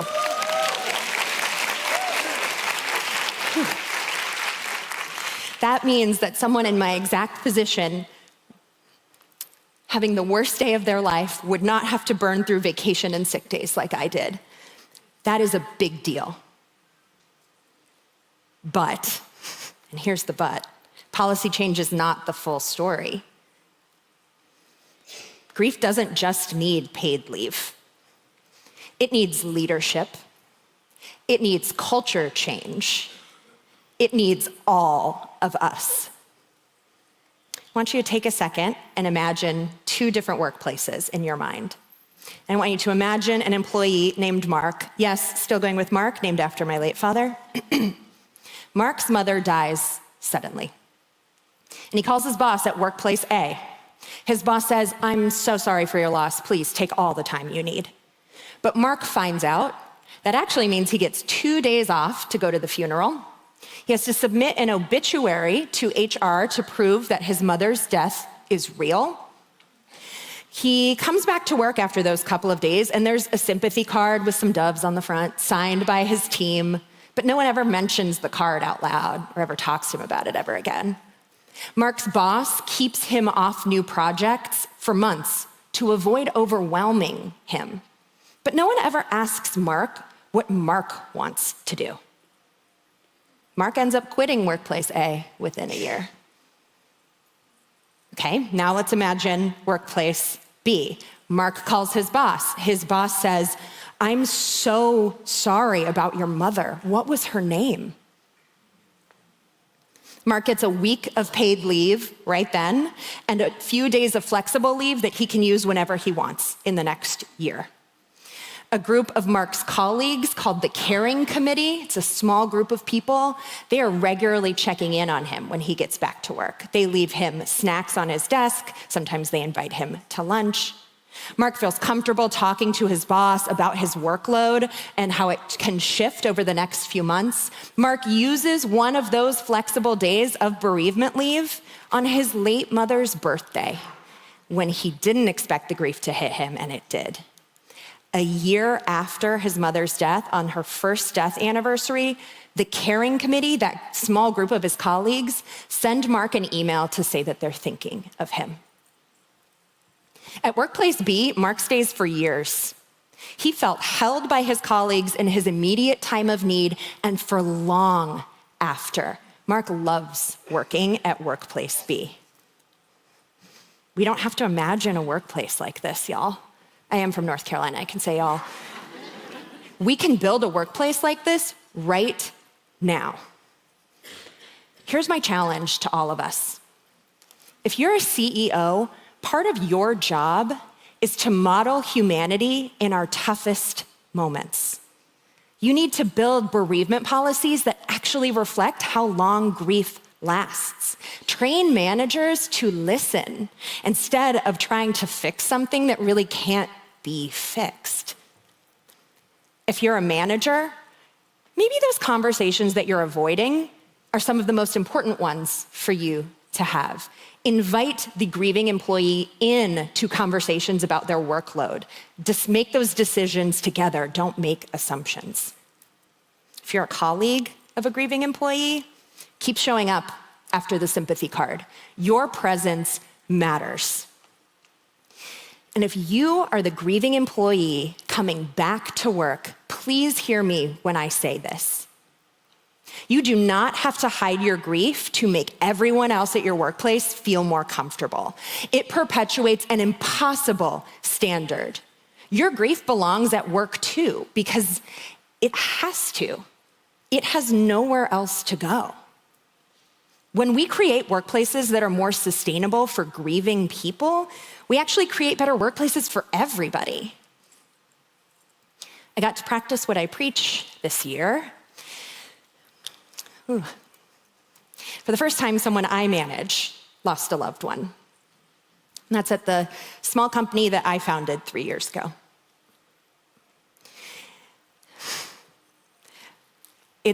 She's in here, so I'm feeling emotional about it. It surprised me when she wanted to come back to work, and I felt uncomfortable and thought she was coming back too soon. I had to face my own discomfort, and I had to remember she wants to come back to work, then her grief comes to work with her. And my actions, my words, my emails, and our work together are all a part of her grief support system. So our small team figured out how to hold it all alongside her, and we are still holding it now. Grief isn't something that you step in and out of. It's part of the air you breathe, the work you do, the people who you hold and who hold you. When my dad died, my colleagues literally lifted me off the floor with their hands. What I want now for all of us is for those hands to not vanish after the first days back at work. So let's stop pretending that grief isn't safe for work. Grief is already here, and it deserves to be met with open hands. Thank y'all so much.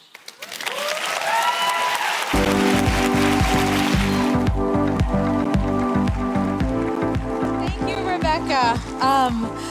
That was policy with a pulse, right? That's what change looks like.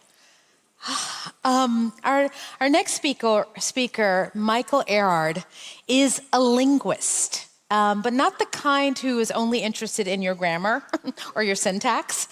He listens for what language reveals about being human, especially at the thresholds of life, where words begin to thin and something deeper starts to speak. Michael explores what our final words, or even the silences that follow them, what they can teach us about belonging, about obligation, about love.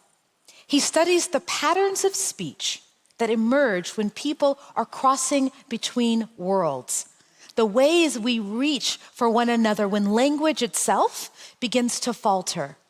And he reminds us that sometimes a glance, a sigh, a single breath can say everything that is needed to be said. That our capacity for meaning doesn't vanish in the final moments, it transforms. So please welcome Michael Erard.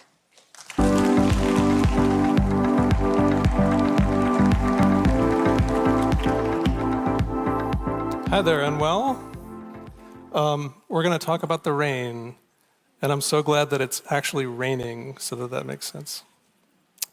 From what I hear, I'm the second linguist to ever be on this stage.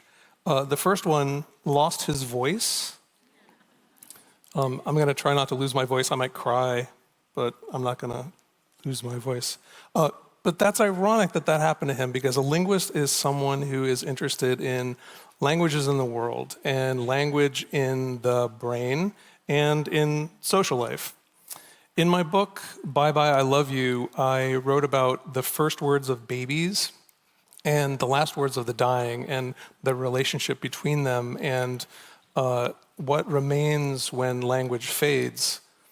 People ask me how I got interested in that topic, and I say that I remember holding my newborn son in my arms and listening to his coos and gurgles and being aware that I was witnessing the beginning of something. It wasn't language, not yet. It would become that, and 16 years later, it's still going, and it's amazing. But that he was reaching out. He was starting to interact, and I felt privileged to witness that. But it also struck me that I wouldn't be there to see how his language ends, if in the way that it works out the way that it's supposed to. I wouldn't be there to see that. And just for some weird reason, this is the way that my brain works, I thought of his first vocalizations as a sort of memento mori, a reminder that we all die. First and last words, to the writer in me and the linguist in me, these were an irresistible pair of things to explore. The rhythms of linguistic finitude and the linguistics of care. I mean, who wouldn't want to write about that? I totally did. But I wasn't ready to deal with the death and dying part of that arc in any concrete way. But a couple of years later, I had a chance, because I was foraging for wild blackberries in the woods in Maine, where I lived at the time, and I encountered human remains that belonged to a woman, it turned out, named Tanya, who had lived on the streets and had disappeared about a year earlier. Her story really came to shape my own, because this discovery shocked me, just stopped me in my tracks. And I became obsessed with the question of who she was to me and how to care for the dead, particularly in that sort of circumstance where I didn't know her at all. So I turned to the anthropology of death and dying and did a lot of reading, which led me to the work of people like Stephen Jenkinson. And after years of this, I realized, I think I'm ready to take on language at the very end of life in a concrete way. I wanted to know what really happens at the very end of life. What do people say and do? All I had in my head were things that probably a lot of people have if they don't have the experiences that many of you do. I had the last words of famous people that you see collected in various places. I had what the movies show, and I had what my grandmother said to me. But as a linguist, I wanted to know, well, what's normal? And what's the full range of things that people might encounter in those situations? It turns out that what happens is not necessarily what we hope will happen. So we hope for words, and we hope for sense, and we hope for words that will make sense. We hope for some eloquence, something profound, maybe something witty. We hope for a message. We hope for something that provides connection, maybe some redemption, and we expect that the individual retain their linguistic powers long enough to be able to say something unique and spontaneous, unscripted, about where they are and who they are at that moment, and perhaps reflecting back on their lives and sort of bringing it all to a close, like the final stanza of a poem. I compare things like that to rainbows, which do happen, but they're not predictable. They happen according to a narrow range of conditions, which makes them fairly rare. You wouldn't want to plan for the rainbows. And I can tell you, as someone who lives in a very wet country in Northern Europe, that it's smart to plan for the rain. You get up in the morning, you see if it's going to rain, you dress accordingly. But it's not just a matter of staying dry and comfortable. I wouldn't want to live in a city that planned for rainbows, because that might make people susceptible to floods. So, what does the research tell us about the rain? When I looked at that with my linguistic hat on, one thing that I saw was that people tend not to lose their linguistic powers all at once. It's sort of progressive and nonlinear, as someone said, wildly fluctuating. They might say things, but those things might be banal. They might be bizarre and difficult to interpret. And it may only be in retrospect that you realize that something that was said was the last thing that they would ever say.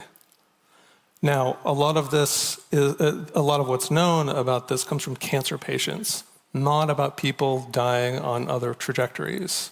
And just as language speakers are diverse, so are dying language speakers. So there are patterns to what the deaf and multilinguals and the very young and people with dementia do that have yet to be mapped.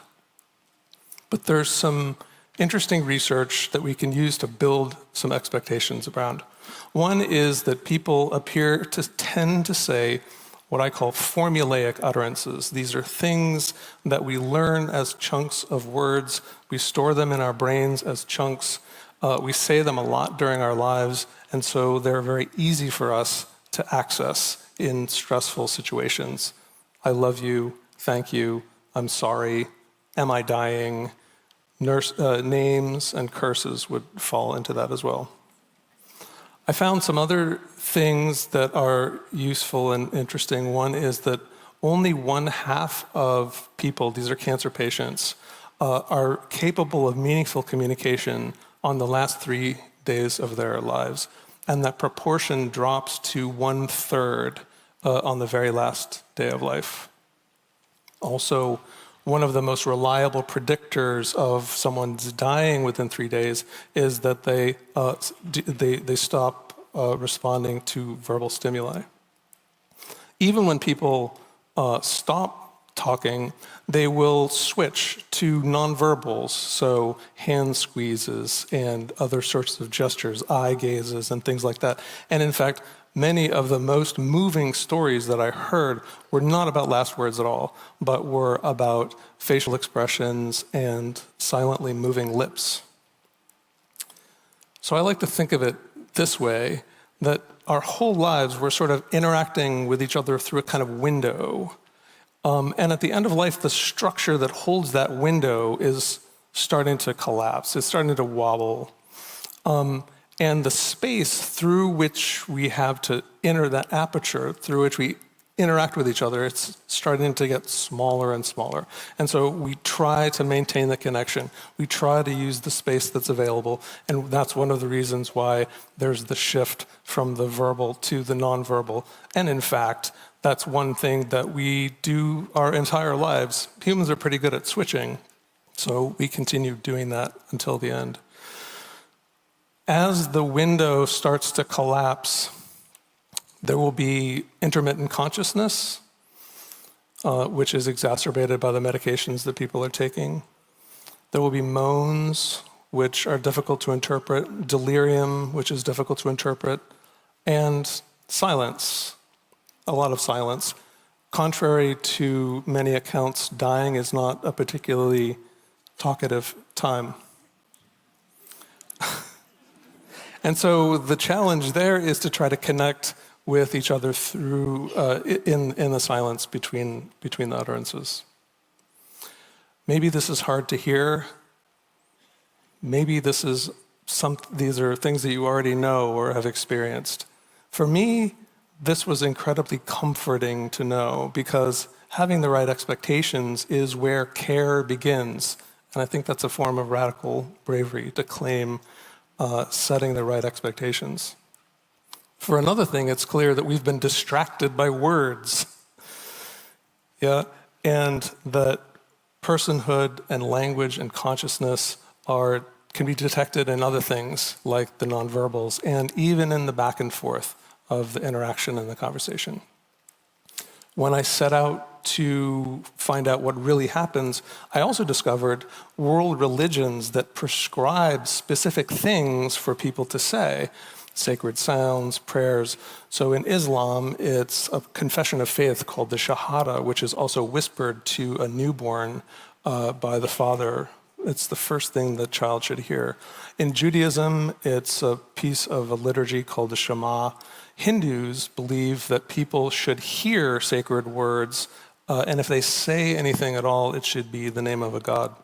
The point of all of this is to unlock some desirable afterlife on for the person who's dying, but it also provides a measure of comfort to the family members. For me, it was important to discover that the expectation is not that people say something that's individual, but they say something that everyone else has said, everyone else in the community of believers. These are rainbows too, because it's not really clear how many people get to perform the rituals, which have to be flexible for obvious reasons.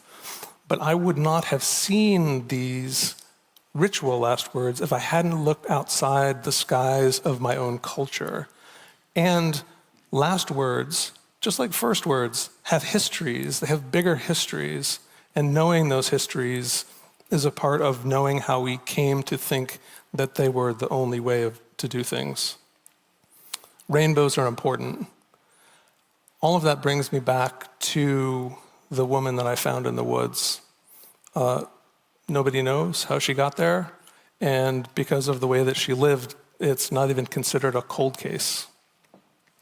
She died off the map, outside of the ritual observances that mark someone's biological death and someone's social death.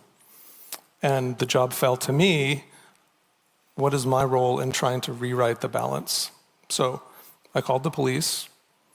I saw a crisis counselor. I went to her memorial service. Were those the right things to do?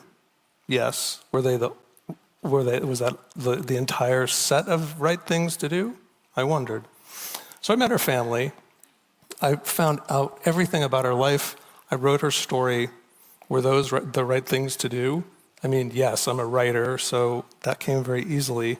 But it turned out that that was not my job, to bring her back to life with literary witchcrafts. I had a different job.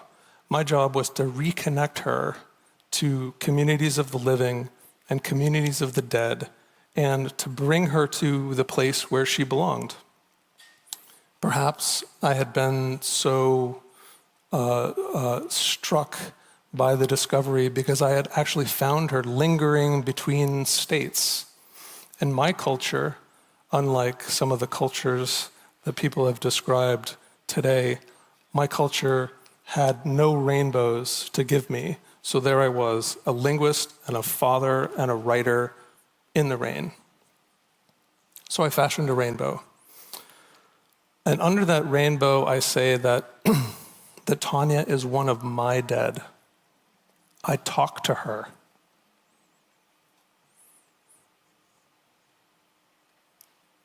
And on our Day of the Dead altar, we put a photo of her in happier times.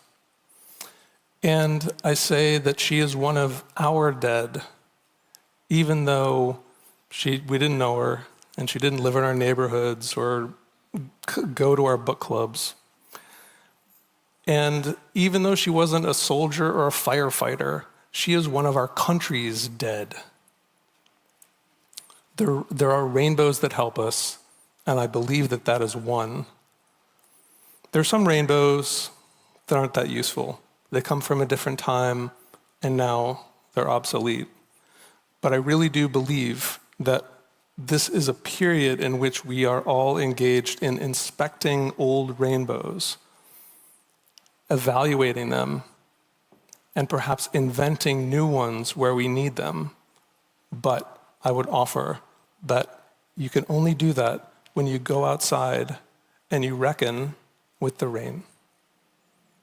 Thank you. This is... Thank you. That was beautiful. You make us hear differently, think differently.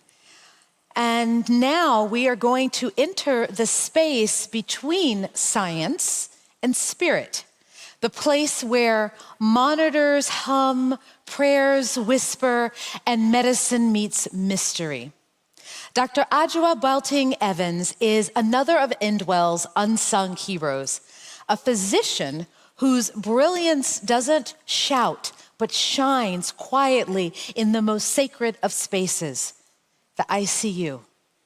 There she stands at the edge of life and loss, translating between language of the body and language of the soul. And she reminds us that not everything that heals can be measured, and not every vital sign is visible. In her world, belief and biology coexist. Data and divinity have equal weight, and she understands that faith in medicine, in meaning, and in one another can be as essential as breath.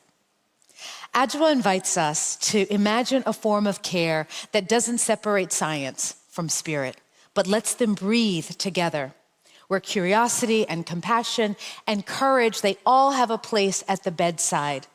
Please welcome Dr. Adjoa Belting Evans.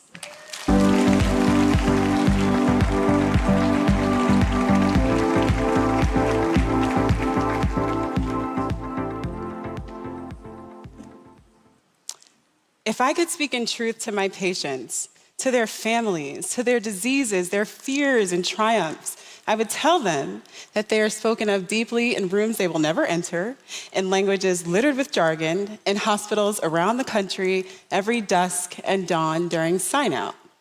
Sign out is the medical ritual of physicians gathering to tell your story. It's typically in a room tucked away from the patient wards at a round table, where every day at 7 a.m. and 7 p.m. we sit and we sift through every detail of your journey through the hospital. Thanksgiving, Christmas, New Year's, Passover, Eid, we gather.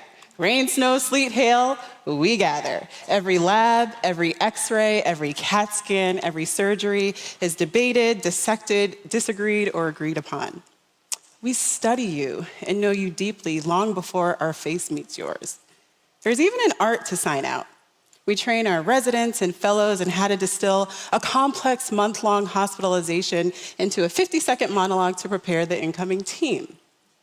During sign out, we ruminate, we celebrate, we vent, we cry, we bond, but this is our ritual, unseen, unspoken, unheard by many of the patients that we care for. And although sign out is certainly a secular practice, there has always felt something very ceremonial about it. And perhaps it is because, for me, In all of my years practicing medicine as a critical care anesthesiologist, my own personal prelude to sign out has been prayer. Every day, whether I'm working a morning shift or an evening shift, on my drive into the hospital, I pray. And that is my ritual, unseen, unspoken, unheard by many of the patients that I care for. And I pray for all of my patients. I pray for the surgeons, the respiratory therapists, the nurses, and simply ask the Lord to guide my thoughts, decision-making, and actions. I unconsciously almost always fiddle with my small gold necklace that I wear to work every day, and I never imagined that this little piece of jewelry would engender so many special moments, but it has. At first, patients and families would say to me, "Dr. Boateng Evans, I like your necklace." And I would say, "Thank you," and just move on with my questions about their exam or characterize their pain or break news about their horrific injuries after a motor vehicle collision. But one of the beautiful things about becoming more experienced as a doctor is that the more that you become comfortable with the science of medicine, the more that you can really flourish in the art of medicine. And exactly that happened. And so over time, in reading the room, I realized this necklace is more than just a piece of jewelry. This is an invitation. And so my thank yous evolved from, "Can I pray with you?" sheepishly, to, "What can I pray for you today?" as I became obedient to that still small voice to gather hands or bow heads at the bedside. My offers for prayer were not always met with a resounding yes, let's be clear on that, especially depending on which region of the country I was practicing in, but that was okay. And I was comfortable with the no's because working in the ICU is an immersion into the full range of humanity and the multitude of ways in which individuals meet their vulnerability. It shows up as this gut-deep wail, a sound that seems to rip through time itself when life moves in reverse and a parent has to eulogize their child. Or the paralysis that strikes when a loved one walks into the ICU for the first time and they're met by the whirring of the ventilator, the beeping alarms, the gallons of IV fluids and artificial nutrition being pumped into a vulnerable body, just trying to determine, where do I land my fear? Or the silence and the heaviness that follows after someone dies, and with guilt, patients' families will ask, "Doctor, what do we do now?" In no other space has my faith become more salient than walking patients and families through death and dying in the ICU. However, faith, like medicine, is not always tidy. I have asked God why 1,000 times. I've questioned suffering and its forefather tragedy even more so. But between this certainty and surrender, this blur between grief and gratitude, this tension has taught me 3 key lessons about how we might better understand ourselves through our patients in the sacred work at the end of life that we all perform. The first is that it'll push us to places where categories collapse. New York Times columnist Frank Bruni, who's also a professor of public policy at Duke, where I work, wrote a profound book last year, which maybe some of you are familiar with, called The Age of Grievance. And in it, he describes how, as a culture, we're becoming more and more defined by what outrages us and what angers us. And I'm sure Mr. Bruni did not have the ICU in mind when he wrote this book, or think that it would be mentioned at a death conference, but surprisingly, I have found the book wildly applicable. Because in the midst of grief, it's very easy for grievance to take root. Against the unfairness of illness, against the failures of a healthcare system, or even against the silence of God. I can recall a young woman who died in our ICU recently, and when her younger sister arrived to the bedside, she was seething. She was nearly foaming at the mouth. She said, "I'm so angry, I'm so angry, I'm so angry." Her mom said, "Who, honey?" She said, "I don't know, but I'm so angry." And yet, even in that anger and yearning, there was still faith. When she settled, she scanned the room, her eyes met mine, she focused in on my necklace. I said, "Can I pray with you?" And I was so honored when she said, "I would love that." I can think of numerous instances where categories dissolve. For example, there have been families of patients who have rushed into the ICU with Confederate flag t-shirts, and I, a Black physician, have been the ones whose arm they have wept into, desperate for reassurance, desperate for medical expertise, desperate for mercy. This truth, this blurring of categories has met me again and again, but one most memorable on a night shift a few weeks back. The process started at sign out. I heard the 50-second monologue from the day team, and I knew immediately this patient will not survive the night. He was estranged from his children, and so what I was most concerned about was that there would be no one with him while he died. I was one doctor caring for 22 patients in the ICU that night by myself. I had hands to keep him alive, but what I really needed most was a human touch so that he would not die alone. So I did what all good ICU doctors do, and I paged the chaplain on call. Shout out to all the chaplains. And graciously, she arrived within what felt like minutes. And what transpired next was one of the most beautiful evenings I've experienced. We called his children on speakerphone and broke the bad news. There was certainly grief. There might have also been grievance. I wish I could have sat and unpacked and held the complexity of that pain, but instead I asked about what his joys were, what his interests and hobbies were, and over, in different iterations, they said ministry. And so what transpired was a Jewish chaplain for a Christian pastor, our patient. She sung the lyrics to his favorite gospel songs. She recited Psalms, his favorite scripture, from memory. The two of us prayed the Lord's Prayer for him in unison. Meanwhile, the nurse titrated his pain medications to keep him comfortable. I came in and out of the room as I was able, sometimes just to hold his hand for a minute. And I wish I could have sat with them longer, but the constant ding of my pager kept taking me away. And finally, as this gentleman took his final breaths, the chaplain was weeping for a man she'd never met. And I asked her at the end, what do you think moved you so deeply? She said simply, the humanity of it all. I'll never forget that night. But this patient's story shows us that the challenge is not necessarily to banish grievance, but to understand it as a shape or a proxy for grief, and thus to hold it alongside compassion so that our mourning does not close us in, but rather opens us up to connection to one another and to the mystery of what endures beyond this life. And that brings us to our second lesson, which is to leave room for your own miracle. In medicine, there are few statements more polarizing than when patients and families come and say, "Doctor, we are waiting for a miracle." As physicians, we are trained in science, in data, in analysis, and facts. And so when the word miracle enters the proverbial group chat, a lot of my colleagues are like, "Oh, cannot compute." But what I hear when patients and families say we're waiting for a miracle is simply, we are holding on to hope. Miracle is the language of hope. And sometimes the miracle is that medicine steady the body long enough so that a son flying across country can whisper goodbye to his dying parent, or that there's an unexpected lucid interval after days and weeks of immobility and silence, and a patient opens their eyes one final time to receive an "I love you." And we don't always understand why some patients die and others don't, but these special moments which happen in hospitals across the country, across the world, every day are sacraments of hope, where faith meets science. They're a window into the small ceremonies that we all perform each day to maintain our humanity in the face of life's dehumanization. They rewire us from traditional medical training that says that faith and medicine are opposing forces, when in reality, they're often synergistic. For my science people, stay with me now. There are several randomized controlled trials which have looked at the impact of prayer and spirituality on patients' pain perception, ranging from postoperative recovery after C-section to electrical stimulation to major abdominal surgery. And across all of these domains, patients consistently report lower pain scores when faith practices are incorporated into their care plan. And so that brings us to our third and final lesson, which is that maybe spirituality isn't necessarily somewhere we go. Maybe it's something we do again and again in the many altars of our modern life. We all tend to think that spirituality belongs in pews and mosques and temples, but if you look closer, ritual is everywhere. You have all performed ritual today.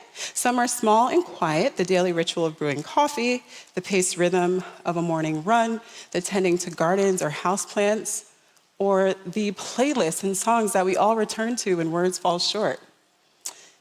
We look to these rituals to fill our cup, to pour a certain fulfillment back into our spirit in the same way that spiritual practices like a family gathering to keep Sabbath or to break a Ramadan fast or an individual traveling to a silent meditation retreat or attending a wonderful conference like Enwell are all seeking to be healed and transformed. So whether you call it prayer or wellness, we're all kneeling and showing quiet reverence to something.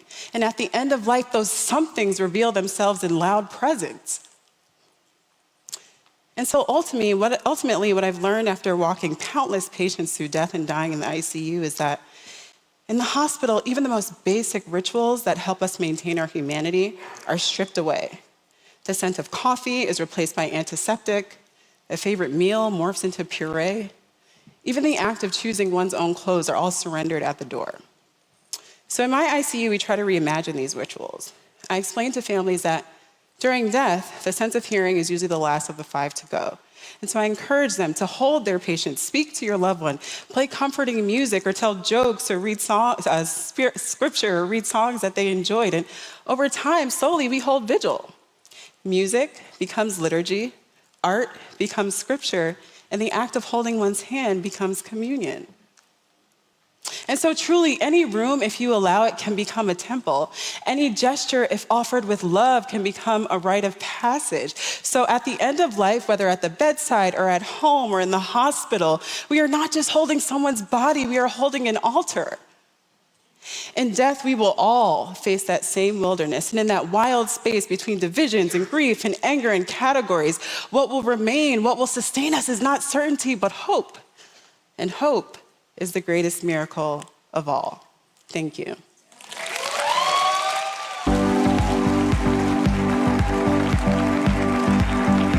Thank you, Dr. Evans. Thank you. You make the ICU sound like a temple, a chapel. Our next speaker brings us to an unexpected classroom, a prison hospice. Fernando Murillo discovered freedom by caring for the dying behind bars. Inside a system that is built for punishment, he found his purpose in compassion, tending to men at the end of their lives, washing their faces, holding their hands, bearing witness when no one else would. His story reminds us that healing doesn't belong only to hospitals or to homes. It can happen anywhere someone chooses to serve.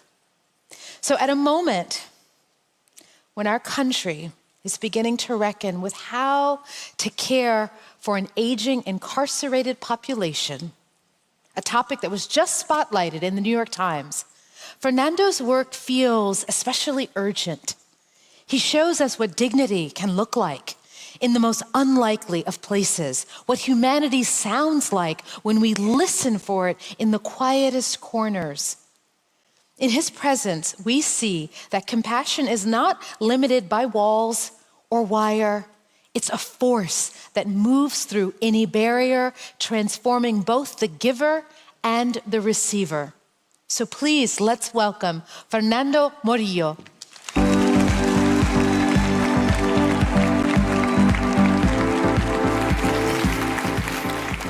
Hello, Enwell.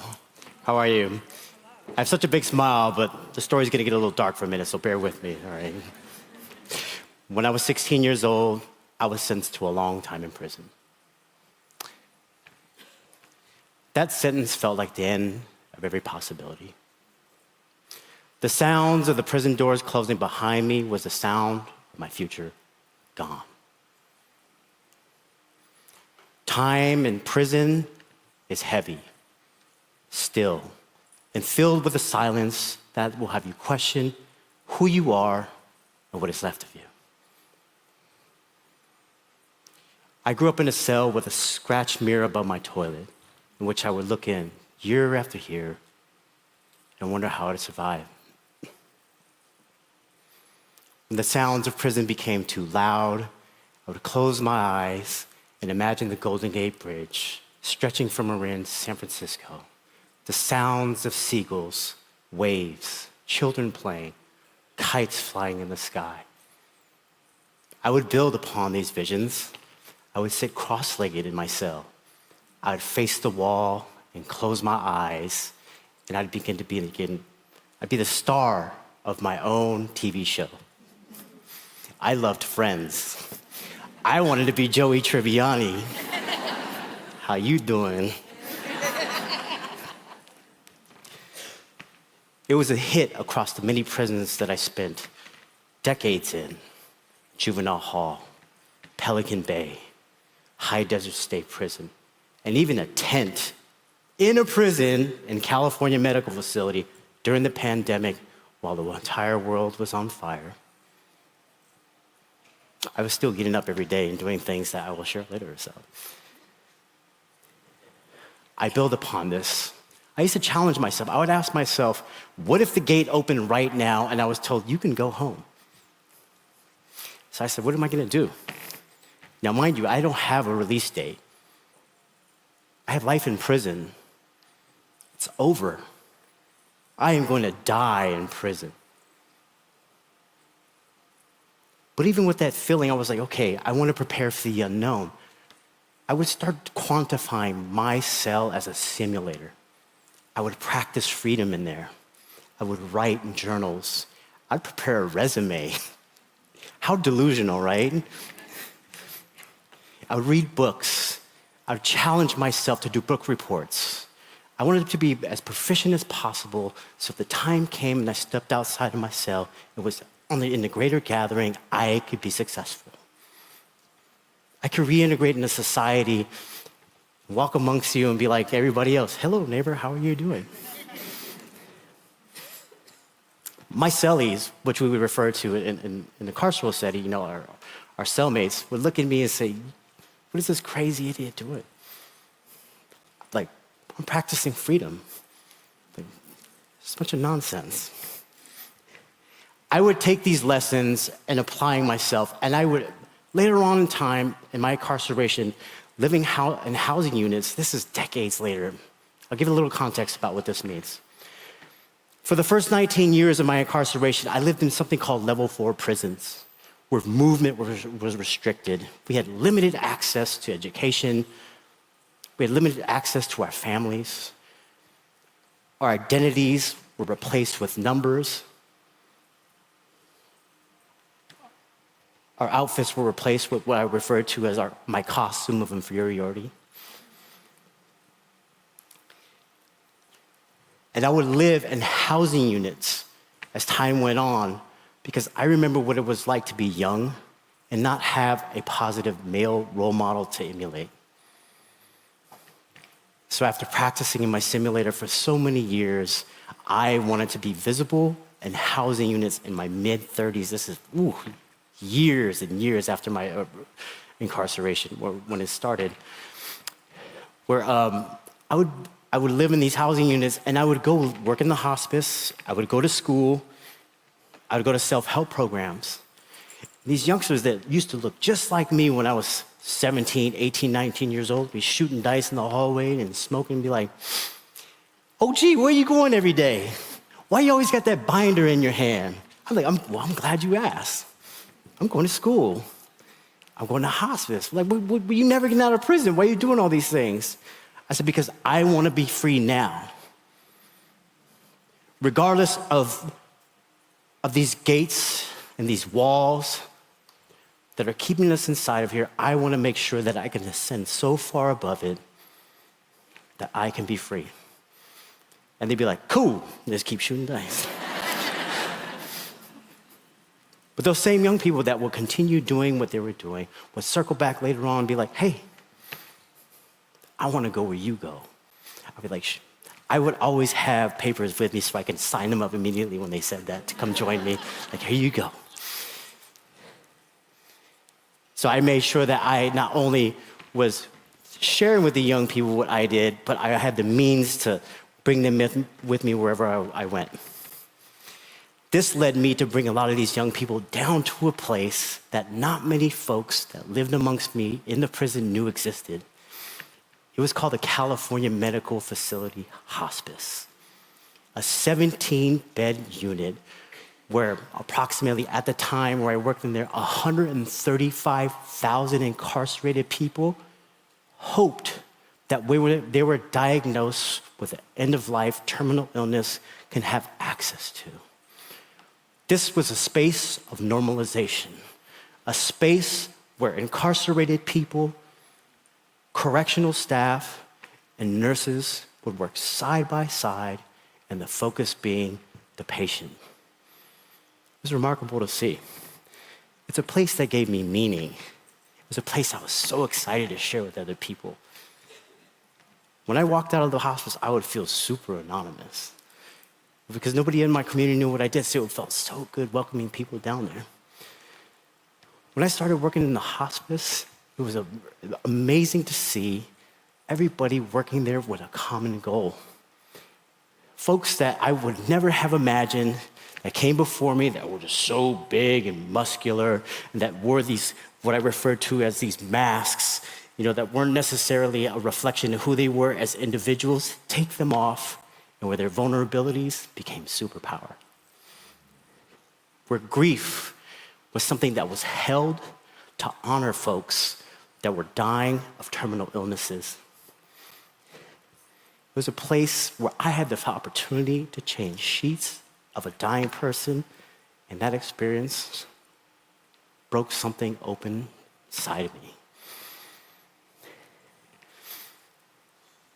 That vulnerability was a sacred language of care. In a controlled-based world, surrendering to care was power here. I had the opportunity to meet some wonderful people in this space. In 2017, I met a wonderful New York Times author. Her name was Suleika Jaouad. She spent 2 weeks with us and wrote extensively about our work. She described some of the work that I did as compassionate, but also with a degree of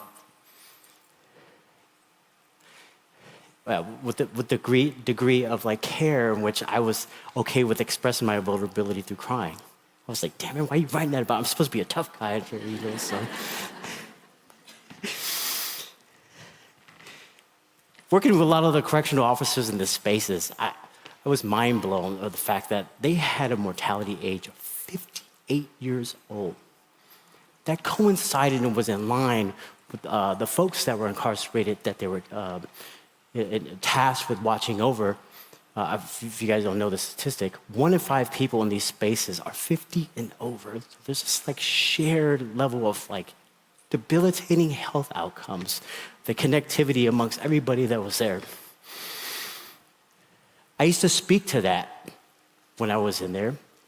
What I described earlier about my costume of inferiority, where I felt a high degree of anonymity, is what correction officers would feel every day when they left work. Not many people in the community knew what they actually did. There's a correlation in experiences that I wanted to speak directly to while we worked in there.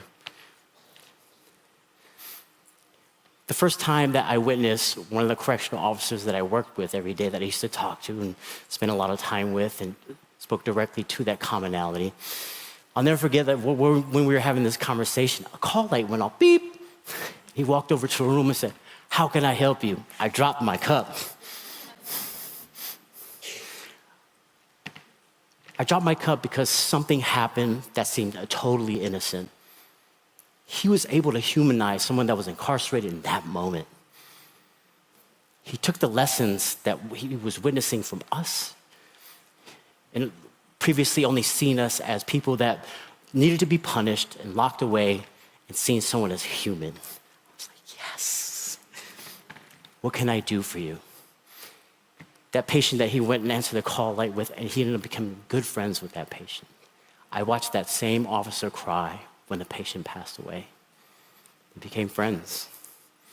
Now, this is somebody that when he started the hospice, like I mentioned, it's lock him up and throw away the key.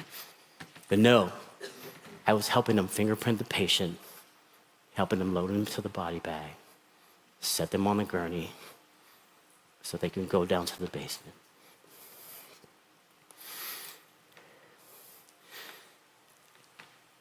In the carceral setting, there's so many people that live lives. They grieve the lives that they were unable to live. They grieve the birthdays that they didn't get to celebrate, the children they didn't get to raise. I see so many pictures sitting on the hospice walls of what folks used to look like. About 40% of the people in the hospice were vets. I would see what they would look like straight up and down in their uniforms, proud with their flags. What it was like for them. I listened to their stories of what it was like for them when they came back from Vietnam. And that's when time stopped for them in 1972. And here I was with them bedside, tears coming down my face, listening to What If. I felt like we were establishing a legacy through presence, remembering, holding those stories. There was so much meaning that was coming from the loss in this space. The folks that worked with me, they were so radical with the bravery that they had to make themselves available to absorb so much.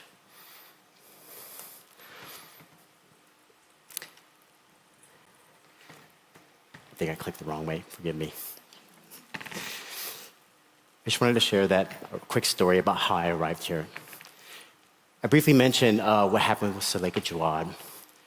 After this article that was named Where Peer Caregivers and Patients Are Prisoners, I received a call from the governor of California. I'll never forget this day. I'll just briefly bear with me for really quick. It was an officer that I've known for years. We'll call him Mans. It's not his name, by the way. He went and sought me out in my tent and said, "Hey, Fernando, I got something for you, man. You got a phone call." I was like, phone call? People incarcerated don't get phone calls. So he walks me through a maze of hallways in typical prison fashion, keys rattling, people coming and going from their job. And he walked me into a room and said, "Have a seat." There was a Post-it note on the phone. The Post-it note, he picked it up, dialed the number, and said, "He's here, are you ready?"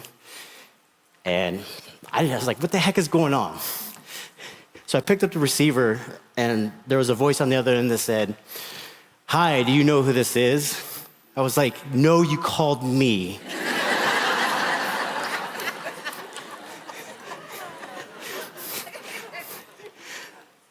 They were like, "This is the governor's office. We just want to let you know that we're letting you go home."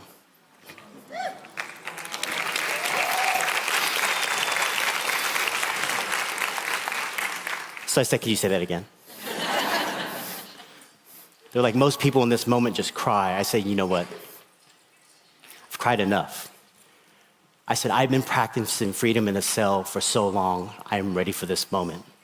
It is not good enough for me to just be out. I have to make a difference." By the way, today, right now, is my 5th anniversary of being home.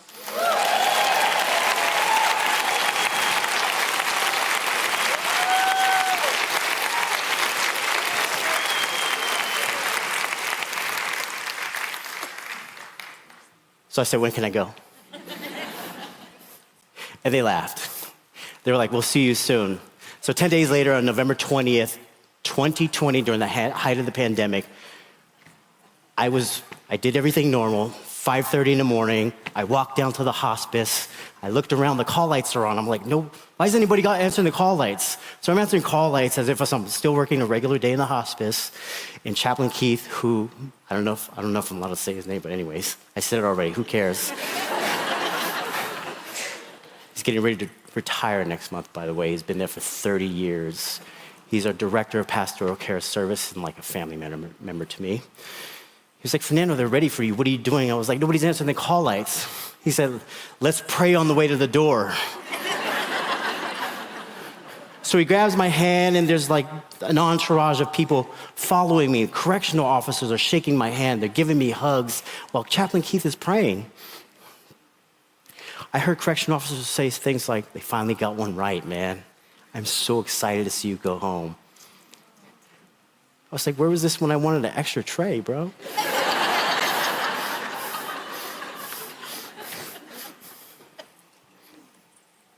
I was emotional.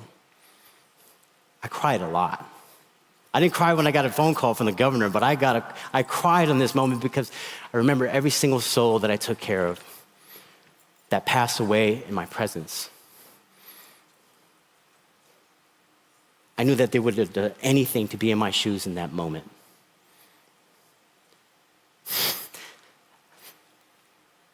I had a different responsibility to live for them, to be able to put myself in positions where I could stand up here and share with you and provide them a voice and let you know that they had meaning, they had purpose, and the least interesting about not every single one of them was the moment that they committed their crime. I walked outside and I see my family. The first thing I wanted to see was that Golden Gate Bridge.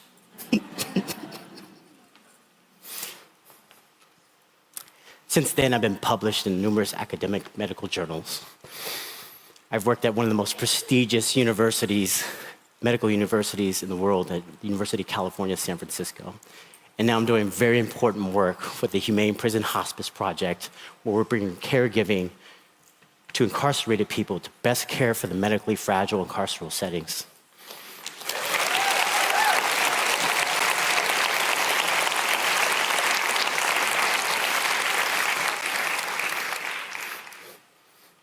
I'm here right now because I was determined to be free.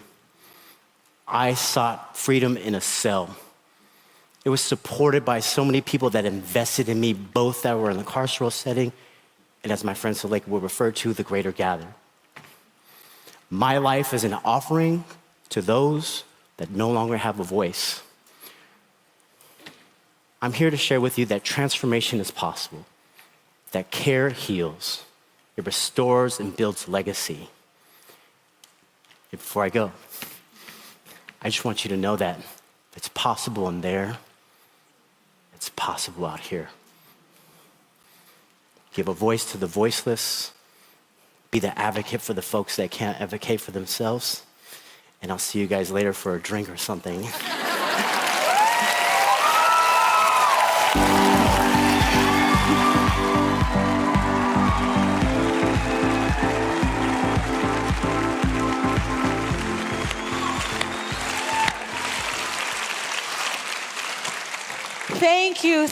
Thank you, Fernando. That was grace incarnate. Oh my goodness. Okay. It's time for us to take just a short break. Okay, we're gonna stretch, we're gonna connect, or we're gonna just be still. But please be back here at 3:25. We're gonna begin at 3:30 with our day's final movement. Sound, story, and legacy, guided by JJ Duncan. Okay.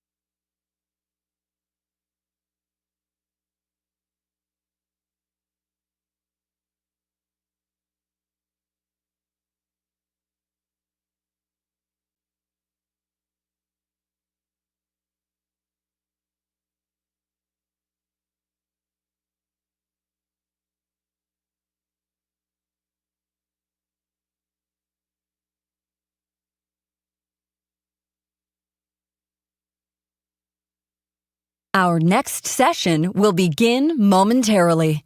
Please take a seat.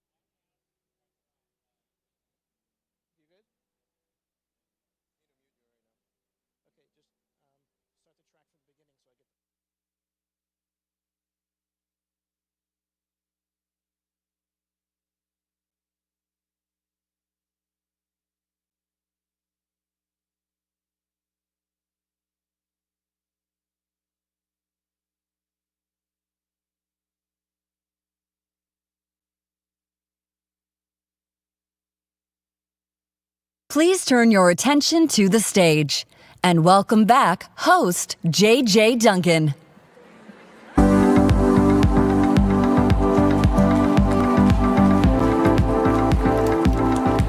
I came out from the other side. I surprised you. I'll keep you on your feet. Hi, welcome back, guys. We have heard so many stories today, and we've held some stories, some as light as air, some as heavy as stone.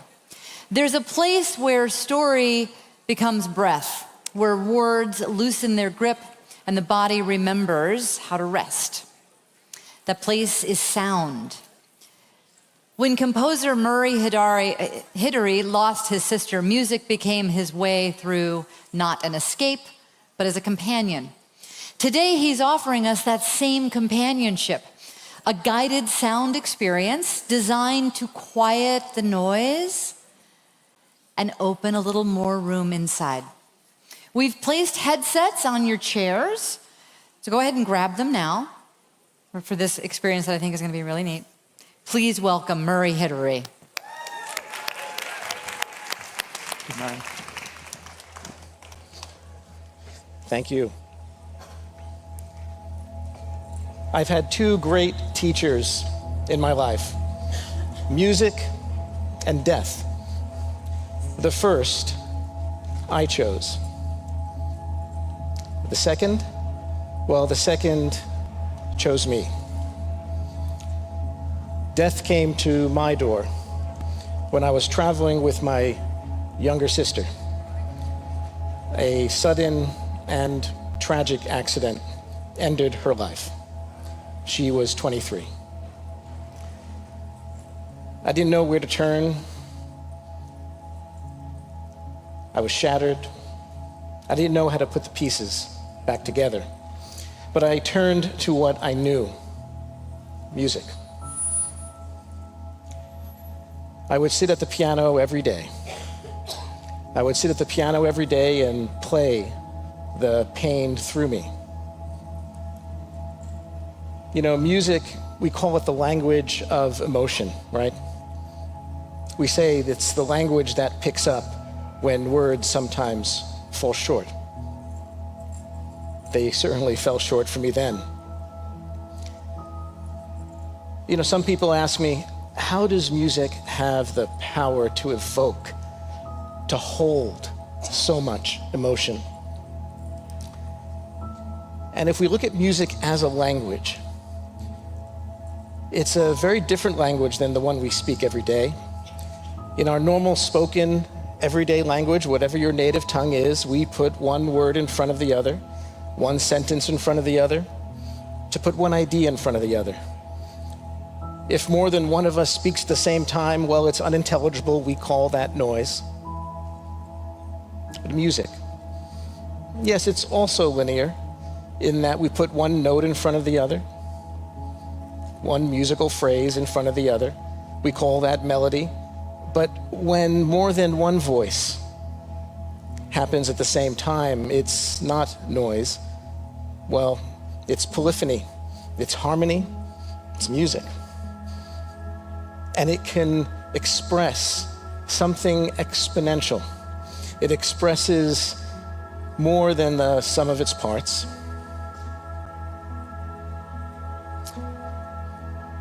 Music is multidimensional, and that's why it's so powerful, because emotion is also multidimensional, isn't it? We might say we're going through a certain emotion. We might give it a name, a word, but it's never just that word, is it?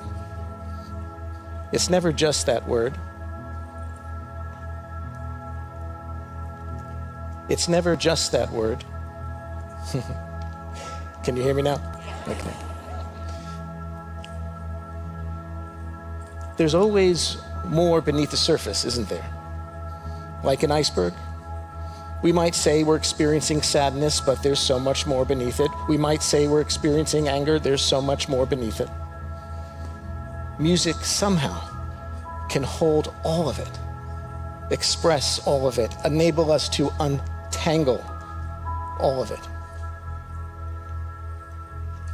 And so it gave expression to what I was going through. You know, music also has a deep impact on the brain, of course. For those science nerds out there, that part of our brain where we hold identity, the default mode network, the DMN, well, music can help down-regulate that part of the brain, blur the boundaries of our sense of self, create an expansiveness, a healing, connection. But music during that arc of the journey of music, well, it can also upregulate the DMN, and it can allow us to explore, to reframe, to reimagine memory and meaning. There's a healing in that. And so, on the other end of that journey for me, as music enabled me to open into what I was going through, I felt compelled to actually change my life and commit my life, dedicate my life to sharing this experience that was so powerful for me, that I did in the confines of my own home, in my own privacy, but to bring that practice, that ritual in a way, out into the world. And so this is what it looks like today. Over 1,000 concerts later, 150 concerts each year, bringing music and nature together on beaches and parks from Central Park to Santa Monica Beach. We bring hundreds and hundreds of people together each time exactly for that, for connection, for healing, for community. And we do it as a silent concert, like you're about to experience now. Each participant getting a pair of these headphones so that they can have a very direct, a very immediate experience of the sound, a very personal one, a very intimate one. It'll feel like I'm playing just for you. But you see, it also provides this sense of immersion where, I mean, we've all had that moment where whatever grief we're going through, whatever challenge we're going through, we tend to find ourselves going through it in the privacy of our alone time, whether it's in our room or whether it's for a walk on the beach by ourselves. But what if we could have that alone time together? There's a real power in that, I'll tell you. And so that's what's happening at these events. And now hundreds of thousands of people have had this in-person, in touch, in connection experience. And we continue. And it's not just on the beaches and the parks, but we bring it to senior care centers, as you can see there.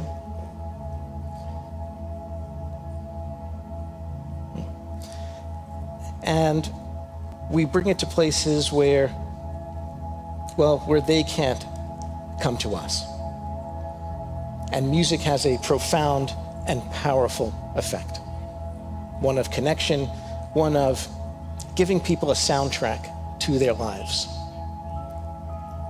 You know, I could recall a family attending 3 generations, and they were all there, and they came up to me afterwards, and the elder, the grandmother, came to me and said, I heard the soundtrack of all my generations, of all my life. And she just had a smile beaming with her little one kind of running beside her. And I can recall a woman, I think in her 80s, and she came to me and said, after a concert, she said, I'm no longer afraid of death. There's something to that. And so now we'll have a shared experience. You know, for me, having experienced the harshness, the brutality that life can offer, well, for me, it has inspired me to create beauty. But not the pretty, the truly beautiful. And what I mean by that is what brings the eternal and the ephemeral together into one experience. And music is that for me. So I hope we'll get to feel together now whatever's right here. So with that, I invite you to put your headphones on. There is a volume. Get comfortable. You're welcome to open or close your eyes. And let's begin. I'll see you all in the music.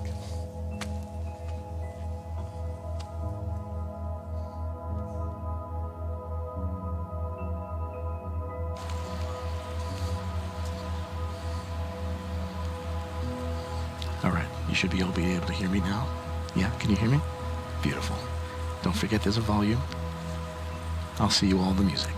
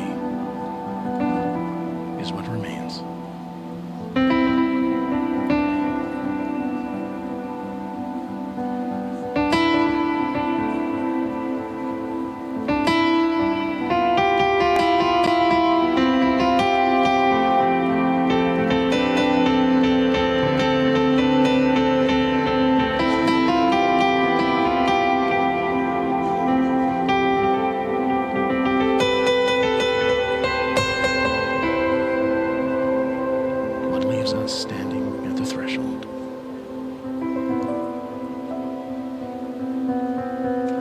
Astonished.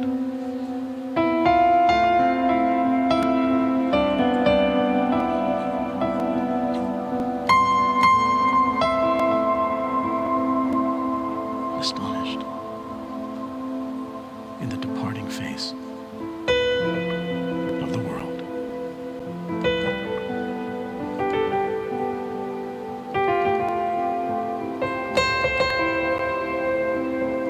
Not by keeping beauty, but by being kept.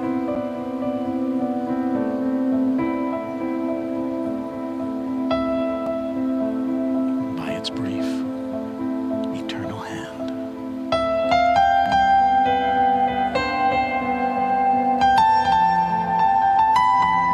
Are we changed?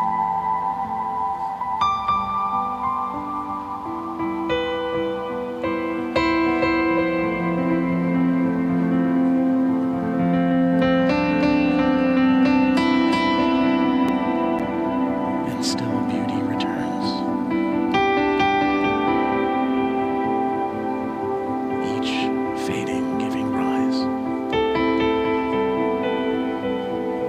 to another form of grace.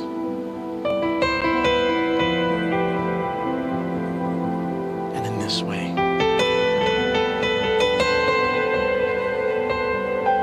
isn't beauty everywhere?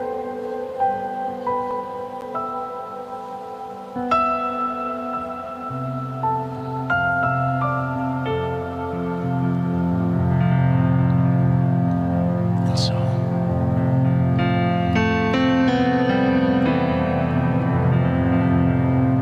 so, the heart learns what the eye already knows.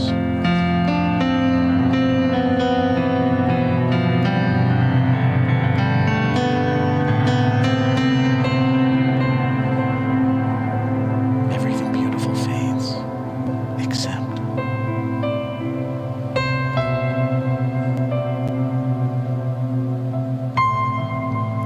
beauty itself.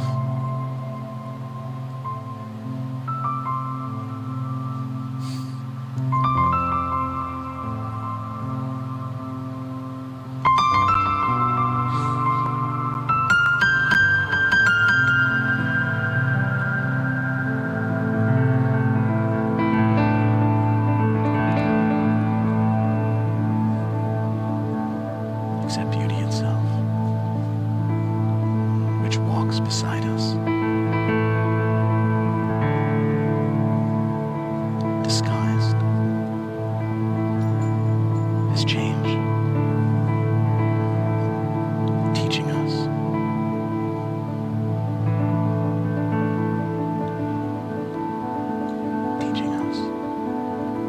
to fall in love with a passing world.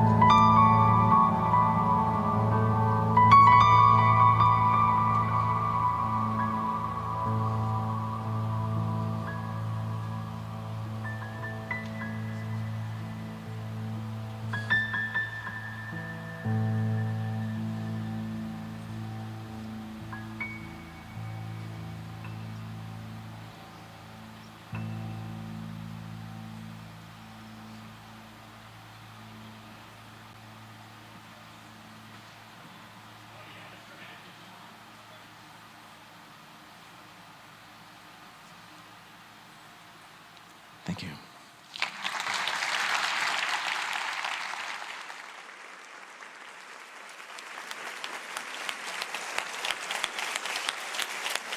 Murray, that was incredible and transcendent. Thank you so much for this. What a gift that was. I have some questions I want to ask you. I know they're going to be taking the piano away. Yeah, let's go. Over here. Tell me again your sister's name? Marielle. Marielle. Yes. She's just beautiful. The photo of you and her in that photo together. Was Marielle, did you share music together? Is that where this, tell me about her music. We did. My folks gave us all music, all 5 of us. She was the youngest. I'm the second. And she played the piano, the harp, the violin, but she was mainly a dancer. And at such a young age, she was only 23, but at 18, she started her own dance school as a big sister, a mentor for young girls, teaching them to dance. And through dance, she was actually teaching them about positive body image, self-confidence, just a role model of role models. And she was just my beloved. And now, every time I sit to play, no matter where it is, whether it's on this stage or anywhere around the world, right before I start, I always imagine her dancing at the other end of the piano. Oh. So, and that's really, for me, it's how do I bring her into my life, into the rest of my life, and just bring that love in with me. Yeah. Oh, it was so felt, right? It was really felt. I think the thing that struck me that was so profound was I heard in there was a line that you said, a note dissolves. Yeah. And we were in the swell of a moment and you would keep talking about there's an ending. It dissolves, it goes away. And here we were in this beautiful moment knowing it was going to crescendo and go away, and just like a life. Yeah. You know? It's funny, we all listen to music here. Whatever music you listen to, we all listen to music. Do we listen for the ending of it? No, we listen to the music as it unfolds. It's not about the ending. Otherwise, we just listen to endings. It is the ultimate metaphor for life, because it is truly, we say it's about the journey, but it really is. We want to experience the ups, the downs, the tension and release. That's what music is at its heart, at its core. And that is what life is. Would life be interesting without the ups and downs, the tensions? Yeah, maybe we don't want them being like this. With music too, right? We kind of want a little bit of this, but you don't want this, right? So that to me is music. And, music is the art form that is in many ways the most ephemeral. You can't touch music. You can't even see it. We experience it, but not like painting or sculpture or where we can physically touch it, but we can certainly feel it. We feel it in a very different way. So it is the most fleeting, and yes, each time a note sounds, especially at the piano, it then disappears, and then it's about the listening into the next. Yeah. And so as we say, music is the space between the notes. And in many ways, for those that, we all go through grief at some point, but those spaces hold a cherished place for all of us, because they might feel empty at first, but then it's a question of what are we going to fill them with? Absolutely. Oh my gosh, Murray, that was so wonderful. Give me a hug. That was great. Oh, thank you. Thank you so much.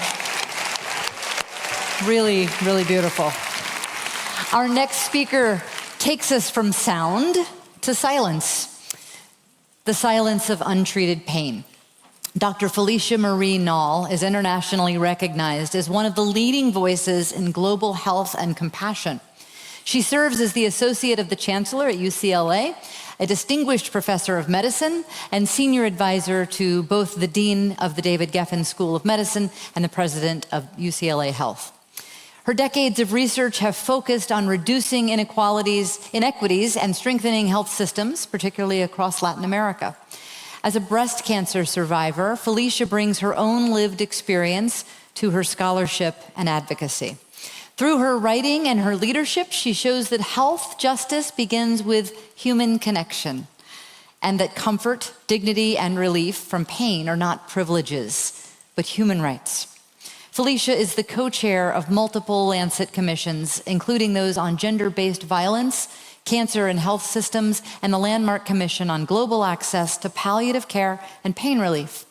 Her leadership on that 2017 report revealed a staggering truth, that most of the world's population lives and dies without access to even basic pain relief. Calling this not a medical problem, but a moral one. It is a profound honor to welcome to our stage an internationally renowned expert with a bridge builder between science and empathy, and a true champion of humanity. Please welcome Dr. Felicia Marie Nall.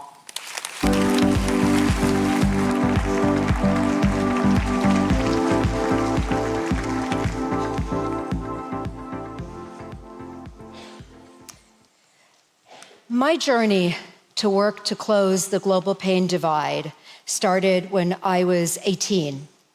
I was with my father, who was dying of a concentration camp-related stomach cancer on the 17th floor of Mount Sinai Hospital in Toronto. It was the last days of his life. He had suffered terribly, and by this point, he could no longer speak. I asked him if he was in pain, and he squeezed my hand. So off I went to speak to the residents and physicians and ask for more pain relief medication. And they said, sadly, they couldn't give it to me because it would hasten his death. He kept squeezing my hand, and I persisted and insisted that we needed more pain relief medication. So on that last night, 2 of his injections came closer together, and some medication was left beside his bed, and I gave him that medication, and he was in peace a few hours later and passed. Fast forward many years later, I'm working on improving access for women with breast cancer to chemotherapy. And I go to visit one of our pilot projects and one of our patients, Doña Lucinda, in a small secondary level hospital in Ciudad Guzman, about 2.5 hours from the capital city of Jalisco. And we come in, my oncologist and I, Dr. Julie Graylow, to see our patient, and Julie says, this patient does not need chemotherapy. She is at the end of life. She was there with her 17-year-old daughter.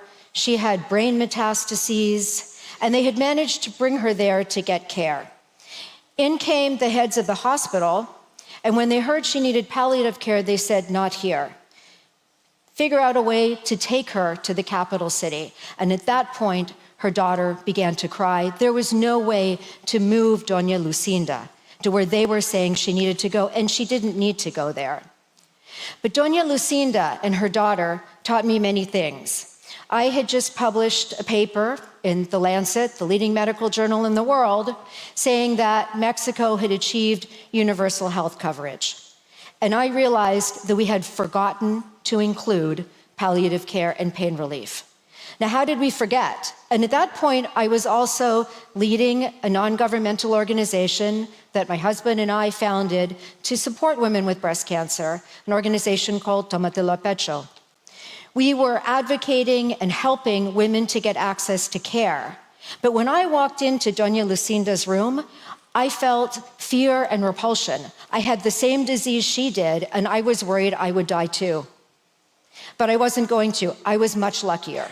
And that was the point at which I realized that many of us who do advocacy around cancer are rejecting those who are not going to survive their cancer. We put up these false divides and divisions between the survivors and the not. And that led us to think very carefully about what had to be done to increase access to palliative care and to link patients.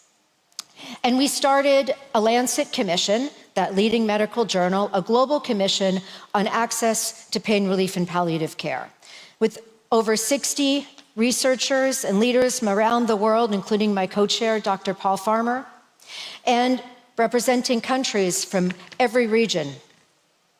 We began to work and produced the report that is freely available, and you'll see the QR code on screen. The cover of that report is another woman who taught me something very important. This abuelita, we met her in the National Cancer Institute of Mexico, the INCAN, where I was living at the time. She didn't speak Spanish, but she didn't have any word, even in her own dialect, for pain, for the pain that she was feeling. This was just part of what she had lived all her life, and in the last years related to fulminating cervical cancer. But that day she was going to receive support and care to deal with her pain and to get access to palliative care. And that began to convince us and teach us that there was a way to close the global pain divide and to fix the tremendous abyss that there is in access to palliative care overall. We decided to map and to present visually what the pain pandemic looks like. You see really two things on that screen. First, an engorged United States, Canada, and Australia. And second, the rest of the world disappearing. Latin America is tiny, India is a line, Africa is very small, Russia and China, the rest of the world disappears, because what you're seeing on that map is access to pain relief medication compared to the need for that medication at end of life and for palliative care. The basic statistic to keep in mind is that the 50% poorest in our world have less than 1% of the opioid medicines to relieve their pain. But you have to contrast the pain pandemic with the opioid epidemic. Both are very serious. We lose patients to opioid use disorder in this country every day. But what you're seeing in that map also was the best case scenario for palliative care in terms of access to pain relief medication, because it doesn't include other needs, like, for example, surgery. And this, I can tell you as someone who has lived through 2 mastectomies. When I woke up from my first mastectomy, I had to decide whether or not it hurt more to breathe or not to breathe. Very, very luckily for me, thank God, the morphine came quickly, and I was able to get through the pain and agony of those days, and to be able to live my breast cancer alongside my family that supported me through it for the months and years that were needed. But it taught me a lesson that many patients have to deal with. They choose between suicide and pain. And that we learned, for example, from one of the leaders in palliative care, Dr. Rajagopal, who has made access to palliative care his cause in India and particularly in Kerala, and has done incredible things to close the global pain divide. But Raj's testimony that he shared with us as a physician was having helped one man who was in tremendous pain to get access to morphine. And yet, there was a stock out the next week. The patient came and the patient said to Raj, "If there is no morphine next week, I will hang myself from that tree." And he picked the tree. And Raj says that he knew he was serious, and that is the sort of choice that patients make all over the world. But what about their family members, their loved ones, the professionals who give them care?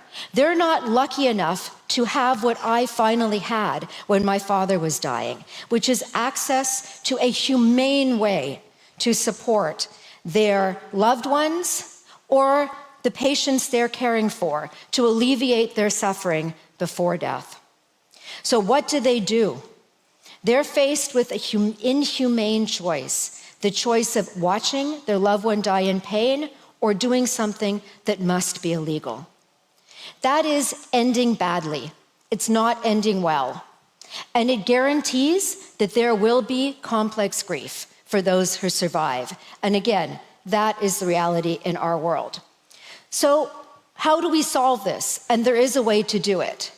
And we call it access without excess, or a balanced approach. And there are countries in the world that do this well, even though the United States clearly does not.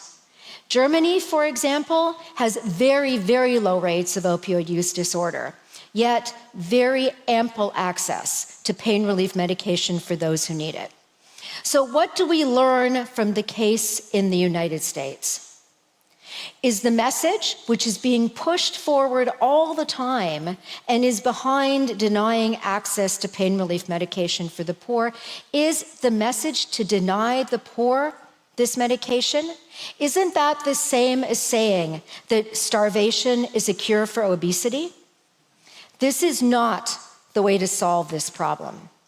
But we have, as a commission and around the world, thought of ways that this can be relatively easily solved. And the key is access to off-patent, inexpensive, frankly cheap, oral and injectable morphine. One of the reasons why we don't have it is, in fact, because it's so cheap. Nobody wants to produce it because there is no profit. But the lack of a profit motive is the key to ensuring that there isn't overuse and abuse. There's no reason to have an illegal market or to push a substance when there is no profit margin.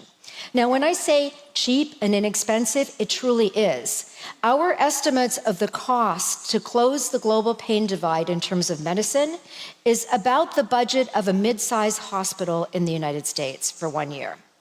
And a piece of data that always sticks in my mind, because sometimes I'm asked, if you had $1 million for global health, what would you do?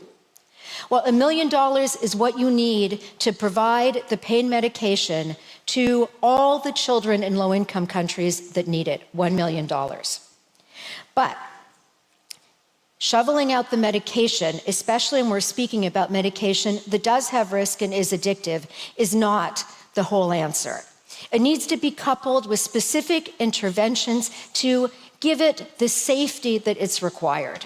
And at the core of that are adequate human resources and training.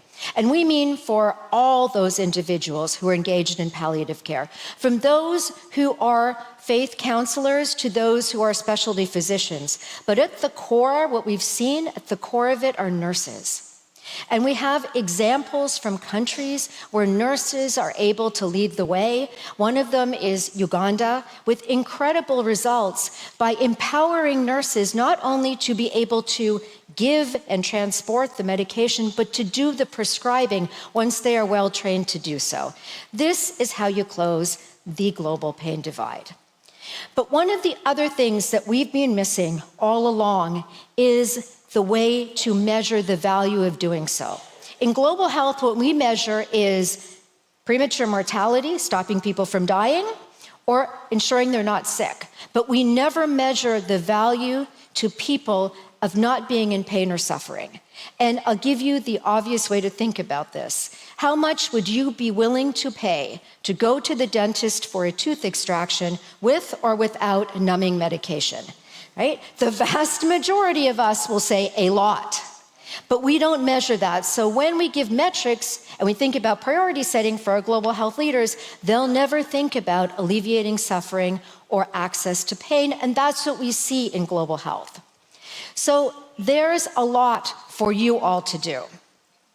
There's a way to push forward these solutions. And at the core is just to care about the suffering and pain of the poor, which most people don't think about.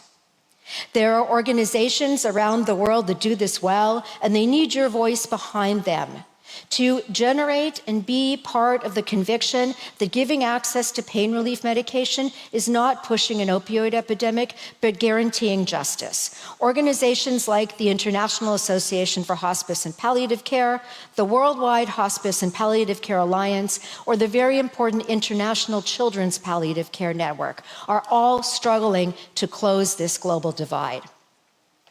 There's a lot of discussion now in the world about what is a wicked problem. And a wicked problem is one for which we don't have a solution.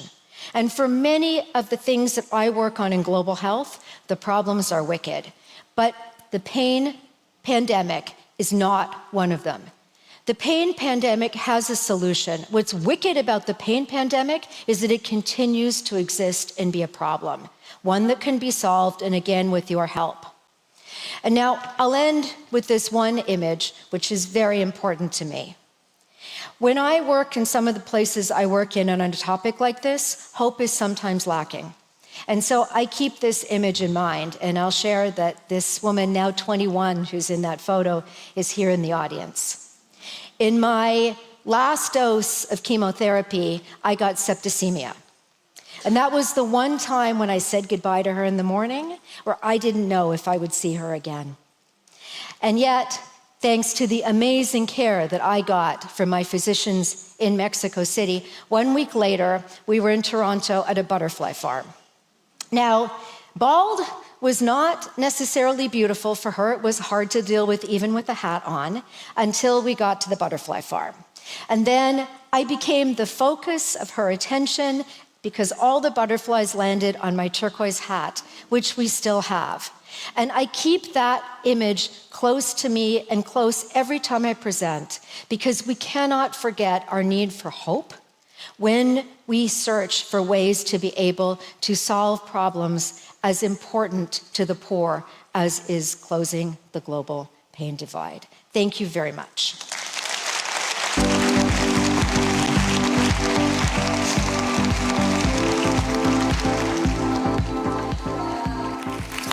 That was fire and clarity and heart. Now we turn to 4 powerhouses who are reshaping how our culture talks and feels about dying. For too long, death was the story no one wanted to tell. Am I on this side? I'm going to be on this side. But that's changing. And these women are leading the charge, bringing mortality into the mainstream with humor, candor, and unflinching love. First up, Emmy Award-winning actress Catherine LaNasa, star of The Pit. Her work is breaking new ground by bringing the realities of illness, care, and family into prime time. And the show's portrayal of nurses has struck a real chord.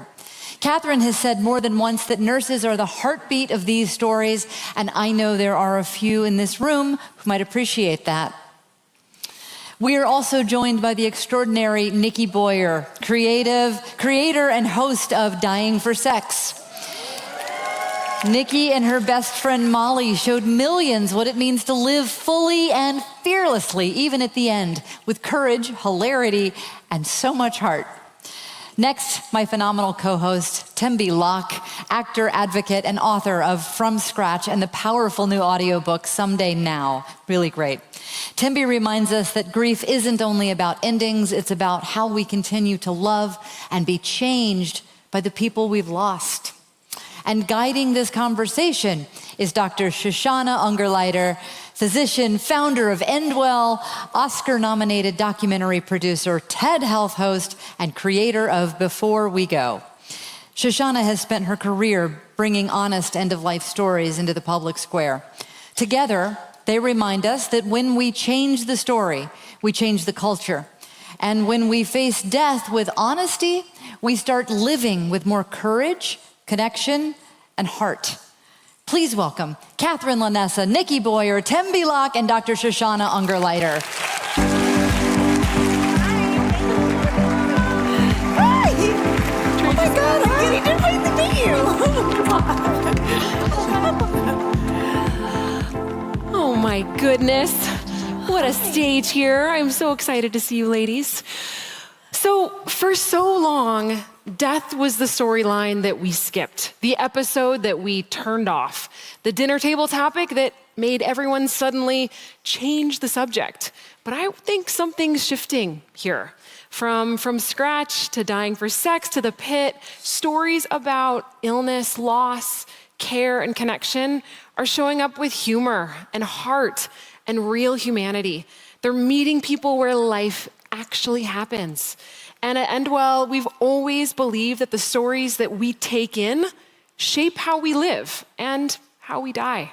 And now we have the data to back that up. In a study that we did with the USC Annenberg Norman Lear Center, people who watched or listened to thoughtful portrayals of serious illness or end-of-life care were far more likely to have real conversations with the people they love about advanced directives, about what matters most, and how they want to be supported.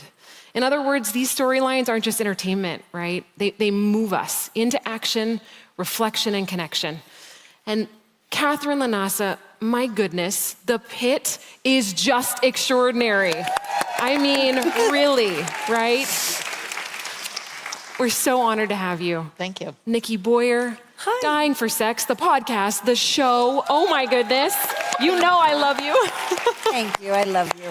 And Tembi, my dear, from scratch, it's gorgeous. Truly. I'm really so honored to have this conversation with you all. So let's talk about how storytelling is changing not only how and what we think about death, but how we live through it. I want to start with what lit the match. And you all told stories that most people would run from, right? The intimate, the messy, the real. And Catherine, I want to start with you. The Pit brings illness and family and caregiving into primetime in a way that we rarely see. What pulled you toward a story like this? Was there a moment that you realized, this is not just entertainment, this is gonna touch people's real lives? Yeah, I think one of the things, particularly as it pertains to death and dying, is that I feel like when we see these stories in television, we get to see a 360. So often when we're experiencing them in our own life, we maybe have an agenda or something, a way that we want something to happen, and someone else in our family has another way they want it to happen, or, or things are getting overlooked or whatever. And I like that, I think it's healthy for people to get to see all sides of the story. Like when Mr. Spencer's children, one of them wanted to intubate him against his own wishes, but really just because she wanted to keep him alive, and the way that they dealt with that. I've had experiences in my own life where it's funny, I think the older the children are when their parent dies, the more they're in denial that they're dying. I had, 2 experiences like that. So I really appreciated that. And in the very first audition scene, Dr. Langdon that I did before I even got on the show, he was saying something like, why doesn't he just get the person out of the room? It was a teenager that had died from a drug overdose, a young college student. He says, then he can actually help somebody. And I said, he is helping somebody. He's helping... these 2 parents that can't admit that their child is dead, that are standing there praying over their own child because they can't admit that he's gone. And the fact that was that was just before I even had the job. I thought that was so interesting. And also the fact that they allowed Dr. Robbie to take these parents through all testing and doing things, even though he knew he was brain dead, he allowed them that process. And it was so compassionate and interesting, that he allowed that. I thought that was really, really cool. And I know this Endwell's a part of the Pit, advised on the Pit, so I'm sure we all appreciate that. Yeah, and you all did an incredible job. I mean, my goodness, showing that 360 view of it all. Very realistic, I will say. Tembi, from scratch, ask you to bring your own love and loss and grief to the screen. What helped you say yes to sharing something so deeply personal? And how did you find the courage to trust that your private story could hold space for millions and millions of others? Thank you for that question. I think my why for saying yes to it being more than the book that I had already written, which I knew was my story, in the way only that I could tell it. When you adapt something for screen, it's going to change. It's a different medium. It's a larger canvas. It's going to reach in a different way. And so I really asked myself, why? But I also knew that I had in this an opportunity to tell a very universal story. From the point of view of the caregiver and the family. And I felt that that was worth whatever it might bring up for me, because in doing that, I might be able to create a show that could do the very thing that I didn't get to have in real life. So it would be healing, which is to say, it was a nurse who helped me get palliative care, not a physician. I actually had to Google it on my phone. I didn't know what palliative care was. And a nurse said, I think you might need this. So I felt that as much as my personal story, and I was serving up my love, my life, my family, I also knew it was kind of everybody's story. And by the time you get to do something on screen, you really are reaching for the universal. in the hopes that you can make change, in the hopes that, I remember we all have seen Shirley MacLaine in Terms of Endearment, right? And when she's like in the hospital, get her more morphine, she needs more morphine. That was what I thought that's what it had to look like in a hospital. It just had to look like a parent clenching, screaming for help. And I thought, what if we had something on screen that showed something different? Yeah. You did that. Yeah. Oh, Nikki. Hi. Hi, honey. Hi, everybody. Oh my gosh, Dying for Sex is raw, it's intimate, it's wildly honest, and funny and heartbreaking all at once. And what was the moment that you knew that Molly's story, your best friend, needed to be shared, even knowing how vulnerable it would make you, right? And what told you that the world was ready to receive it? I don't think anything told me that the world was ready. And can we, is this PG? I don't know. No, say whatever you want. Plug your ears if you need. I didn't really give a shit if the world was ready, to be honest. Yeah. I think what I knew was, because I was in the car with her and she was telling me about what was going on with her. She obviously had her terminal diagnosis. She was dating and exploring with her body. And I just remember thinking, there's something here. We were outside of Trader Joe's on Hazeltine in the Valley trying to find parking. And I said, I think there's a show here and I think it's called Dying for Sex. And she just put her hands on the seat and said, yes, yes. And I could feel her with me right now even. I felt like that something else gave me that permission. Her, obviously, but something else. And I was like a dog with a bone from that moment on. Because it's also easier to tell somebody else's story than it is to tell your own, so I could kind of hide. But it's interesting you brought that vulnerability up, is that the more I dove into her story, the more I had to crack myself open. And so I think what gave me permission, I think because I couldn't really find a job doing anything else either. Seriously. Oh my goodness. Oh, I love hearing how these stories came into the world. That's so powerful. And it leads me right into something that I've been thinking about. Even in the hardest moments, each of your projects makes space for light, right? And what I love is how grounded and alive they all feel. They're honest and human and so funny and messy. And they remind us that even in loss, people still reach for connection, for laughter, for something that, feels like taking a deep breath, right? And so I want to talk about that balance. And Catherine, the Pit walks this wonderful line between heartbreak and humor, especially in the way that the care team, including the nurses, is portrayed. How did you and the creative team think about bringing in those lighter moments without losing the seriousness of the story?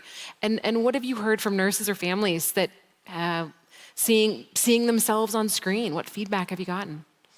I think the Pit tries to go for reality. I think at its heart, when I asked John Wells what he wanted, was it like a documentary? And he said, no, a documentary identifies the subject. He said, I want to feel like you're inside it, right? And I think we were just talking, like, this exists in life. I was just telling her about, I've been a big part of 2 deaths where I was with the person while they were dying for a while and then they died. And, when I was telling my grandmother, oh, Minna, you've just been the best grandmother. And then she just gave me this look and she goes, where's Jean? You know what I mean? Like these things, it's just, I have 1,000 of these, these things happen. They're funny, right? And so, and if we can't, I can also remember, it's like she really wanted to go home, something that you guys advocate when we talk about, right?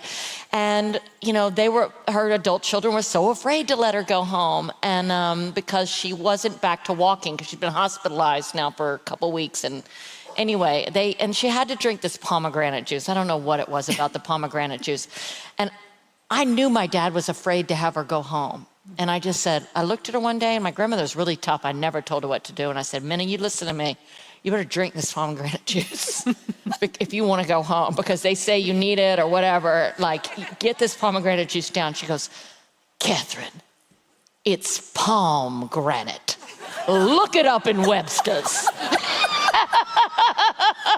my gosh. This is life. This is real life. And so I think having been through enough deaths, my own cancer journey, being in the hospital, this is how it is. And so, like, why not just take those breaths? Otherwise, I think the show would have been too heavy. And then, to the second part of the question, I can't tell you how many doctors and nurses have come up to me in real life, friends and neighbors that are working in the community, and also people online, and just they feel so seen, And I was thinking about that. I was thinking about things that I've had to deal with in my own life, that caused me grief or trauma. And, sometimes they when they come up, you get to have a little cry about it, or you have a little, and tears here heal the soul, right? And so I think that they get to revisit something like the death of a patient someone was telling me about, like when a kid dies in the hospital, it's just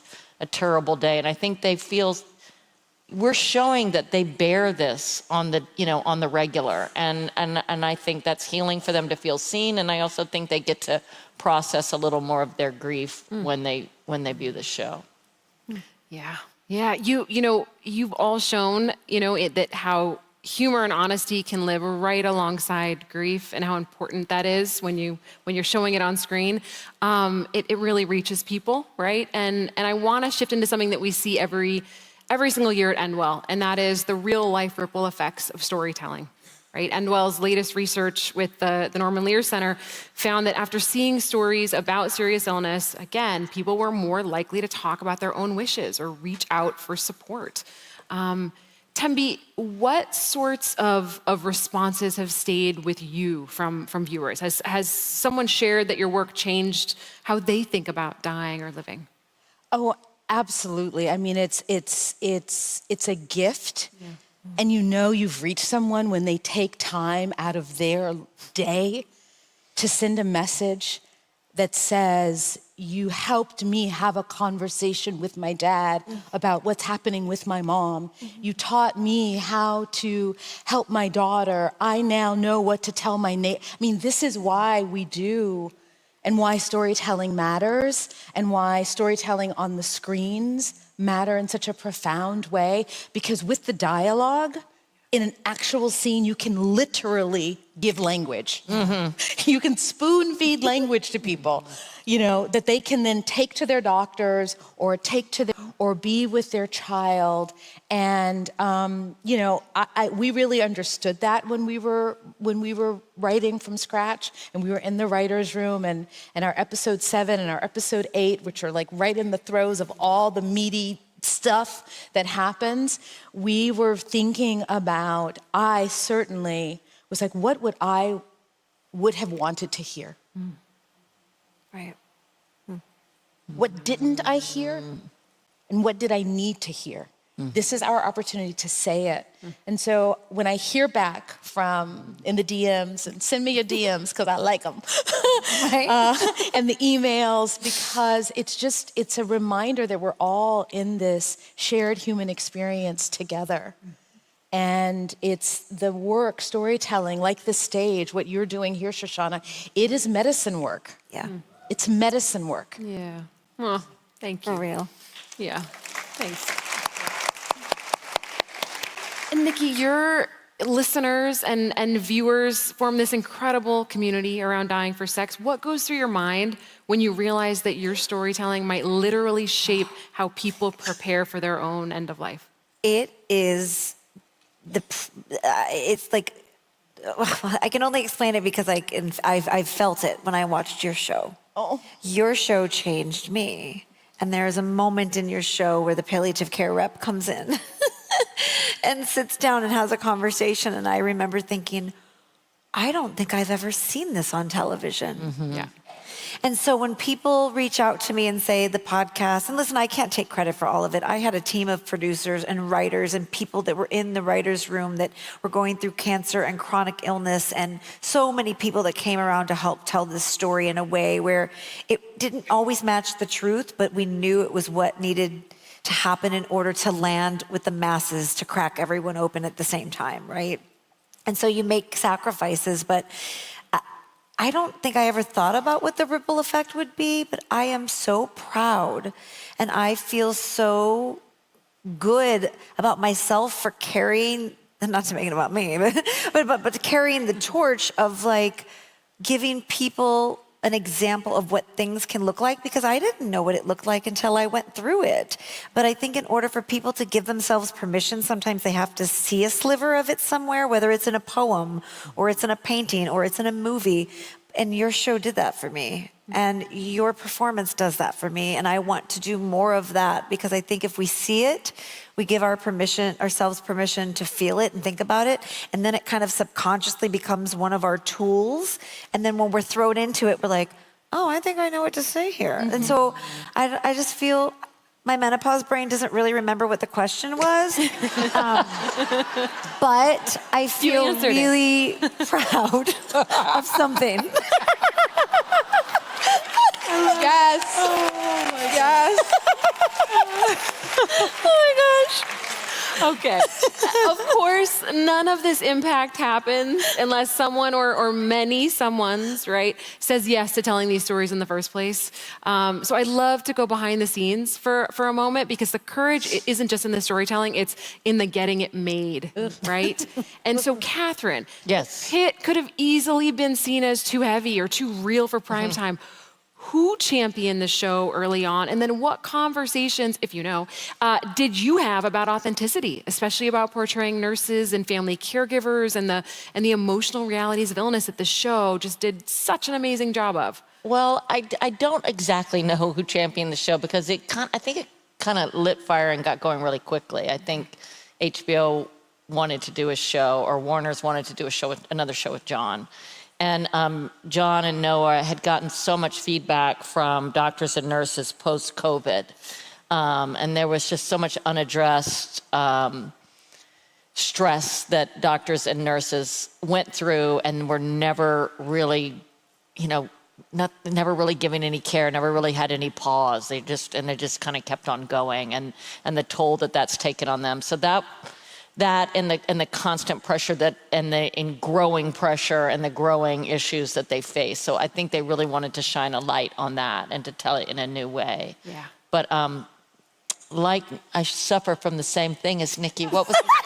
Oh no, you getting it made. You answered it, right? What was the second part? The conversations about part. I'm clearly giving my questions are too long. Authenticity about portraying nurses and family caregivers, and yeah. Oh wait, I had a really good idea about what was I telling you about? What were we talking about? Right? You're asking me to remember something? What? We're also normalizing menopause here today. Yeah, when's that? You're welcome.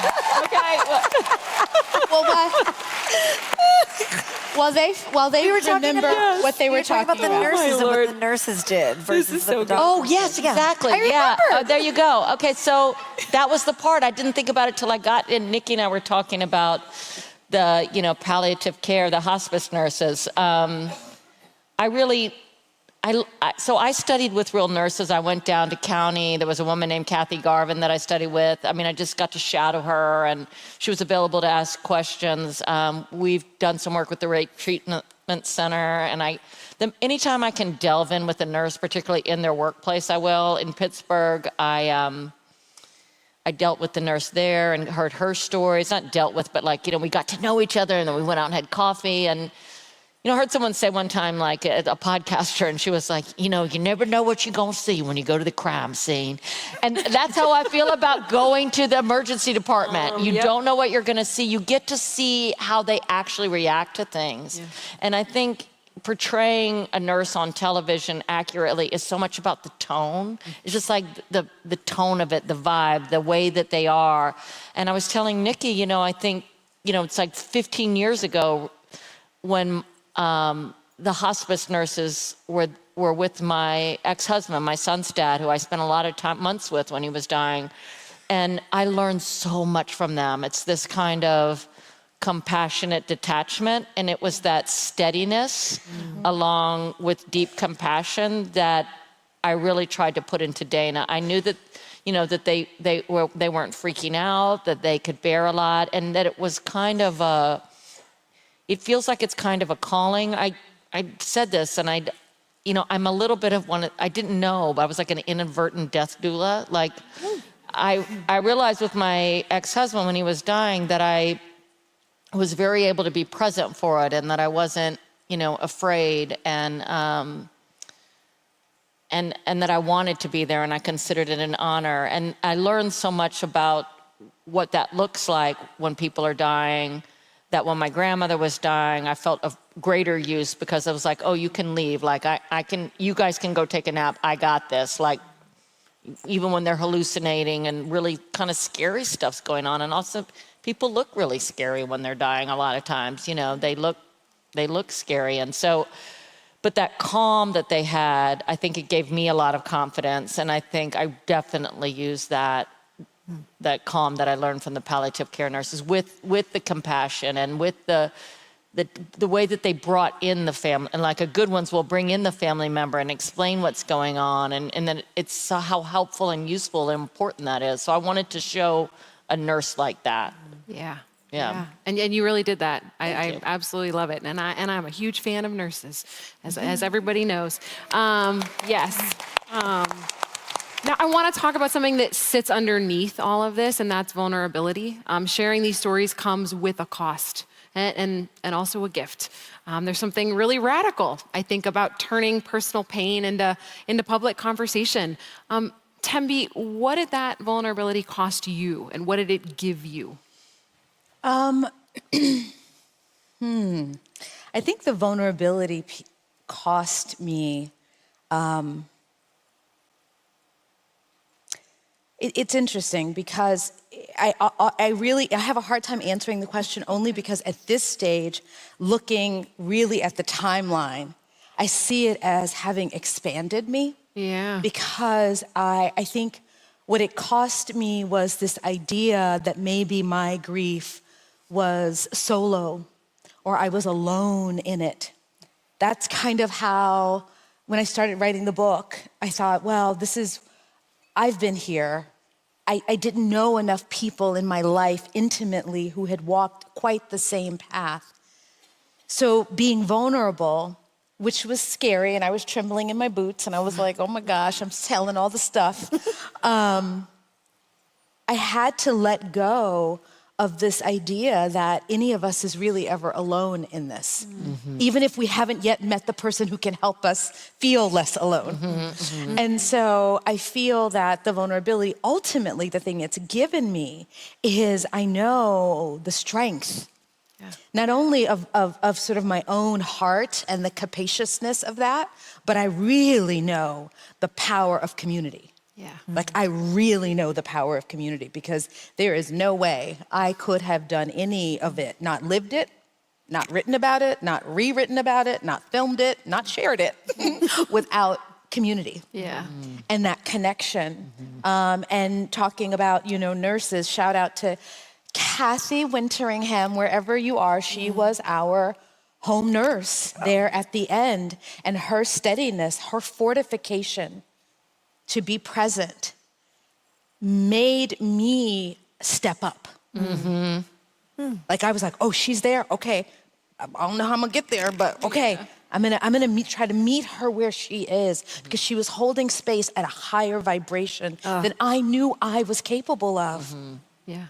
And then that allowed me to do that for my daughter. Yeah. So the vulnerability is like, it's kind of less like the core ingredient to like do the big, beautiful stuff. Yes.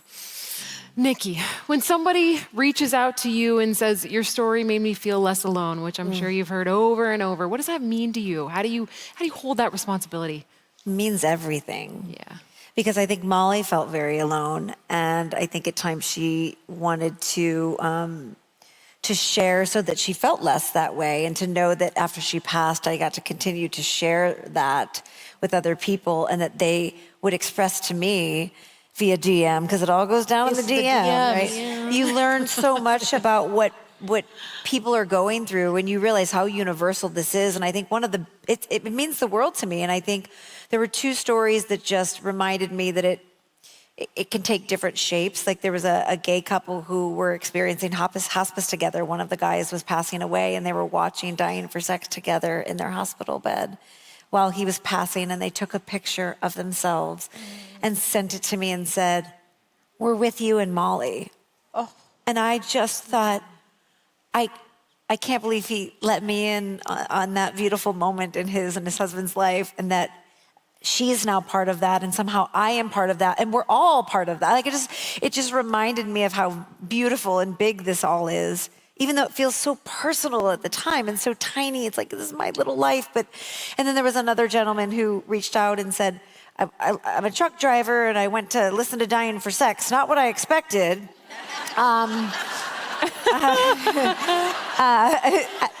I know, right? And then he said, I haven't spoken to my mother in 10 years, and I pulled over the truck and I called her today.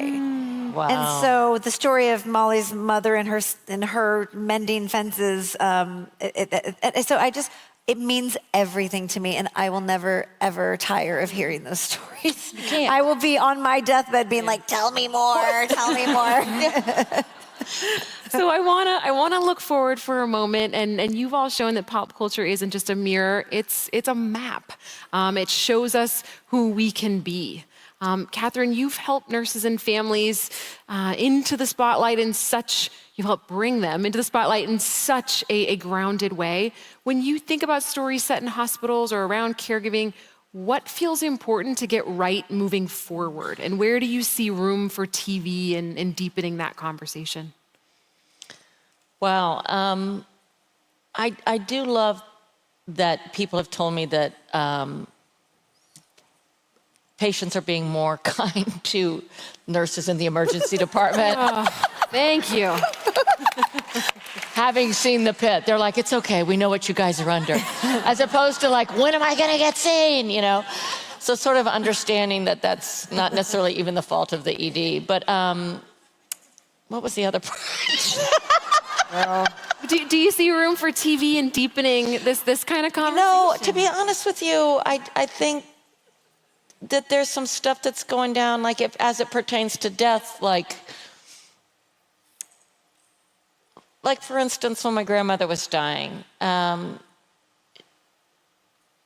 so she spent 30 hours hallucinating, right? And then she's finally stopped hallucinating. But because it's time to take her blood pressure or whatever, they flip on all the lights, you know, and come into the room, and it's like she's 100.5. Oh. You know, this idea that people could have a directive, you know, it's a lot of the NWell mission, you know. We have plans for births now, like how we want our birth to go. We do want an epidural. We don't. We want this. We want that. You know, it'd be really nice if we could sort of start bringing some of that thoughtfulness into the conversation around death. You know, just other things. Like I remember she had to. Again, it was like they were going to make her go get her exercise that very same morning. It's like she's. You know, maybe she could rest. I don't know. She's been hallucinating for 30 hours, which is kind of like us having a seizure. You know, it's really intense on the body. So just the fact that there was this kind of almost zero thought that we just follow a protocol, and the dying process in the hospital that I was in didn't seem all that patient-centered. Yeah. And so I think expanding, some of those conversations. Yeah, love that. Well, I'm being told that we have to wrap this conversation, even though I want to keep talking to you guys keep going. But we'll just do a podcast about it. I know, let's do a podcast. So as we look ahead, I'm reminded that culture change happens one conversation, one story, one brave person at a time. And if there's one thing that our research keeps showing, it's that stories do what data alone can't. They open us, they move us, they help us live more honestly. I just want to say, Catherine, Nikki, Tembi, thank you for the thought and the care that you bring to your work, and for using your craft to make the unspeakable speakable. Grateful. Thank you. Thank you. Thank you. Thank you. Thank you. Hi, honey. Okay, we have to find her. I know. Thank you so much. Thank you so much. Am my mic working? Hello, hello. Okay, there we are. Thank you, Shoshana, Catherine, Nikki, and Tembi. Thank God they talked about menopause as well as I'm like, yes, let's menopause and end-of-life care. I could talk all night about that. We're going to segue from pop culture into technology. Our next speaker coming up is the wonderful Melissa Reeder. Through her work with her technology, I'm going to let's see, Melissa found herself facing the silence that follows loss, the space where systems fall short and human hearts are left to navigate what comes next. She has turned heartbreak into a mission to make sure that others are never left alone in the aftermath of death. Through her work as the founder of Violet, an Australian nonprofit, and founder and CEO of Vera, a technology platform, Melissa, I love this, has come to believe something radical, that technology, when handled with heart, can actually help us care more, not less. Welcome Melissa Reeder, please.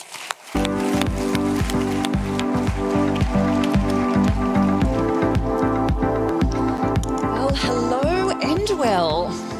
Thank you for having me here. What a panel that was, huh? What an act I have to follow. It's an absolute thrill to be here, and yeah, I think I've got some thought-provoking content for you this afternoon.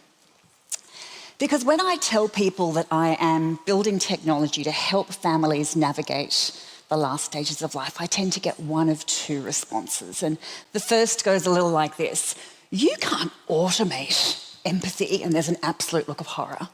Or I hear, finally, AI will solve end-of-life care.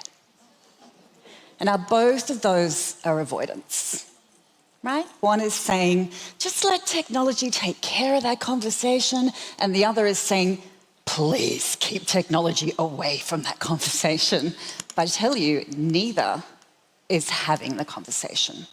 And that's just been such a consistent part of today's stories and presentations. But what we're seeing is that avoidance, it's just creating an enormous gap between what people desperately need in this stage of life and what our current system is providing. You know, it's really costing us the things that matter most. It's costing us the conversations that we keep putting off. It's costing us, you know, all of those moments of connection that we'll never get back. It's costing us compassion for ourselves and for each other, and also the courage for us together to face what's ahead inevitably, you know, while there's still time. And of course, it is also costing us billions and billions of dollars, but that's a subject for another conversation. So here's my radical question to you, Endwell audience.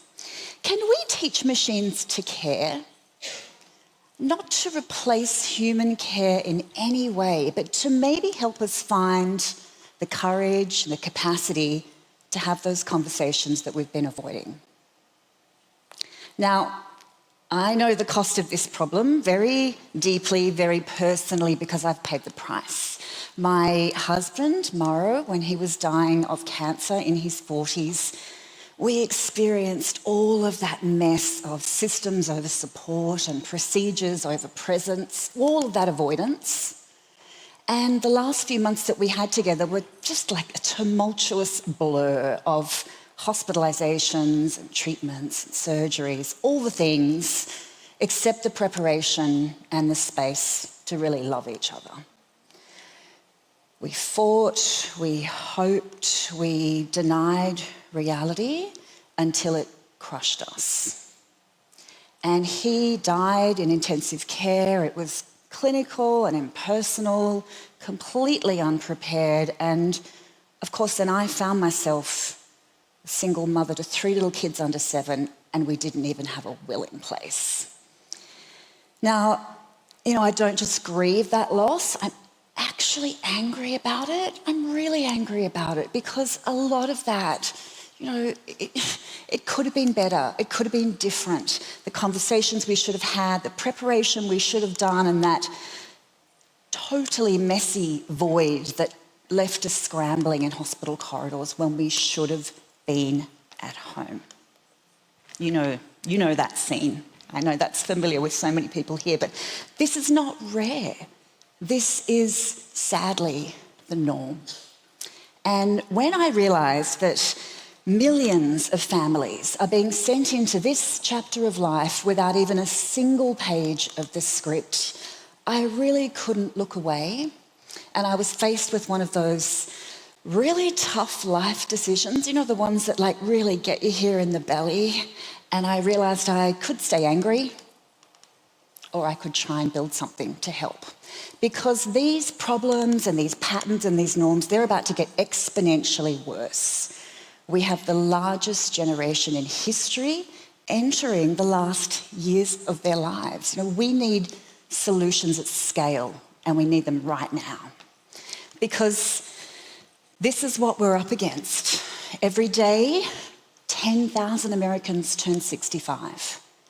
By 2030, 1 in 6 people on planet Earth will be over 60.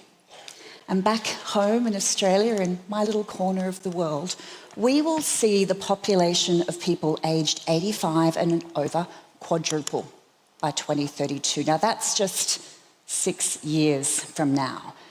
So the global silver tsunami, it's here. And of course, as people age, they need more care, and so do the families caring for them. But our systems are overwhelmed, our families are overwhelmed, and we simply don't have the human capital or the financial resources to meet people with human-only care as much as we want to. We don't have those resources. In America today, around 60 million adults, that's about 1 in 4, are already unpaid caregivers. Again, we've heard a lot about that today. Now, they're already exhausted, financially strained, and often, sadly, very invisible to the very systems they hold up. So we can't scale human-only care, but we can use technology to help us carry some of this weight together. Now, warning, if anyone uses the word chatbot around me, anyone? No. A chatbot is Siri. It is a customer service script with better syntax. That's not what I'm here to talk about. That's not what we're building. It's interesting today because most AI is trained on academic papers and books, things that have been intellectualized and filtered, and it's a little like trying to learn what it means to be human by just reading autopsy reports. You'll get the mechanics, you'll learn about the heart and the lungs and the brain, but you'll miss the life. The textbook will tell you, the patient may experience distress, discussing end-of-life issues. But that's not what it feels like if you're sitting in an oncologist's office and you've just heard the words 6 months and you have to go home and talk to your kids.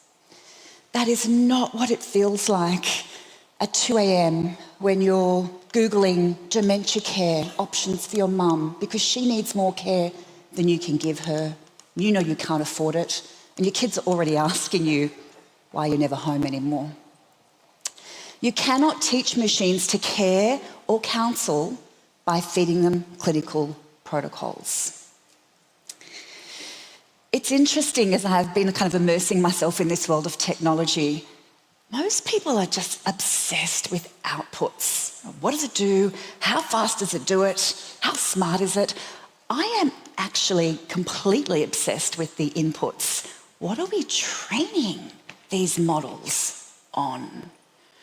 In our work, we're training our models on thousands of hours of lived experience, the DNA, in fact, of lived experience, real people, real conversations in this stage of life. And we've been doing a lot of this work with incredible thought partners like Dr. Catherine Mannix and Ira Byock, who are both friends of Endwell, to encode that very subtle wisdom, the pausing, the phrasing, the meaning making. Because when you get those foundations right, something pretty remarkable is possible, because empathetic AI now can not only understand what you're saying, but how you're saying it. Now, we've all had those moments where we hear someone say, "I'm fine." It actually means, "I am absolutely drowning." We know those moments. These models are now becoming sophisticated to do that sentiment analysis. There's a little bit of work here that I can share with you, and one of them is about an example, say, of when someone logs in, and they might want to talk about paperwork. So off they go, but the model starts to pick up some anxiety, some short sentences, some just markers of distress, and it pauses.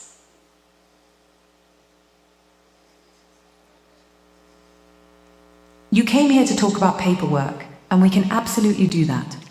But I'm sensing there might be something else going on. Want to tell me what's really on your mind? Maybe a caregiver is talking about her very routine day, all the things, all the spinning plates. And the model picks up again some distress. There's some self-blame. There's emotional flattening. Again, intervenes. Hold on a moment. I hear what's happening with your mum, but I'm wondering about you. How are you actually doing? So what might this mean? It means we can actually meet people when and where they need us. At 11 p.m. on a Monday night, when they're finally ready, not at 3 p.m. on the Tuesday because the clinic happens to be open. It means we can meet them in Mandarin when English doesn't hold their grief. It means we can meet them where and when they need us. This is not about replacing humans. Please, if you take one thing from my talk, please take that message clearly and concisely. This is about creating invitations that humans can't physically extend. And yes, it comes with immense and quite profound responsibility. Escalation to human support, full transparency, consent at every stage of the process. As I've been working in this space and in this role, I've learned that to truly innovate at that intersection of humanity and technology, to get that balance right, there's been a couple of big acts of courage that have been required.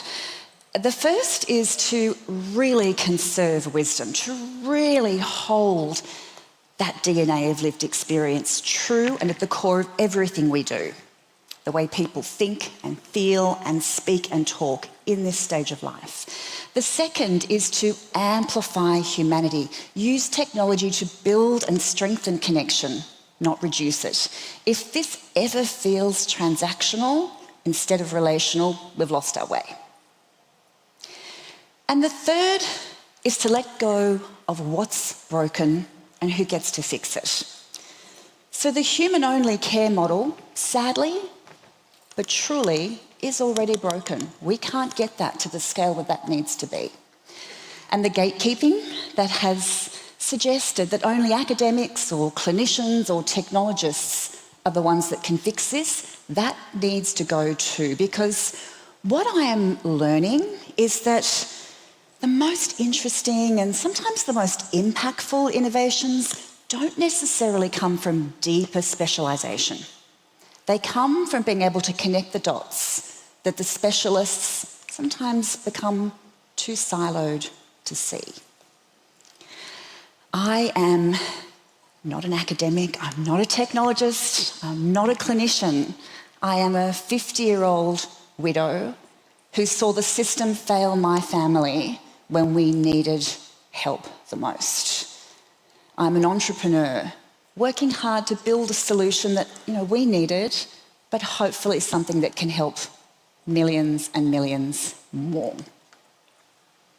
Now, some might call that a constraint. That's okay, because I actually call it my advantage. I can see across those silos. I can sometimes see what those incredible specialists do miss. And perhaps that ability to translate, to understand genuinely grief and design, caregiving and technology, maybe, hopefully, that's where some of those breakthroughs might happen. But let me tell you, I know there's plenty of skepticism out there. I can imagine there might be some stomachs churning a little bit with this conversation. And, I think that's something we have to be very open about and talk it through. I hear it all the time. You have to validate this. Clinical trials prove it reduces hospitalisation. And I say, maybe, eventually, But right now, I am focused on something quite different. I want to prove that families will actually use this, that they'll feel comfortable using this type of technology, and that it will help them have those conversations before it's too late. That acceptance and preparation together for this stage of life, it becomes an act of agency, not an act of defeat. Because of course, all the evidence tells us when people are prepared, when they've had those conversations and they have meaningful plans together, we do see those good outcomes. We see reduced hospitalisation, we see less complex grief, we see better care at lower cost. But data alone will not change culture. Culture changes at kitchen tables. And really that's the proof that I'm chasing. So really this is about alignment. It's about trying to close the gap between what people need in the last stages of life and what our current systems are providing.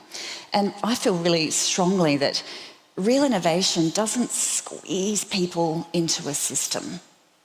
Real innovation is a thoughtful, considered, designed intervention that meets people where they are. But we are running out of time, and this worries me. This is not talked about enough, the size and the sheer volume of need from the ageing population and the demographic shifts that are happening in all Western countries. By 2030, 1 in 4 households will be caring for someone at either ends of life. That is not an empty statistic. That's this room. That's me. It's probably you. 9 out of 10 people say to us, I don't know where to start. They care deeply. They want to prepare, but they feel paralysed.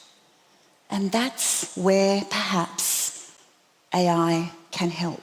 Not to automate care, but to provide an invitation to begin. So the future of care is not human or machine. It's human and machine working together, to really help us be most fully human in our most vulnerable moments. And to me, if we get this right, it might sound like this. It's late, isn't it? The house is finally quiet. You're running on empty, but here you are anyway, and that takes courage. I'm listening. What's weighing on you tonight? That's conversation. That's connection. That's courage. I think that's what radical bravery might be able to build. Thank you so much.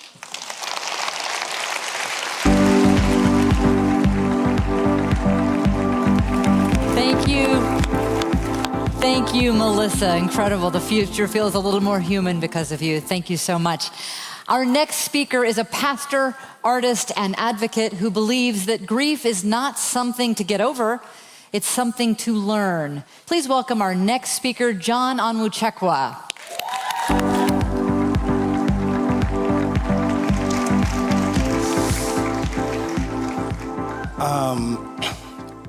One of my favorite quotes comes from Natasha Trethewey, and she says, "To survive trauma, one must be able to tell a story about it." Can I tell y'all a story? All right, can I make a confession? Whether or not you said yes, I was gonna tell my story anyway. I'm not a crier. Not because I don't think that men shouldn't cry. I'm a sensitive soul. I was singing Candy Rain to my 5th grade girlfriend, all right? I'm not a crier, not because I don't think that men shouldn't cry. I'm not a crier because I'm not a good one, right? I am a very ugly crier. I do not have the Denzel single tear dripping down chiseled cheek. When I cry, it's more like Viola Davis in Fences, right? That's the kind of crying that I had. So I try not to cry, but all that changed for me 8 years ago. April 2016, 2017. After grieving 10 years of unexplained infertility, me and my wife are driving south down I-85 to meet our newborn daughter. And so I do what you do, right? As we're in the silver Accord with the gray cloth interior, we are driving, and I do what you do when those trees just pass by. You zone out to your last, most vivid memory. For me, that took place 2 years prior, April 14th, 2015, still the worst day of my life. It's funny the things you remember on the worst day of your life. You remember all the unimportant things, right? I remember it was a Tuesday. I can still close my eyes and retrace the floor plan of the Longhorn Steakhouse in Orlando. I remember the unevenness of the pavement outside, but most importantly, I remember the way that the people's faces twisted between shock and horror and despair as they looked and tried not to look at me, screaming the words into my iPhone. He's dead? He's dead? Before you had a chance to pray or barter with God or any of the other things that you do on the worst day of your life, I found out that my 32-year-old brother was dead, and I was left holding nothing but the anxiety that came from knowing I would have to put my mom and my dad, my 3 remaining siblings, and every other unsuspecting restaurant bystander in their sphere through the same trauma. I do not remember much of the next 2 years except for I would just promptly and very quickly excuse myself out of every room that my tears would invite themselves into.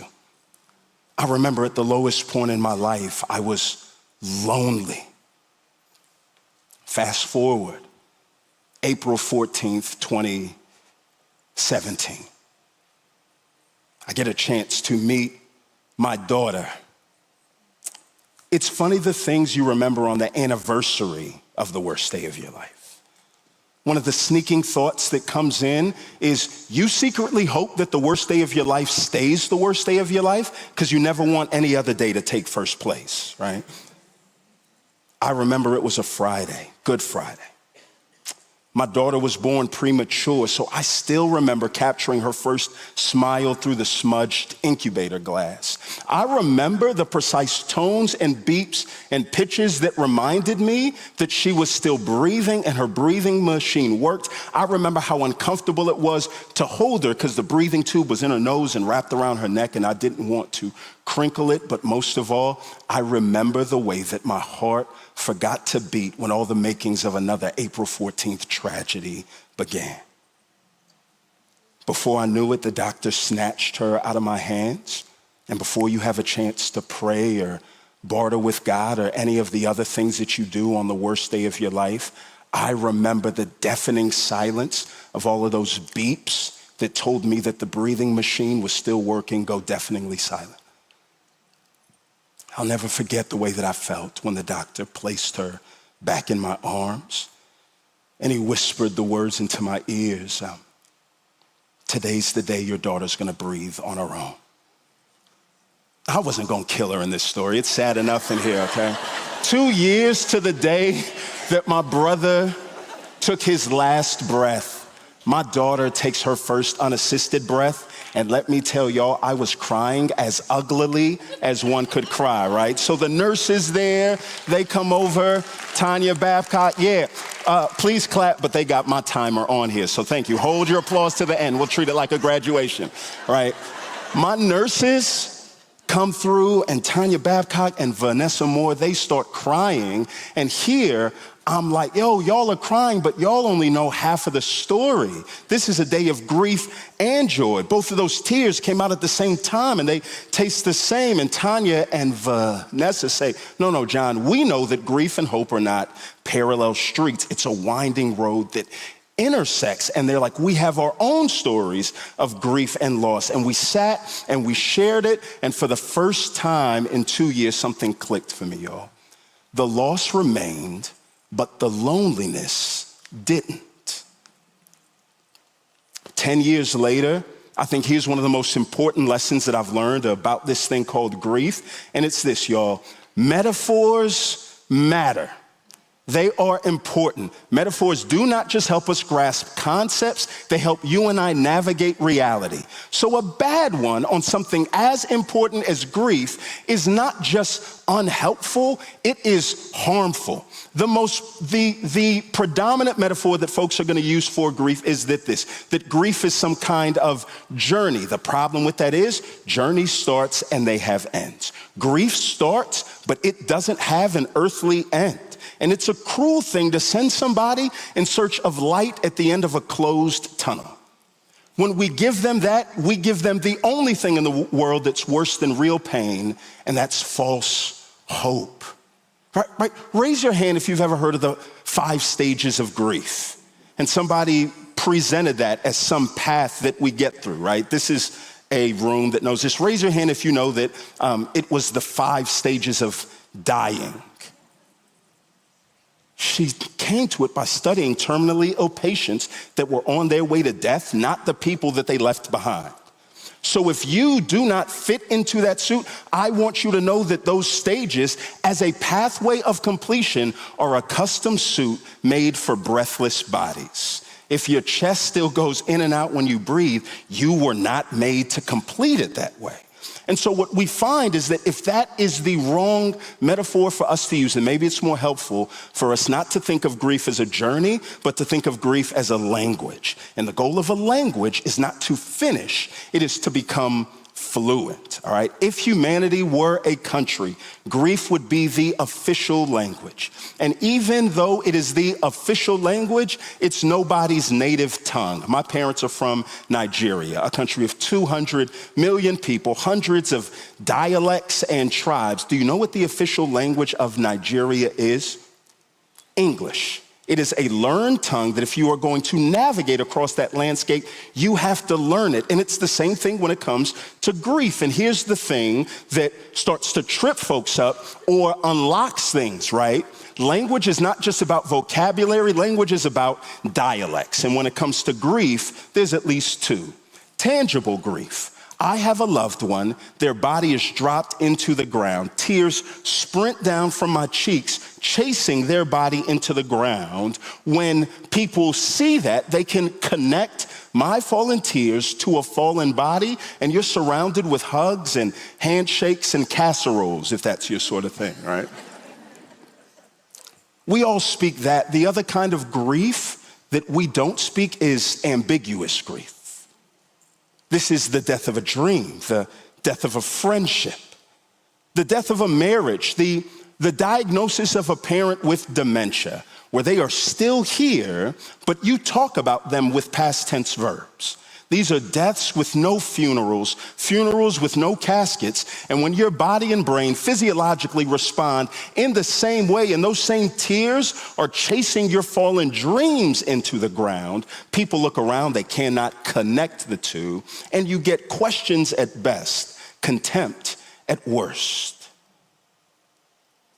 And when we realize the way that all of our grief work has failed, we find out that a problem well defined is a problem half solved. When we embrace grief as a language, we realize it's meant to solve a different problem, which is this. The biggest problem of grief is not the initial loss, it is the eventual loneliness.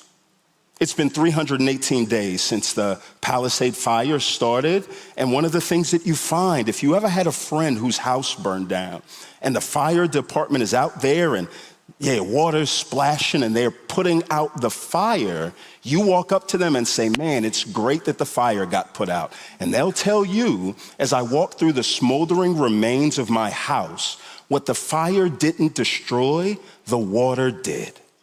What we find with grief and loss, and we know this, what the loss doesn't destroy, the loneliness does. When we share that deep grief and people think the way to put out the blazing fire of grief is to splash us with a bunch of sorry for your losses, it's a cul-de-sac where our loved ones are reduced to lost ones. But maybe there's a better way. Can I tell you all another story? No, I'm gonna tell it anyways, you know that, right?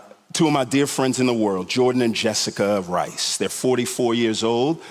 They've been married 12 years. It's both of their second marriages. Why?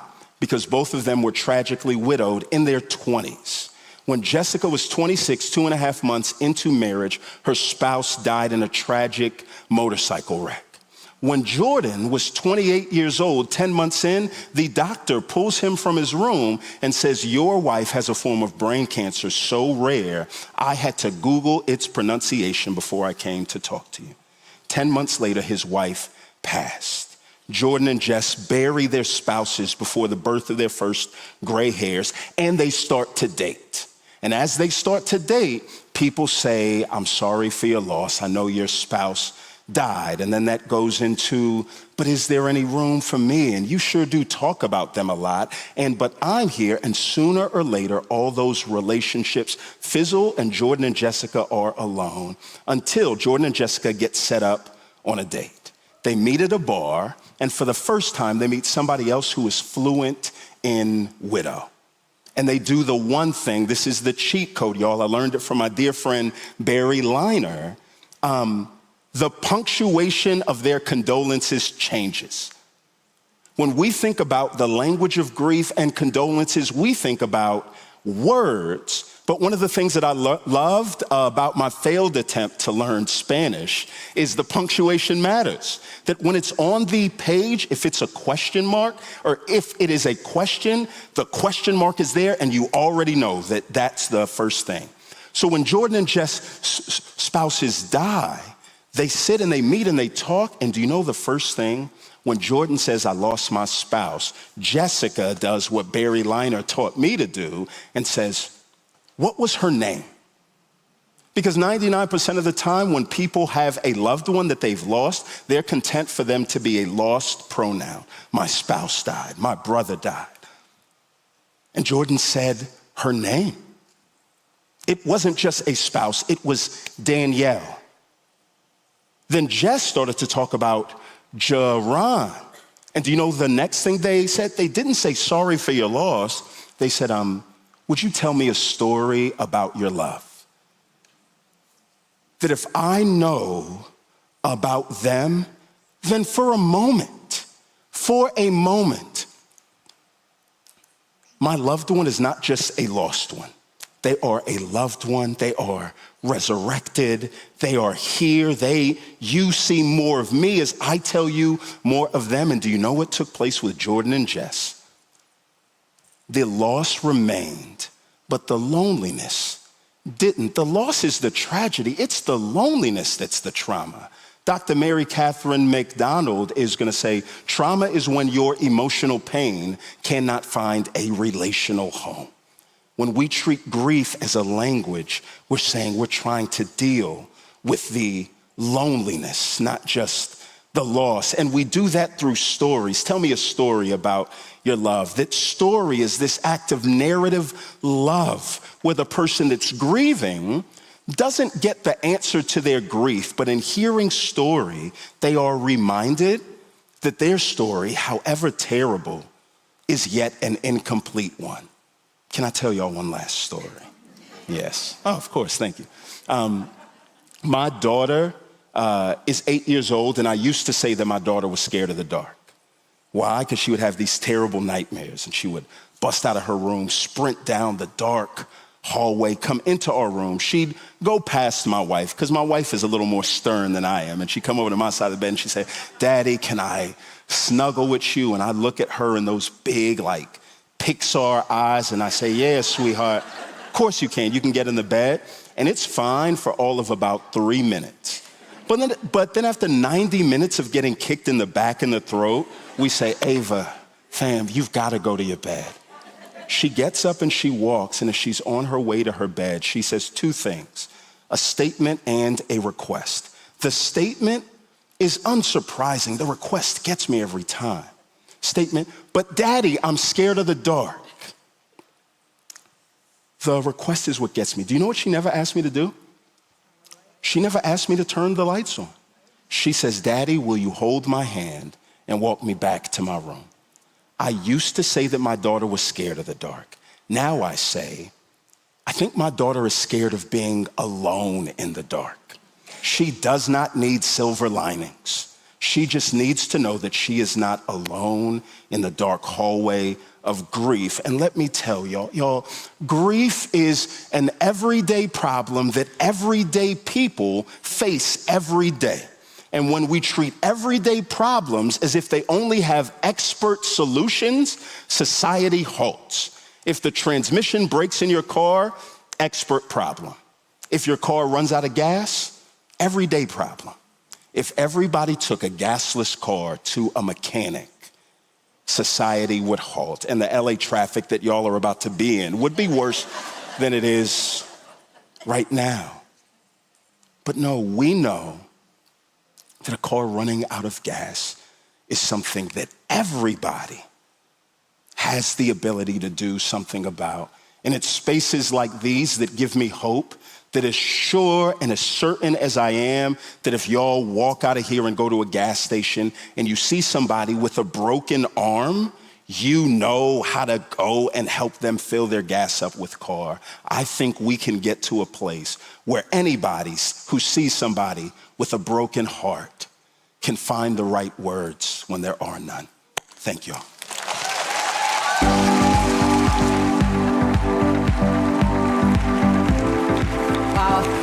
John, that was great. Amazing. Okay, our final speaker of the day is one of the great teachers on dying and living. Dr. Catherine Mannix is a palliative care physician from the UK who has sat beside thousands of people as they approached the end of life. Please welcome Dr. Catherine Mannix.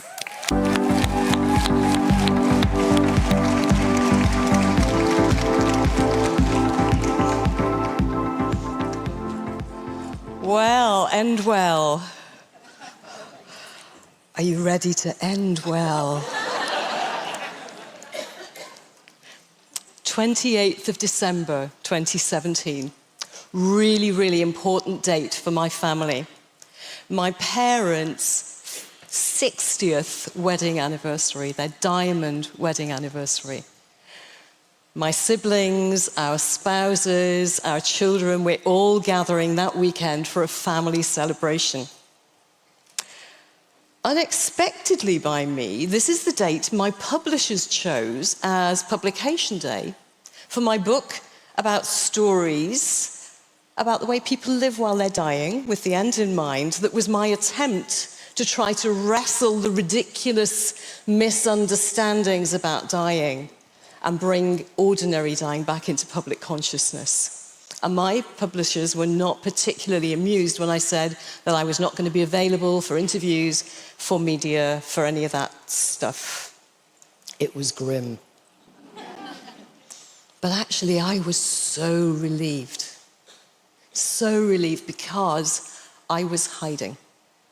And I was hiding because in telling genuine stories from my 30 years working in palliative care teams and hospice and hospitals, I was breaking that unspoken but precious pledge of confidentiality between clinician and patient, because you cannot ask permission to tell stories of people who are already dead.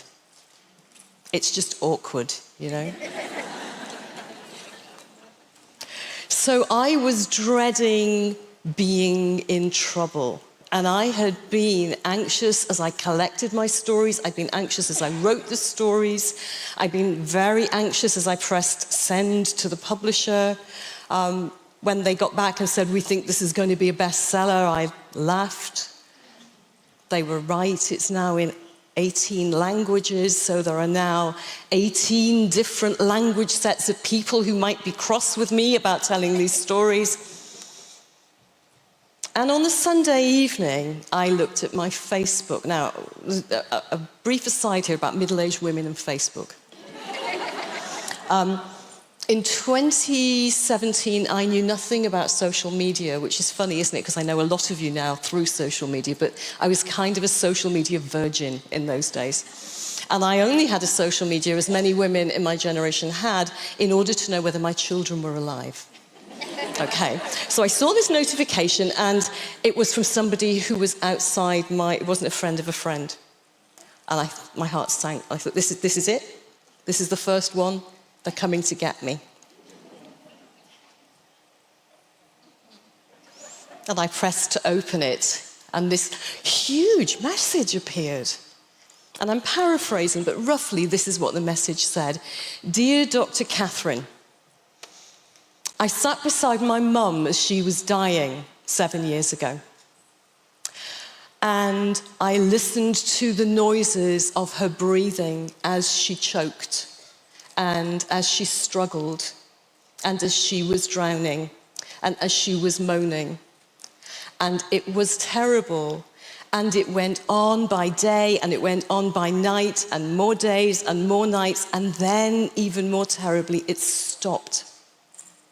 Except for me, it didn't stop. And I heard those noises in the silence. They woke me from my sleep. I could not get away from the noise of my mother's breathing in the last few days of her life. And after 2 years, my family doctor diagnosed post-traumatic stress disorder and sent me for psychotherapy. And I've been in therapy for 5 years. Yesterday, I read the story in your book where your first boss in hospice explained the process of ordinary dying to a patient called Sabine.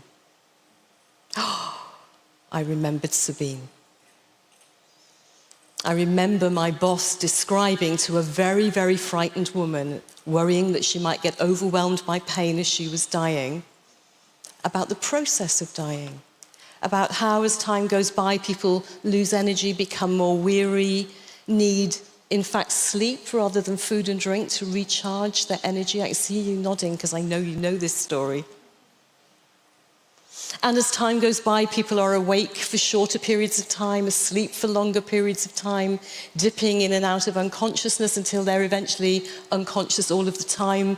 And the unconscious brain only does two things. It still hears, and it provides these strange reflex breathing cycles that we never otherwise hear, in which we don't clear the back of our throats. And so there are rattling noises. It's a small amount of fluid. It's air moving in and out of the lungs. Everything is working, but nobody knows that. Until eventually, during one of the periods, usually of quiet breathing, there's a breath out that just isn't followed by a breath in. And Hollywood doesn't show us that, does it? I've said that phrase about Hollywood about a gazillion times in my life, but I've never said it kind of in Hollywood before. Okay. And my correspondent said to me, Dr. Catherine, I read that story and I recognized everything that had happened to my mum. And I realized that there had been suffering in that room, but it wasn't hers, it was mine, because nobody explained to me. I didn't understand that she was safely unconscious, safely dying, and it was okay. Last night, I slept through the night for the first time in 7 years. And I practiced so hard not to cry as I told you that story. In that moment, I just thought, you know what, for all of that worry, for all of that anxiety, for all of that fear of doing the wrong thing in order to do a right thing, I think every single family whose story is told in that book would be glad for this woman. But that was the first message. There were a couple more the next week. There were 12 more the week after that, and it became a flood. There have been hundreds, maybe 1,000 or more messages from people who did not understand ordinary dying, who were traumatized by their not understanding ordinary dying and their misunderstanding of it. And it made me think, how did we forget? My grandmother understood ordinary dying because she watched it as she looked after people at home with her sisters and her mum and her aunties, because in 1915, people who were dying lived at home and were looked after by their families. By 2015, when I took early retirement to try to do something about public misunderstanding of dying, nobody had seen it. So in that 100 years, what had happened was advances in medicine that are so fantastic, but they've distorted our understanding of dying. Instead, what we all know about now that we didn't talk about 100 years ago is labor, giving birth. Another process with clear phases and stages that we make TV programs about, and we get it right because there are complaints if we don't. So everybody understands that bodily process, and this other one has become the one that we have misunderstood. And so the stories that we hear are the stories of when it goes wrong, when it's difficult, when there is struggle, when there is distress, when there isn't sufficient pain control. And that does happen. But mostly it doesn't. And mostly people go away quietly bereaved to grieve. We've lost a sense of the proportion of ordinary dying that is okay. Might not be your best day, but might not be your worst day either, compared with the tiny proportion that we still need to get right that might go wrong. So let's think about air travel, because I've been thinking a lot about air travel this week. Okay, if you only knew about air travel what you see as newspaper stories or in the media, would you ever get on a plane? Okay? And we're laughing because we do still get on planes. We understand that what gets into the media is true and tragic and dreadful, and we don't want to be on the plane that happens to. But we also understand it's a tiny, tiny slice of this kind of massive pie of air travel, 200,000 flights, 6 million people every 24 hours around our planet, some of them even arriving with their luggage. So we need to reclaim the stories of ordinary dying that are not being told so that we can understand it again. Now, when we think about birth and labour, we all know people who've given birth to a baby and they've told us about it in eye-watering detail, over and over again, yes? Now, that is a really important thing. What that person is doing is they are taking an experience that is awesome and overwhelming, and they are turning it into the story by which they understand it, and they transplant it into a different part of their brain, into autobiographical memory, where it becomes not this awesome thing that's still happening to me, like my correspondent still hearing her mother's breathing, but into a thing that happened to me once.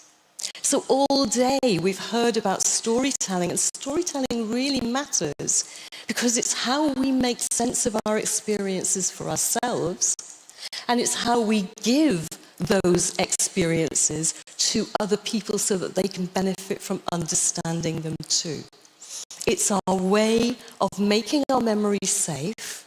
It's our way of our own sense making. Stories really, really matter. So here we are. We have had the most wonderful day. We have heard wonderful stories. Is there anybody in here who hasn't cried yet? Okay, I lost count after 5. I just stopped counting how many cries I'd had. We're replenished. We've had a day in family with our people, with the people who understand the things that make sense to us. But we've got work to do, Endwell, because those stories are still not being told. Those stories are not being heard. Those stories are not reaching the public. We who work at the end of life are still serving people who don't know what to expect and who have an imaginary terrible death in their minds. We need to give them those stories back. So are you ready to go out and be listeners? Are you ready to go out and be listeners? Yes. Are you ready to go out and be storytellers? Are you ready to go out and encourage those quietly grieving people to have the radical bravery to tell their stories of ordinary dying to other people? Because they won't do it unless we enable them to do so. Because the world says, dying, no, I don't want to hear that. But the time has come. The time of story making is here. We have spent a day at Endwell listening to and telling stories, and we're going out now, guys. We're going into the world, and we're going to be the ministry of stories. Let's go.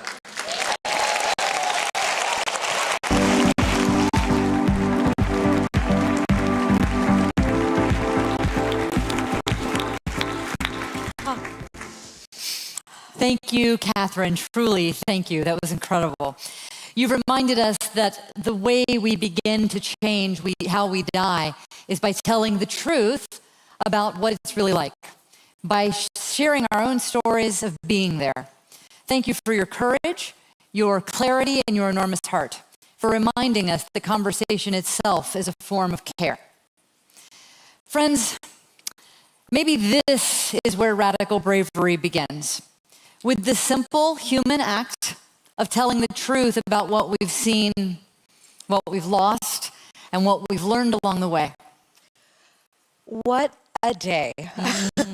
What a world, truly a world of a day.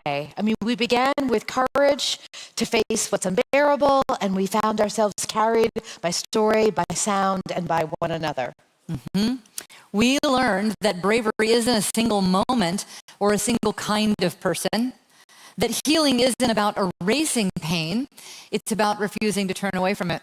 And we heard this chorus of contradiction. I love that, a chorus of contradiction, this symphony of being human, that staying with what hurts without trying to fix it is one of the most radical forms of care that there is. Each story widened the circle. Proof that bravery doesn't belong to one profession or generation. It lives wherever people choose to see one another clearly. And I think we were reminded that imagination itself is a form of courage. It's an act of courage. So before we close, we just want to take a moment. We want to honor the people whose work, whose vision, whose relentless work make this, all of this, possible. Yes, Dr. Shoshana Ungerleider. You dreamed Endwell into existence. You never stopped believing that the way we talk about death could change how we live. Thank you. Tracy Wheeler, the architect of radical bravery. And Molly Rosenfeld, the magician behind the curtain. Yay! You all have given the world this is not just a conference. I don't think this is a conference. I think I was like in church. I don't know where I've been today. This is more than a conference. This is a living invitation to reimagine how we care, how we grieve, and how we love. Please welcome Shoshana, Tracy, and Molly. Where are you guys? Come on out here. Yes, thank you so much. Oh my gosh.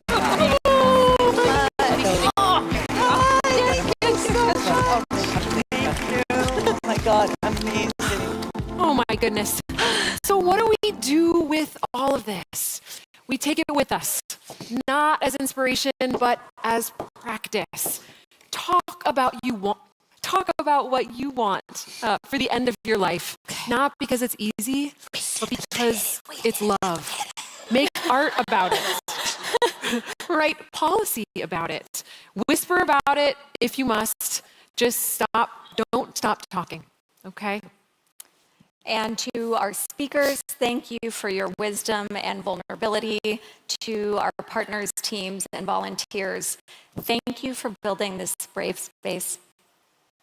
To close us out today, I'd like to share an excerpt from an essay our dear, dear friend Adam Hayden sent to us a couple of days ago. Illness has shown me something hopeful. Even in a fractured world, there are places of deep connection. People who disagree on everything, politics, theology, identity, have shown up because they love me, or love someone who loves me. Illness creates a new social structure, a surprising architecture of belonging. This is not sentimentality. This is anthropology. This is culture doing its oldest work, bringing people together through ritual, obligation, shared vulnerability, and reciprocal love. If there is hope, and this is Adam, if there is hope for our fractured world, it is this. People who cannot agree on the world can still agree on loving what is fragile within it. And that shared love can soften us enough to build something new. Thank you all for being part of building something new. And thank you, Adam. Thank you all for bringing your stories, your questions, your hearts. You are the movement. We couldn't do this without you. Thank you so much. We love you.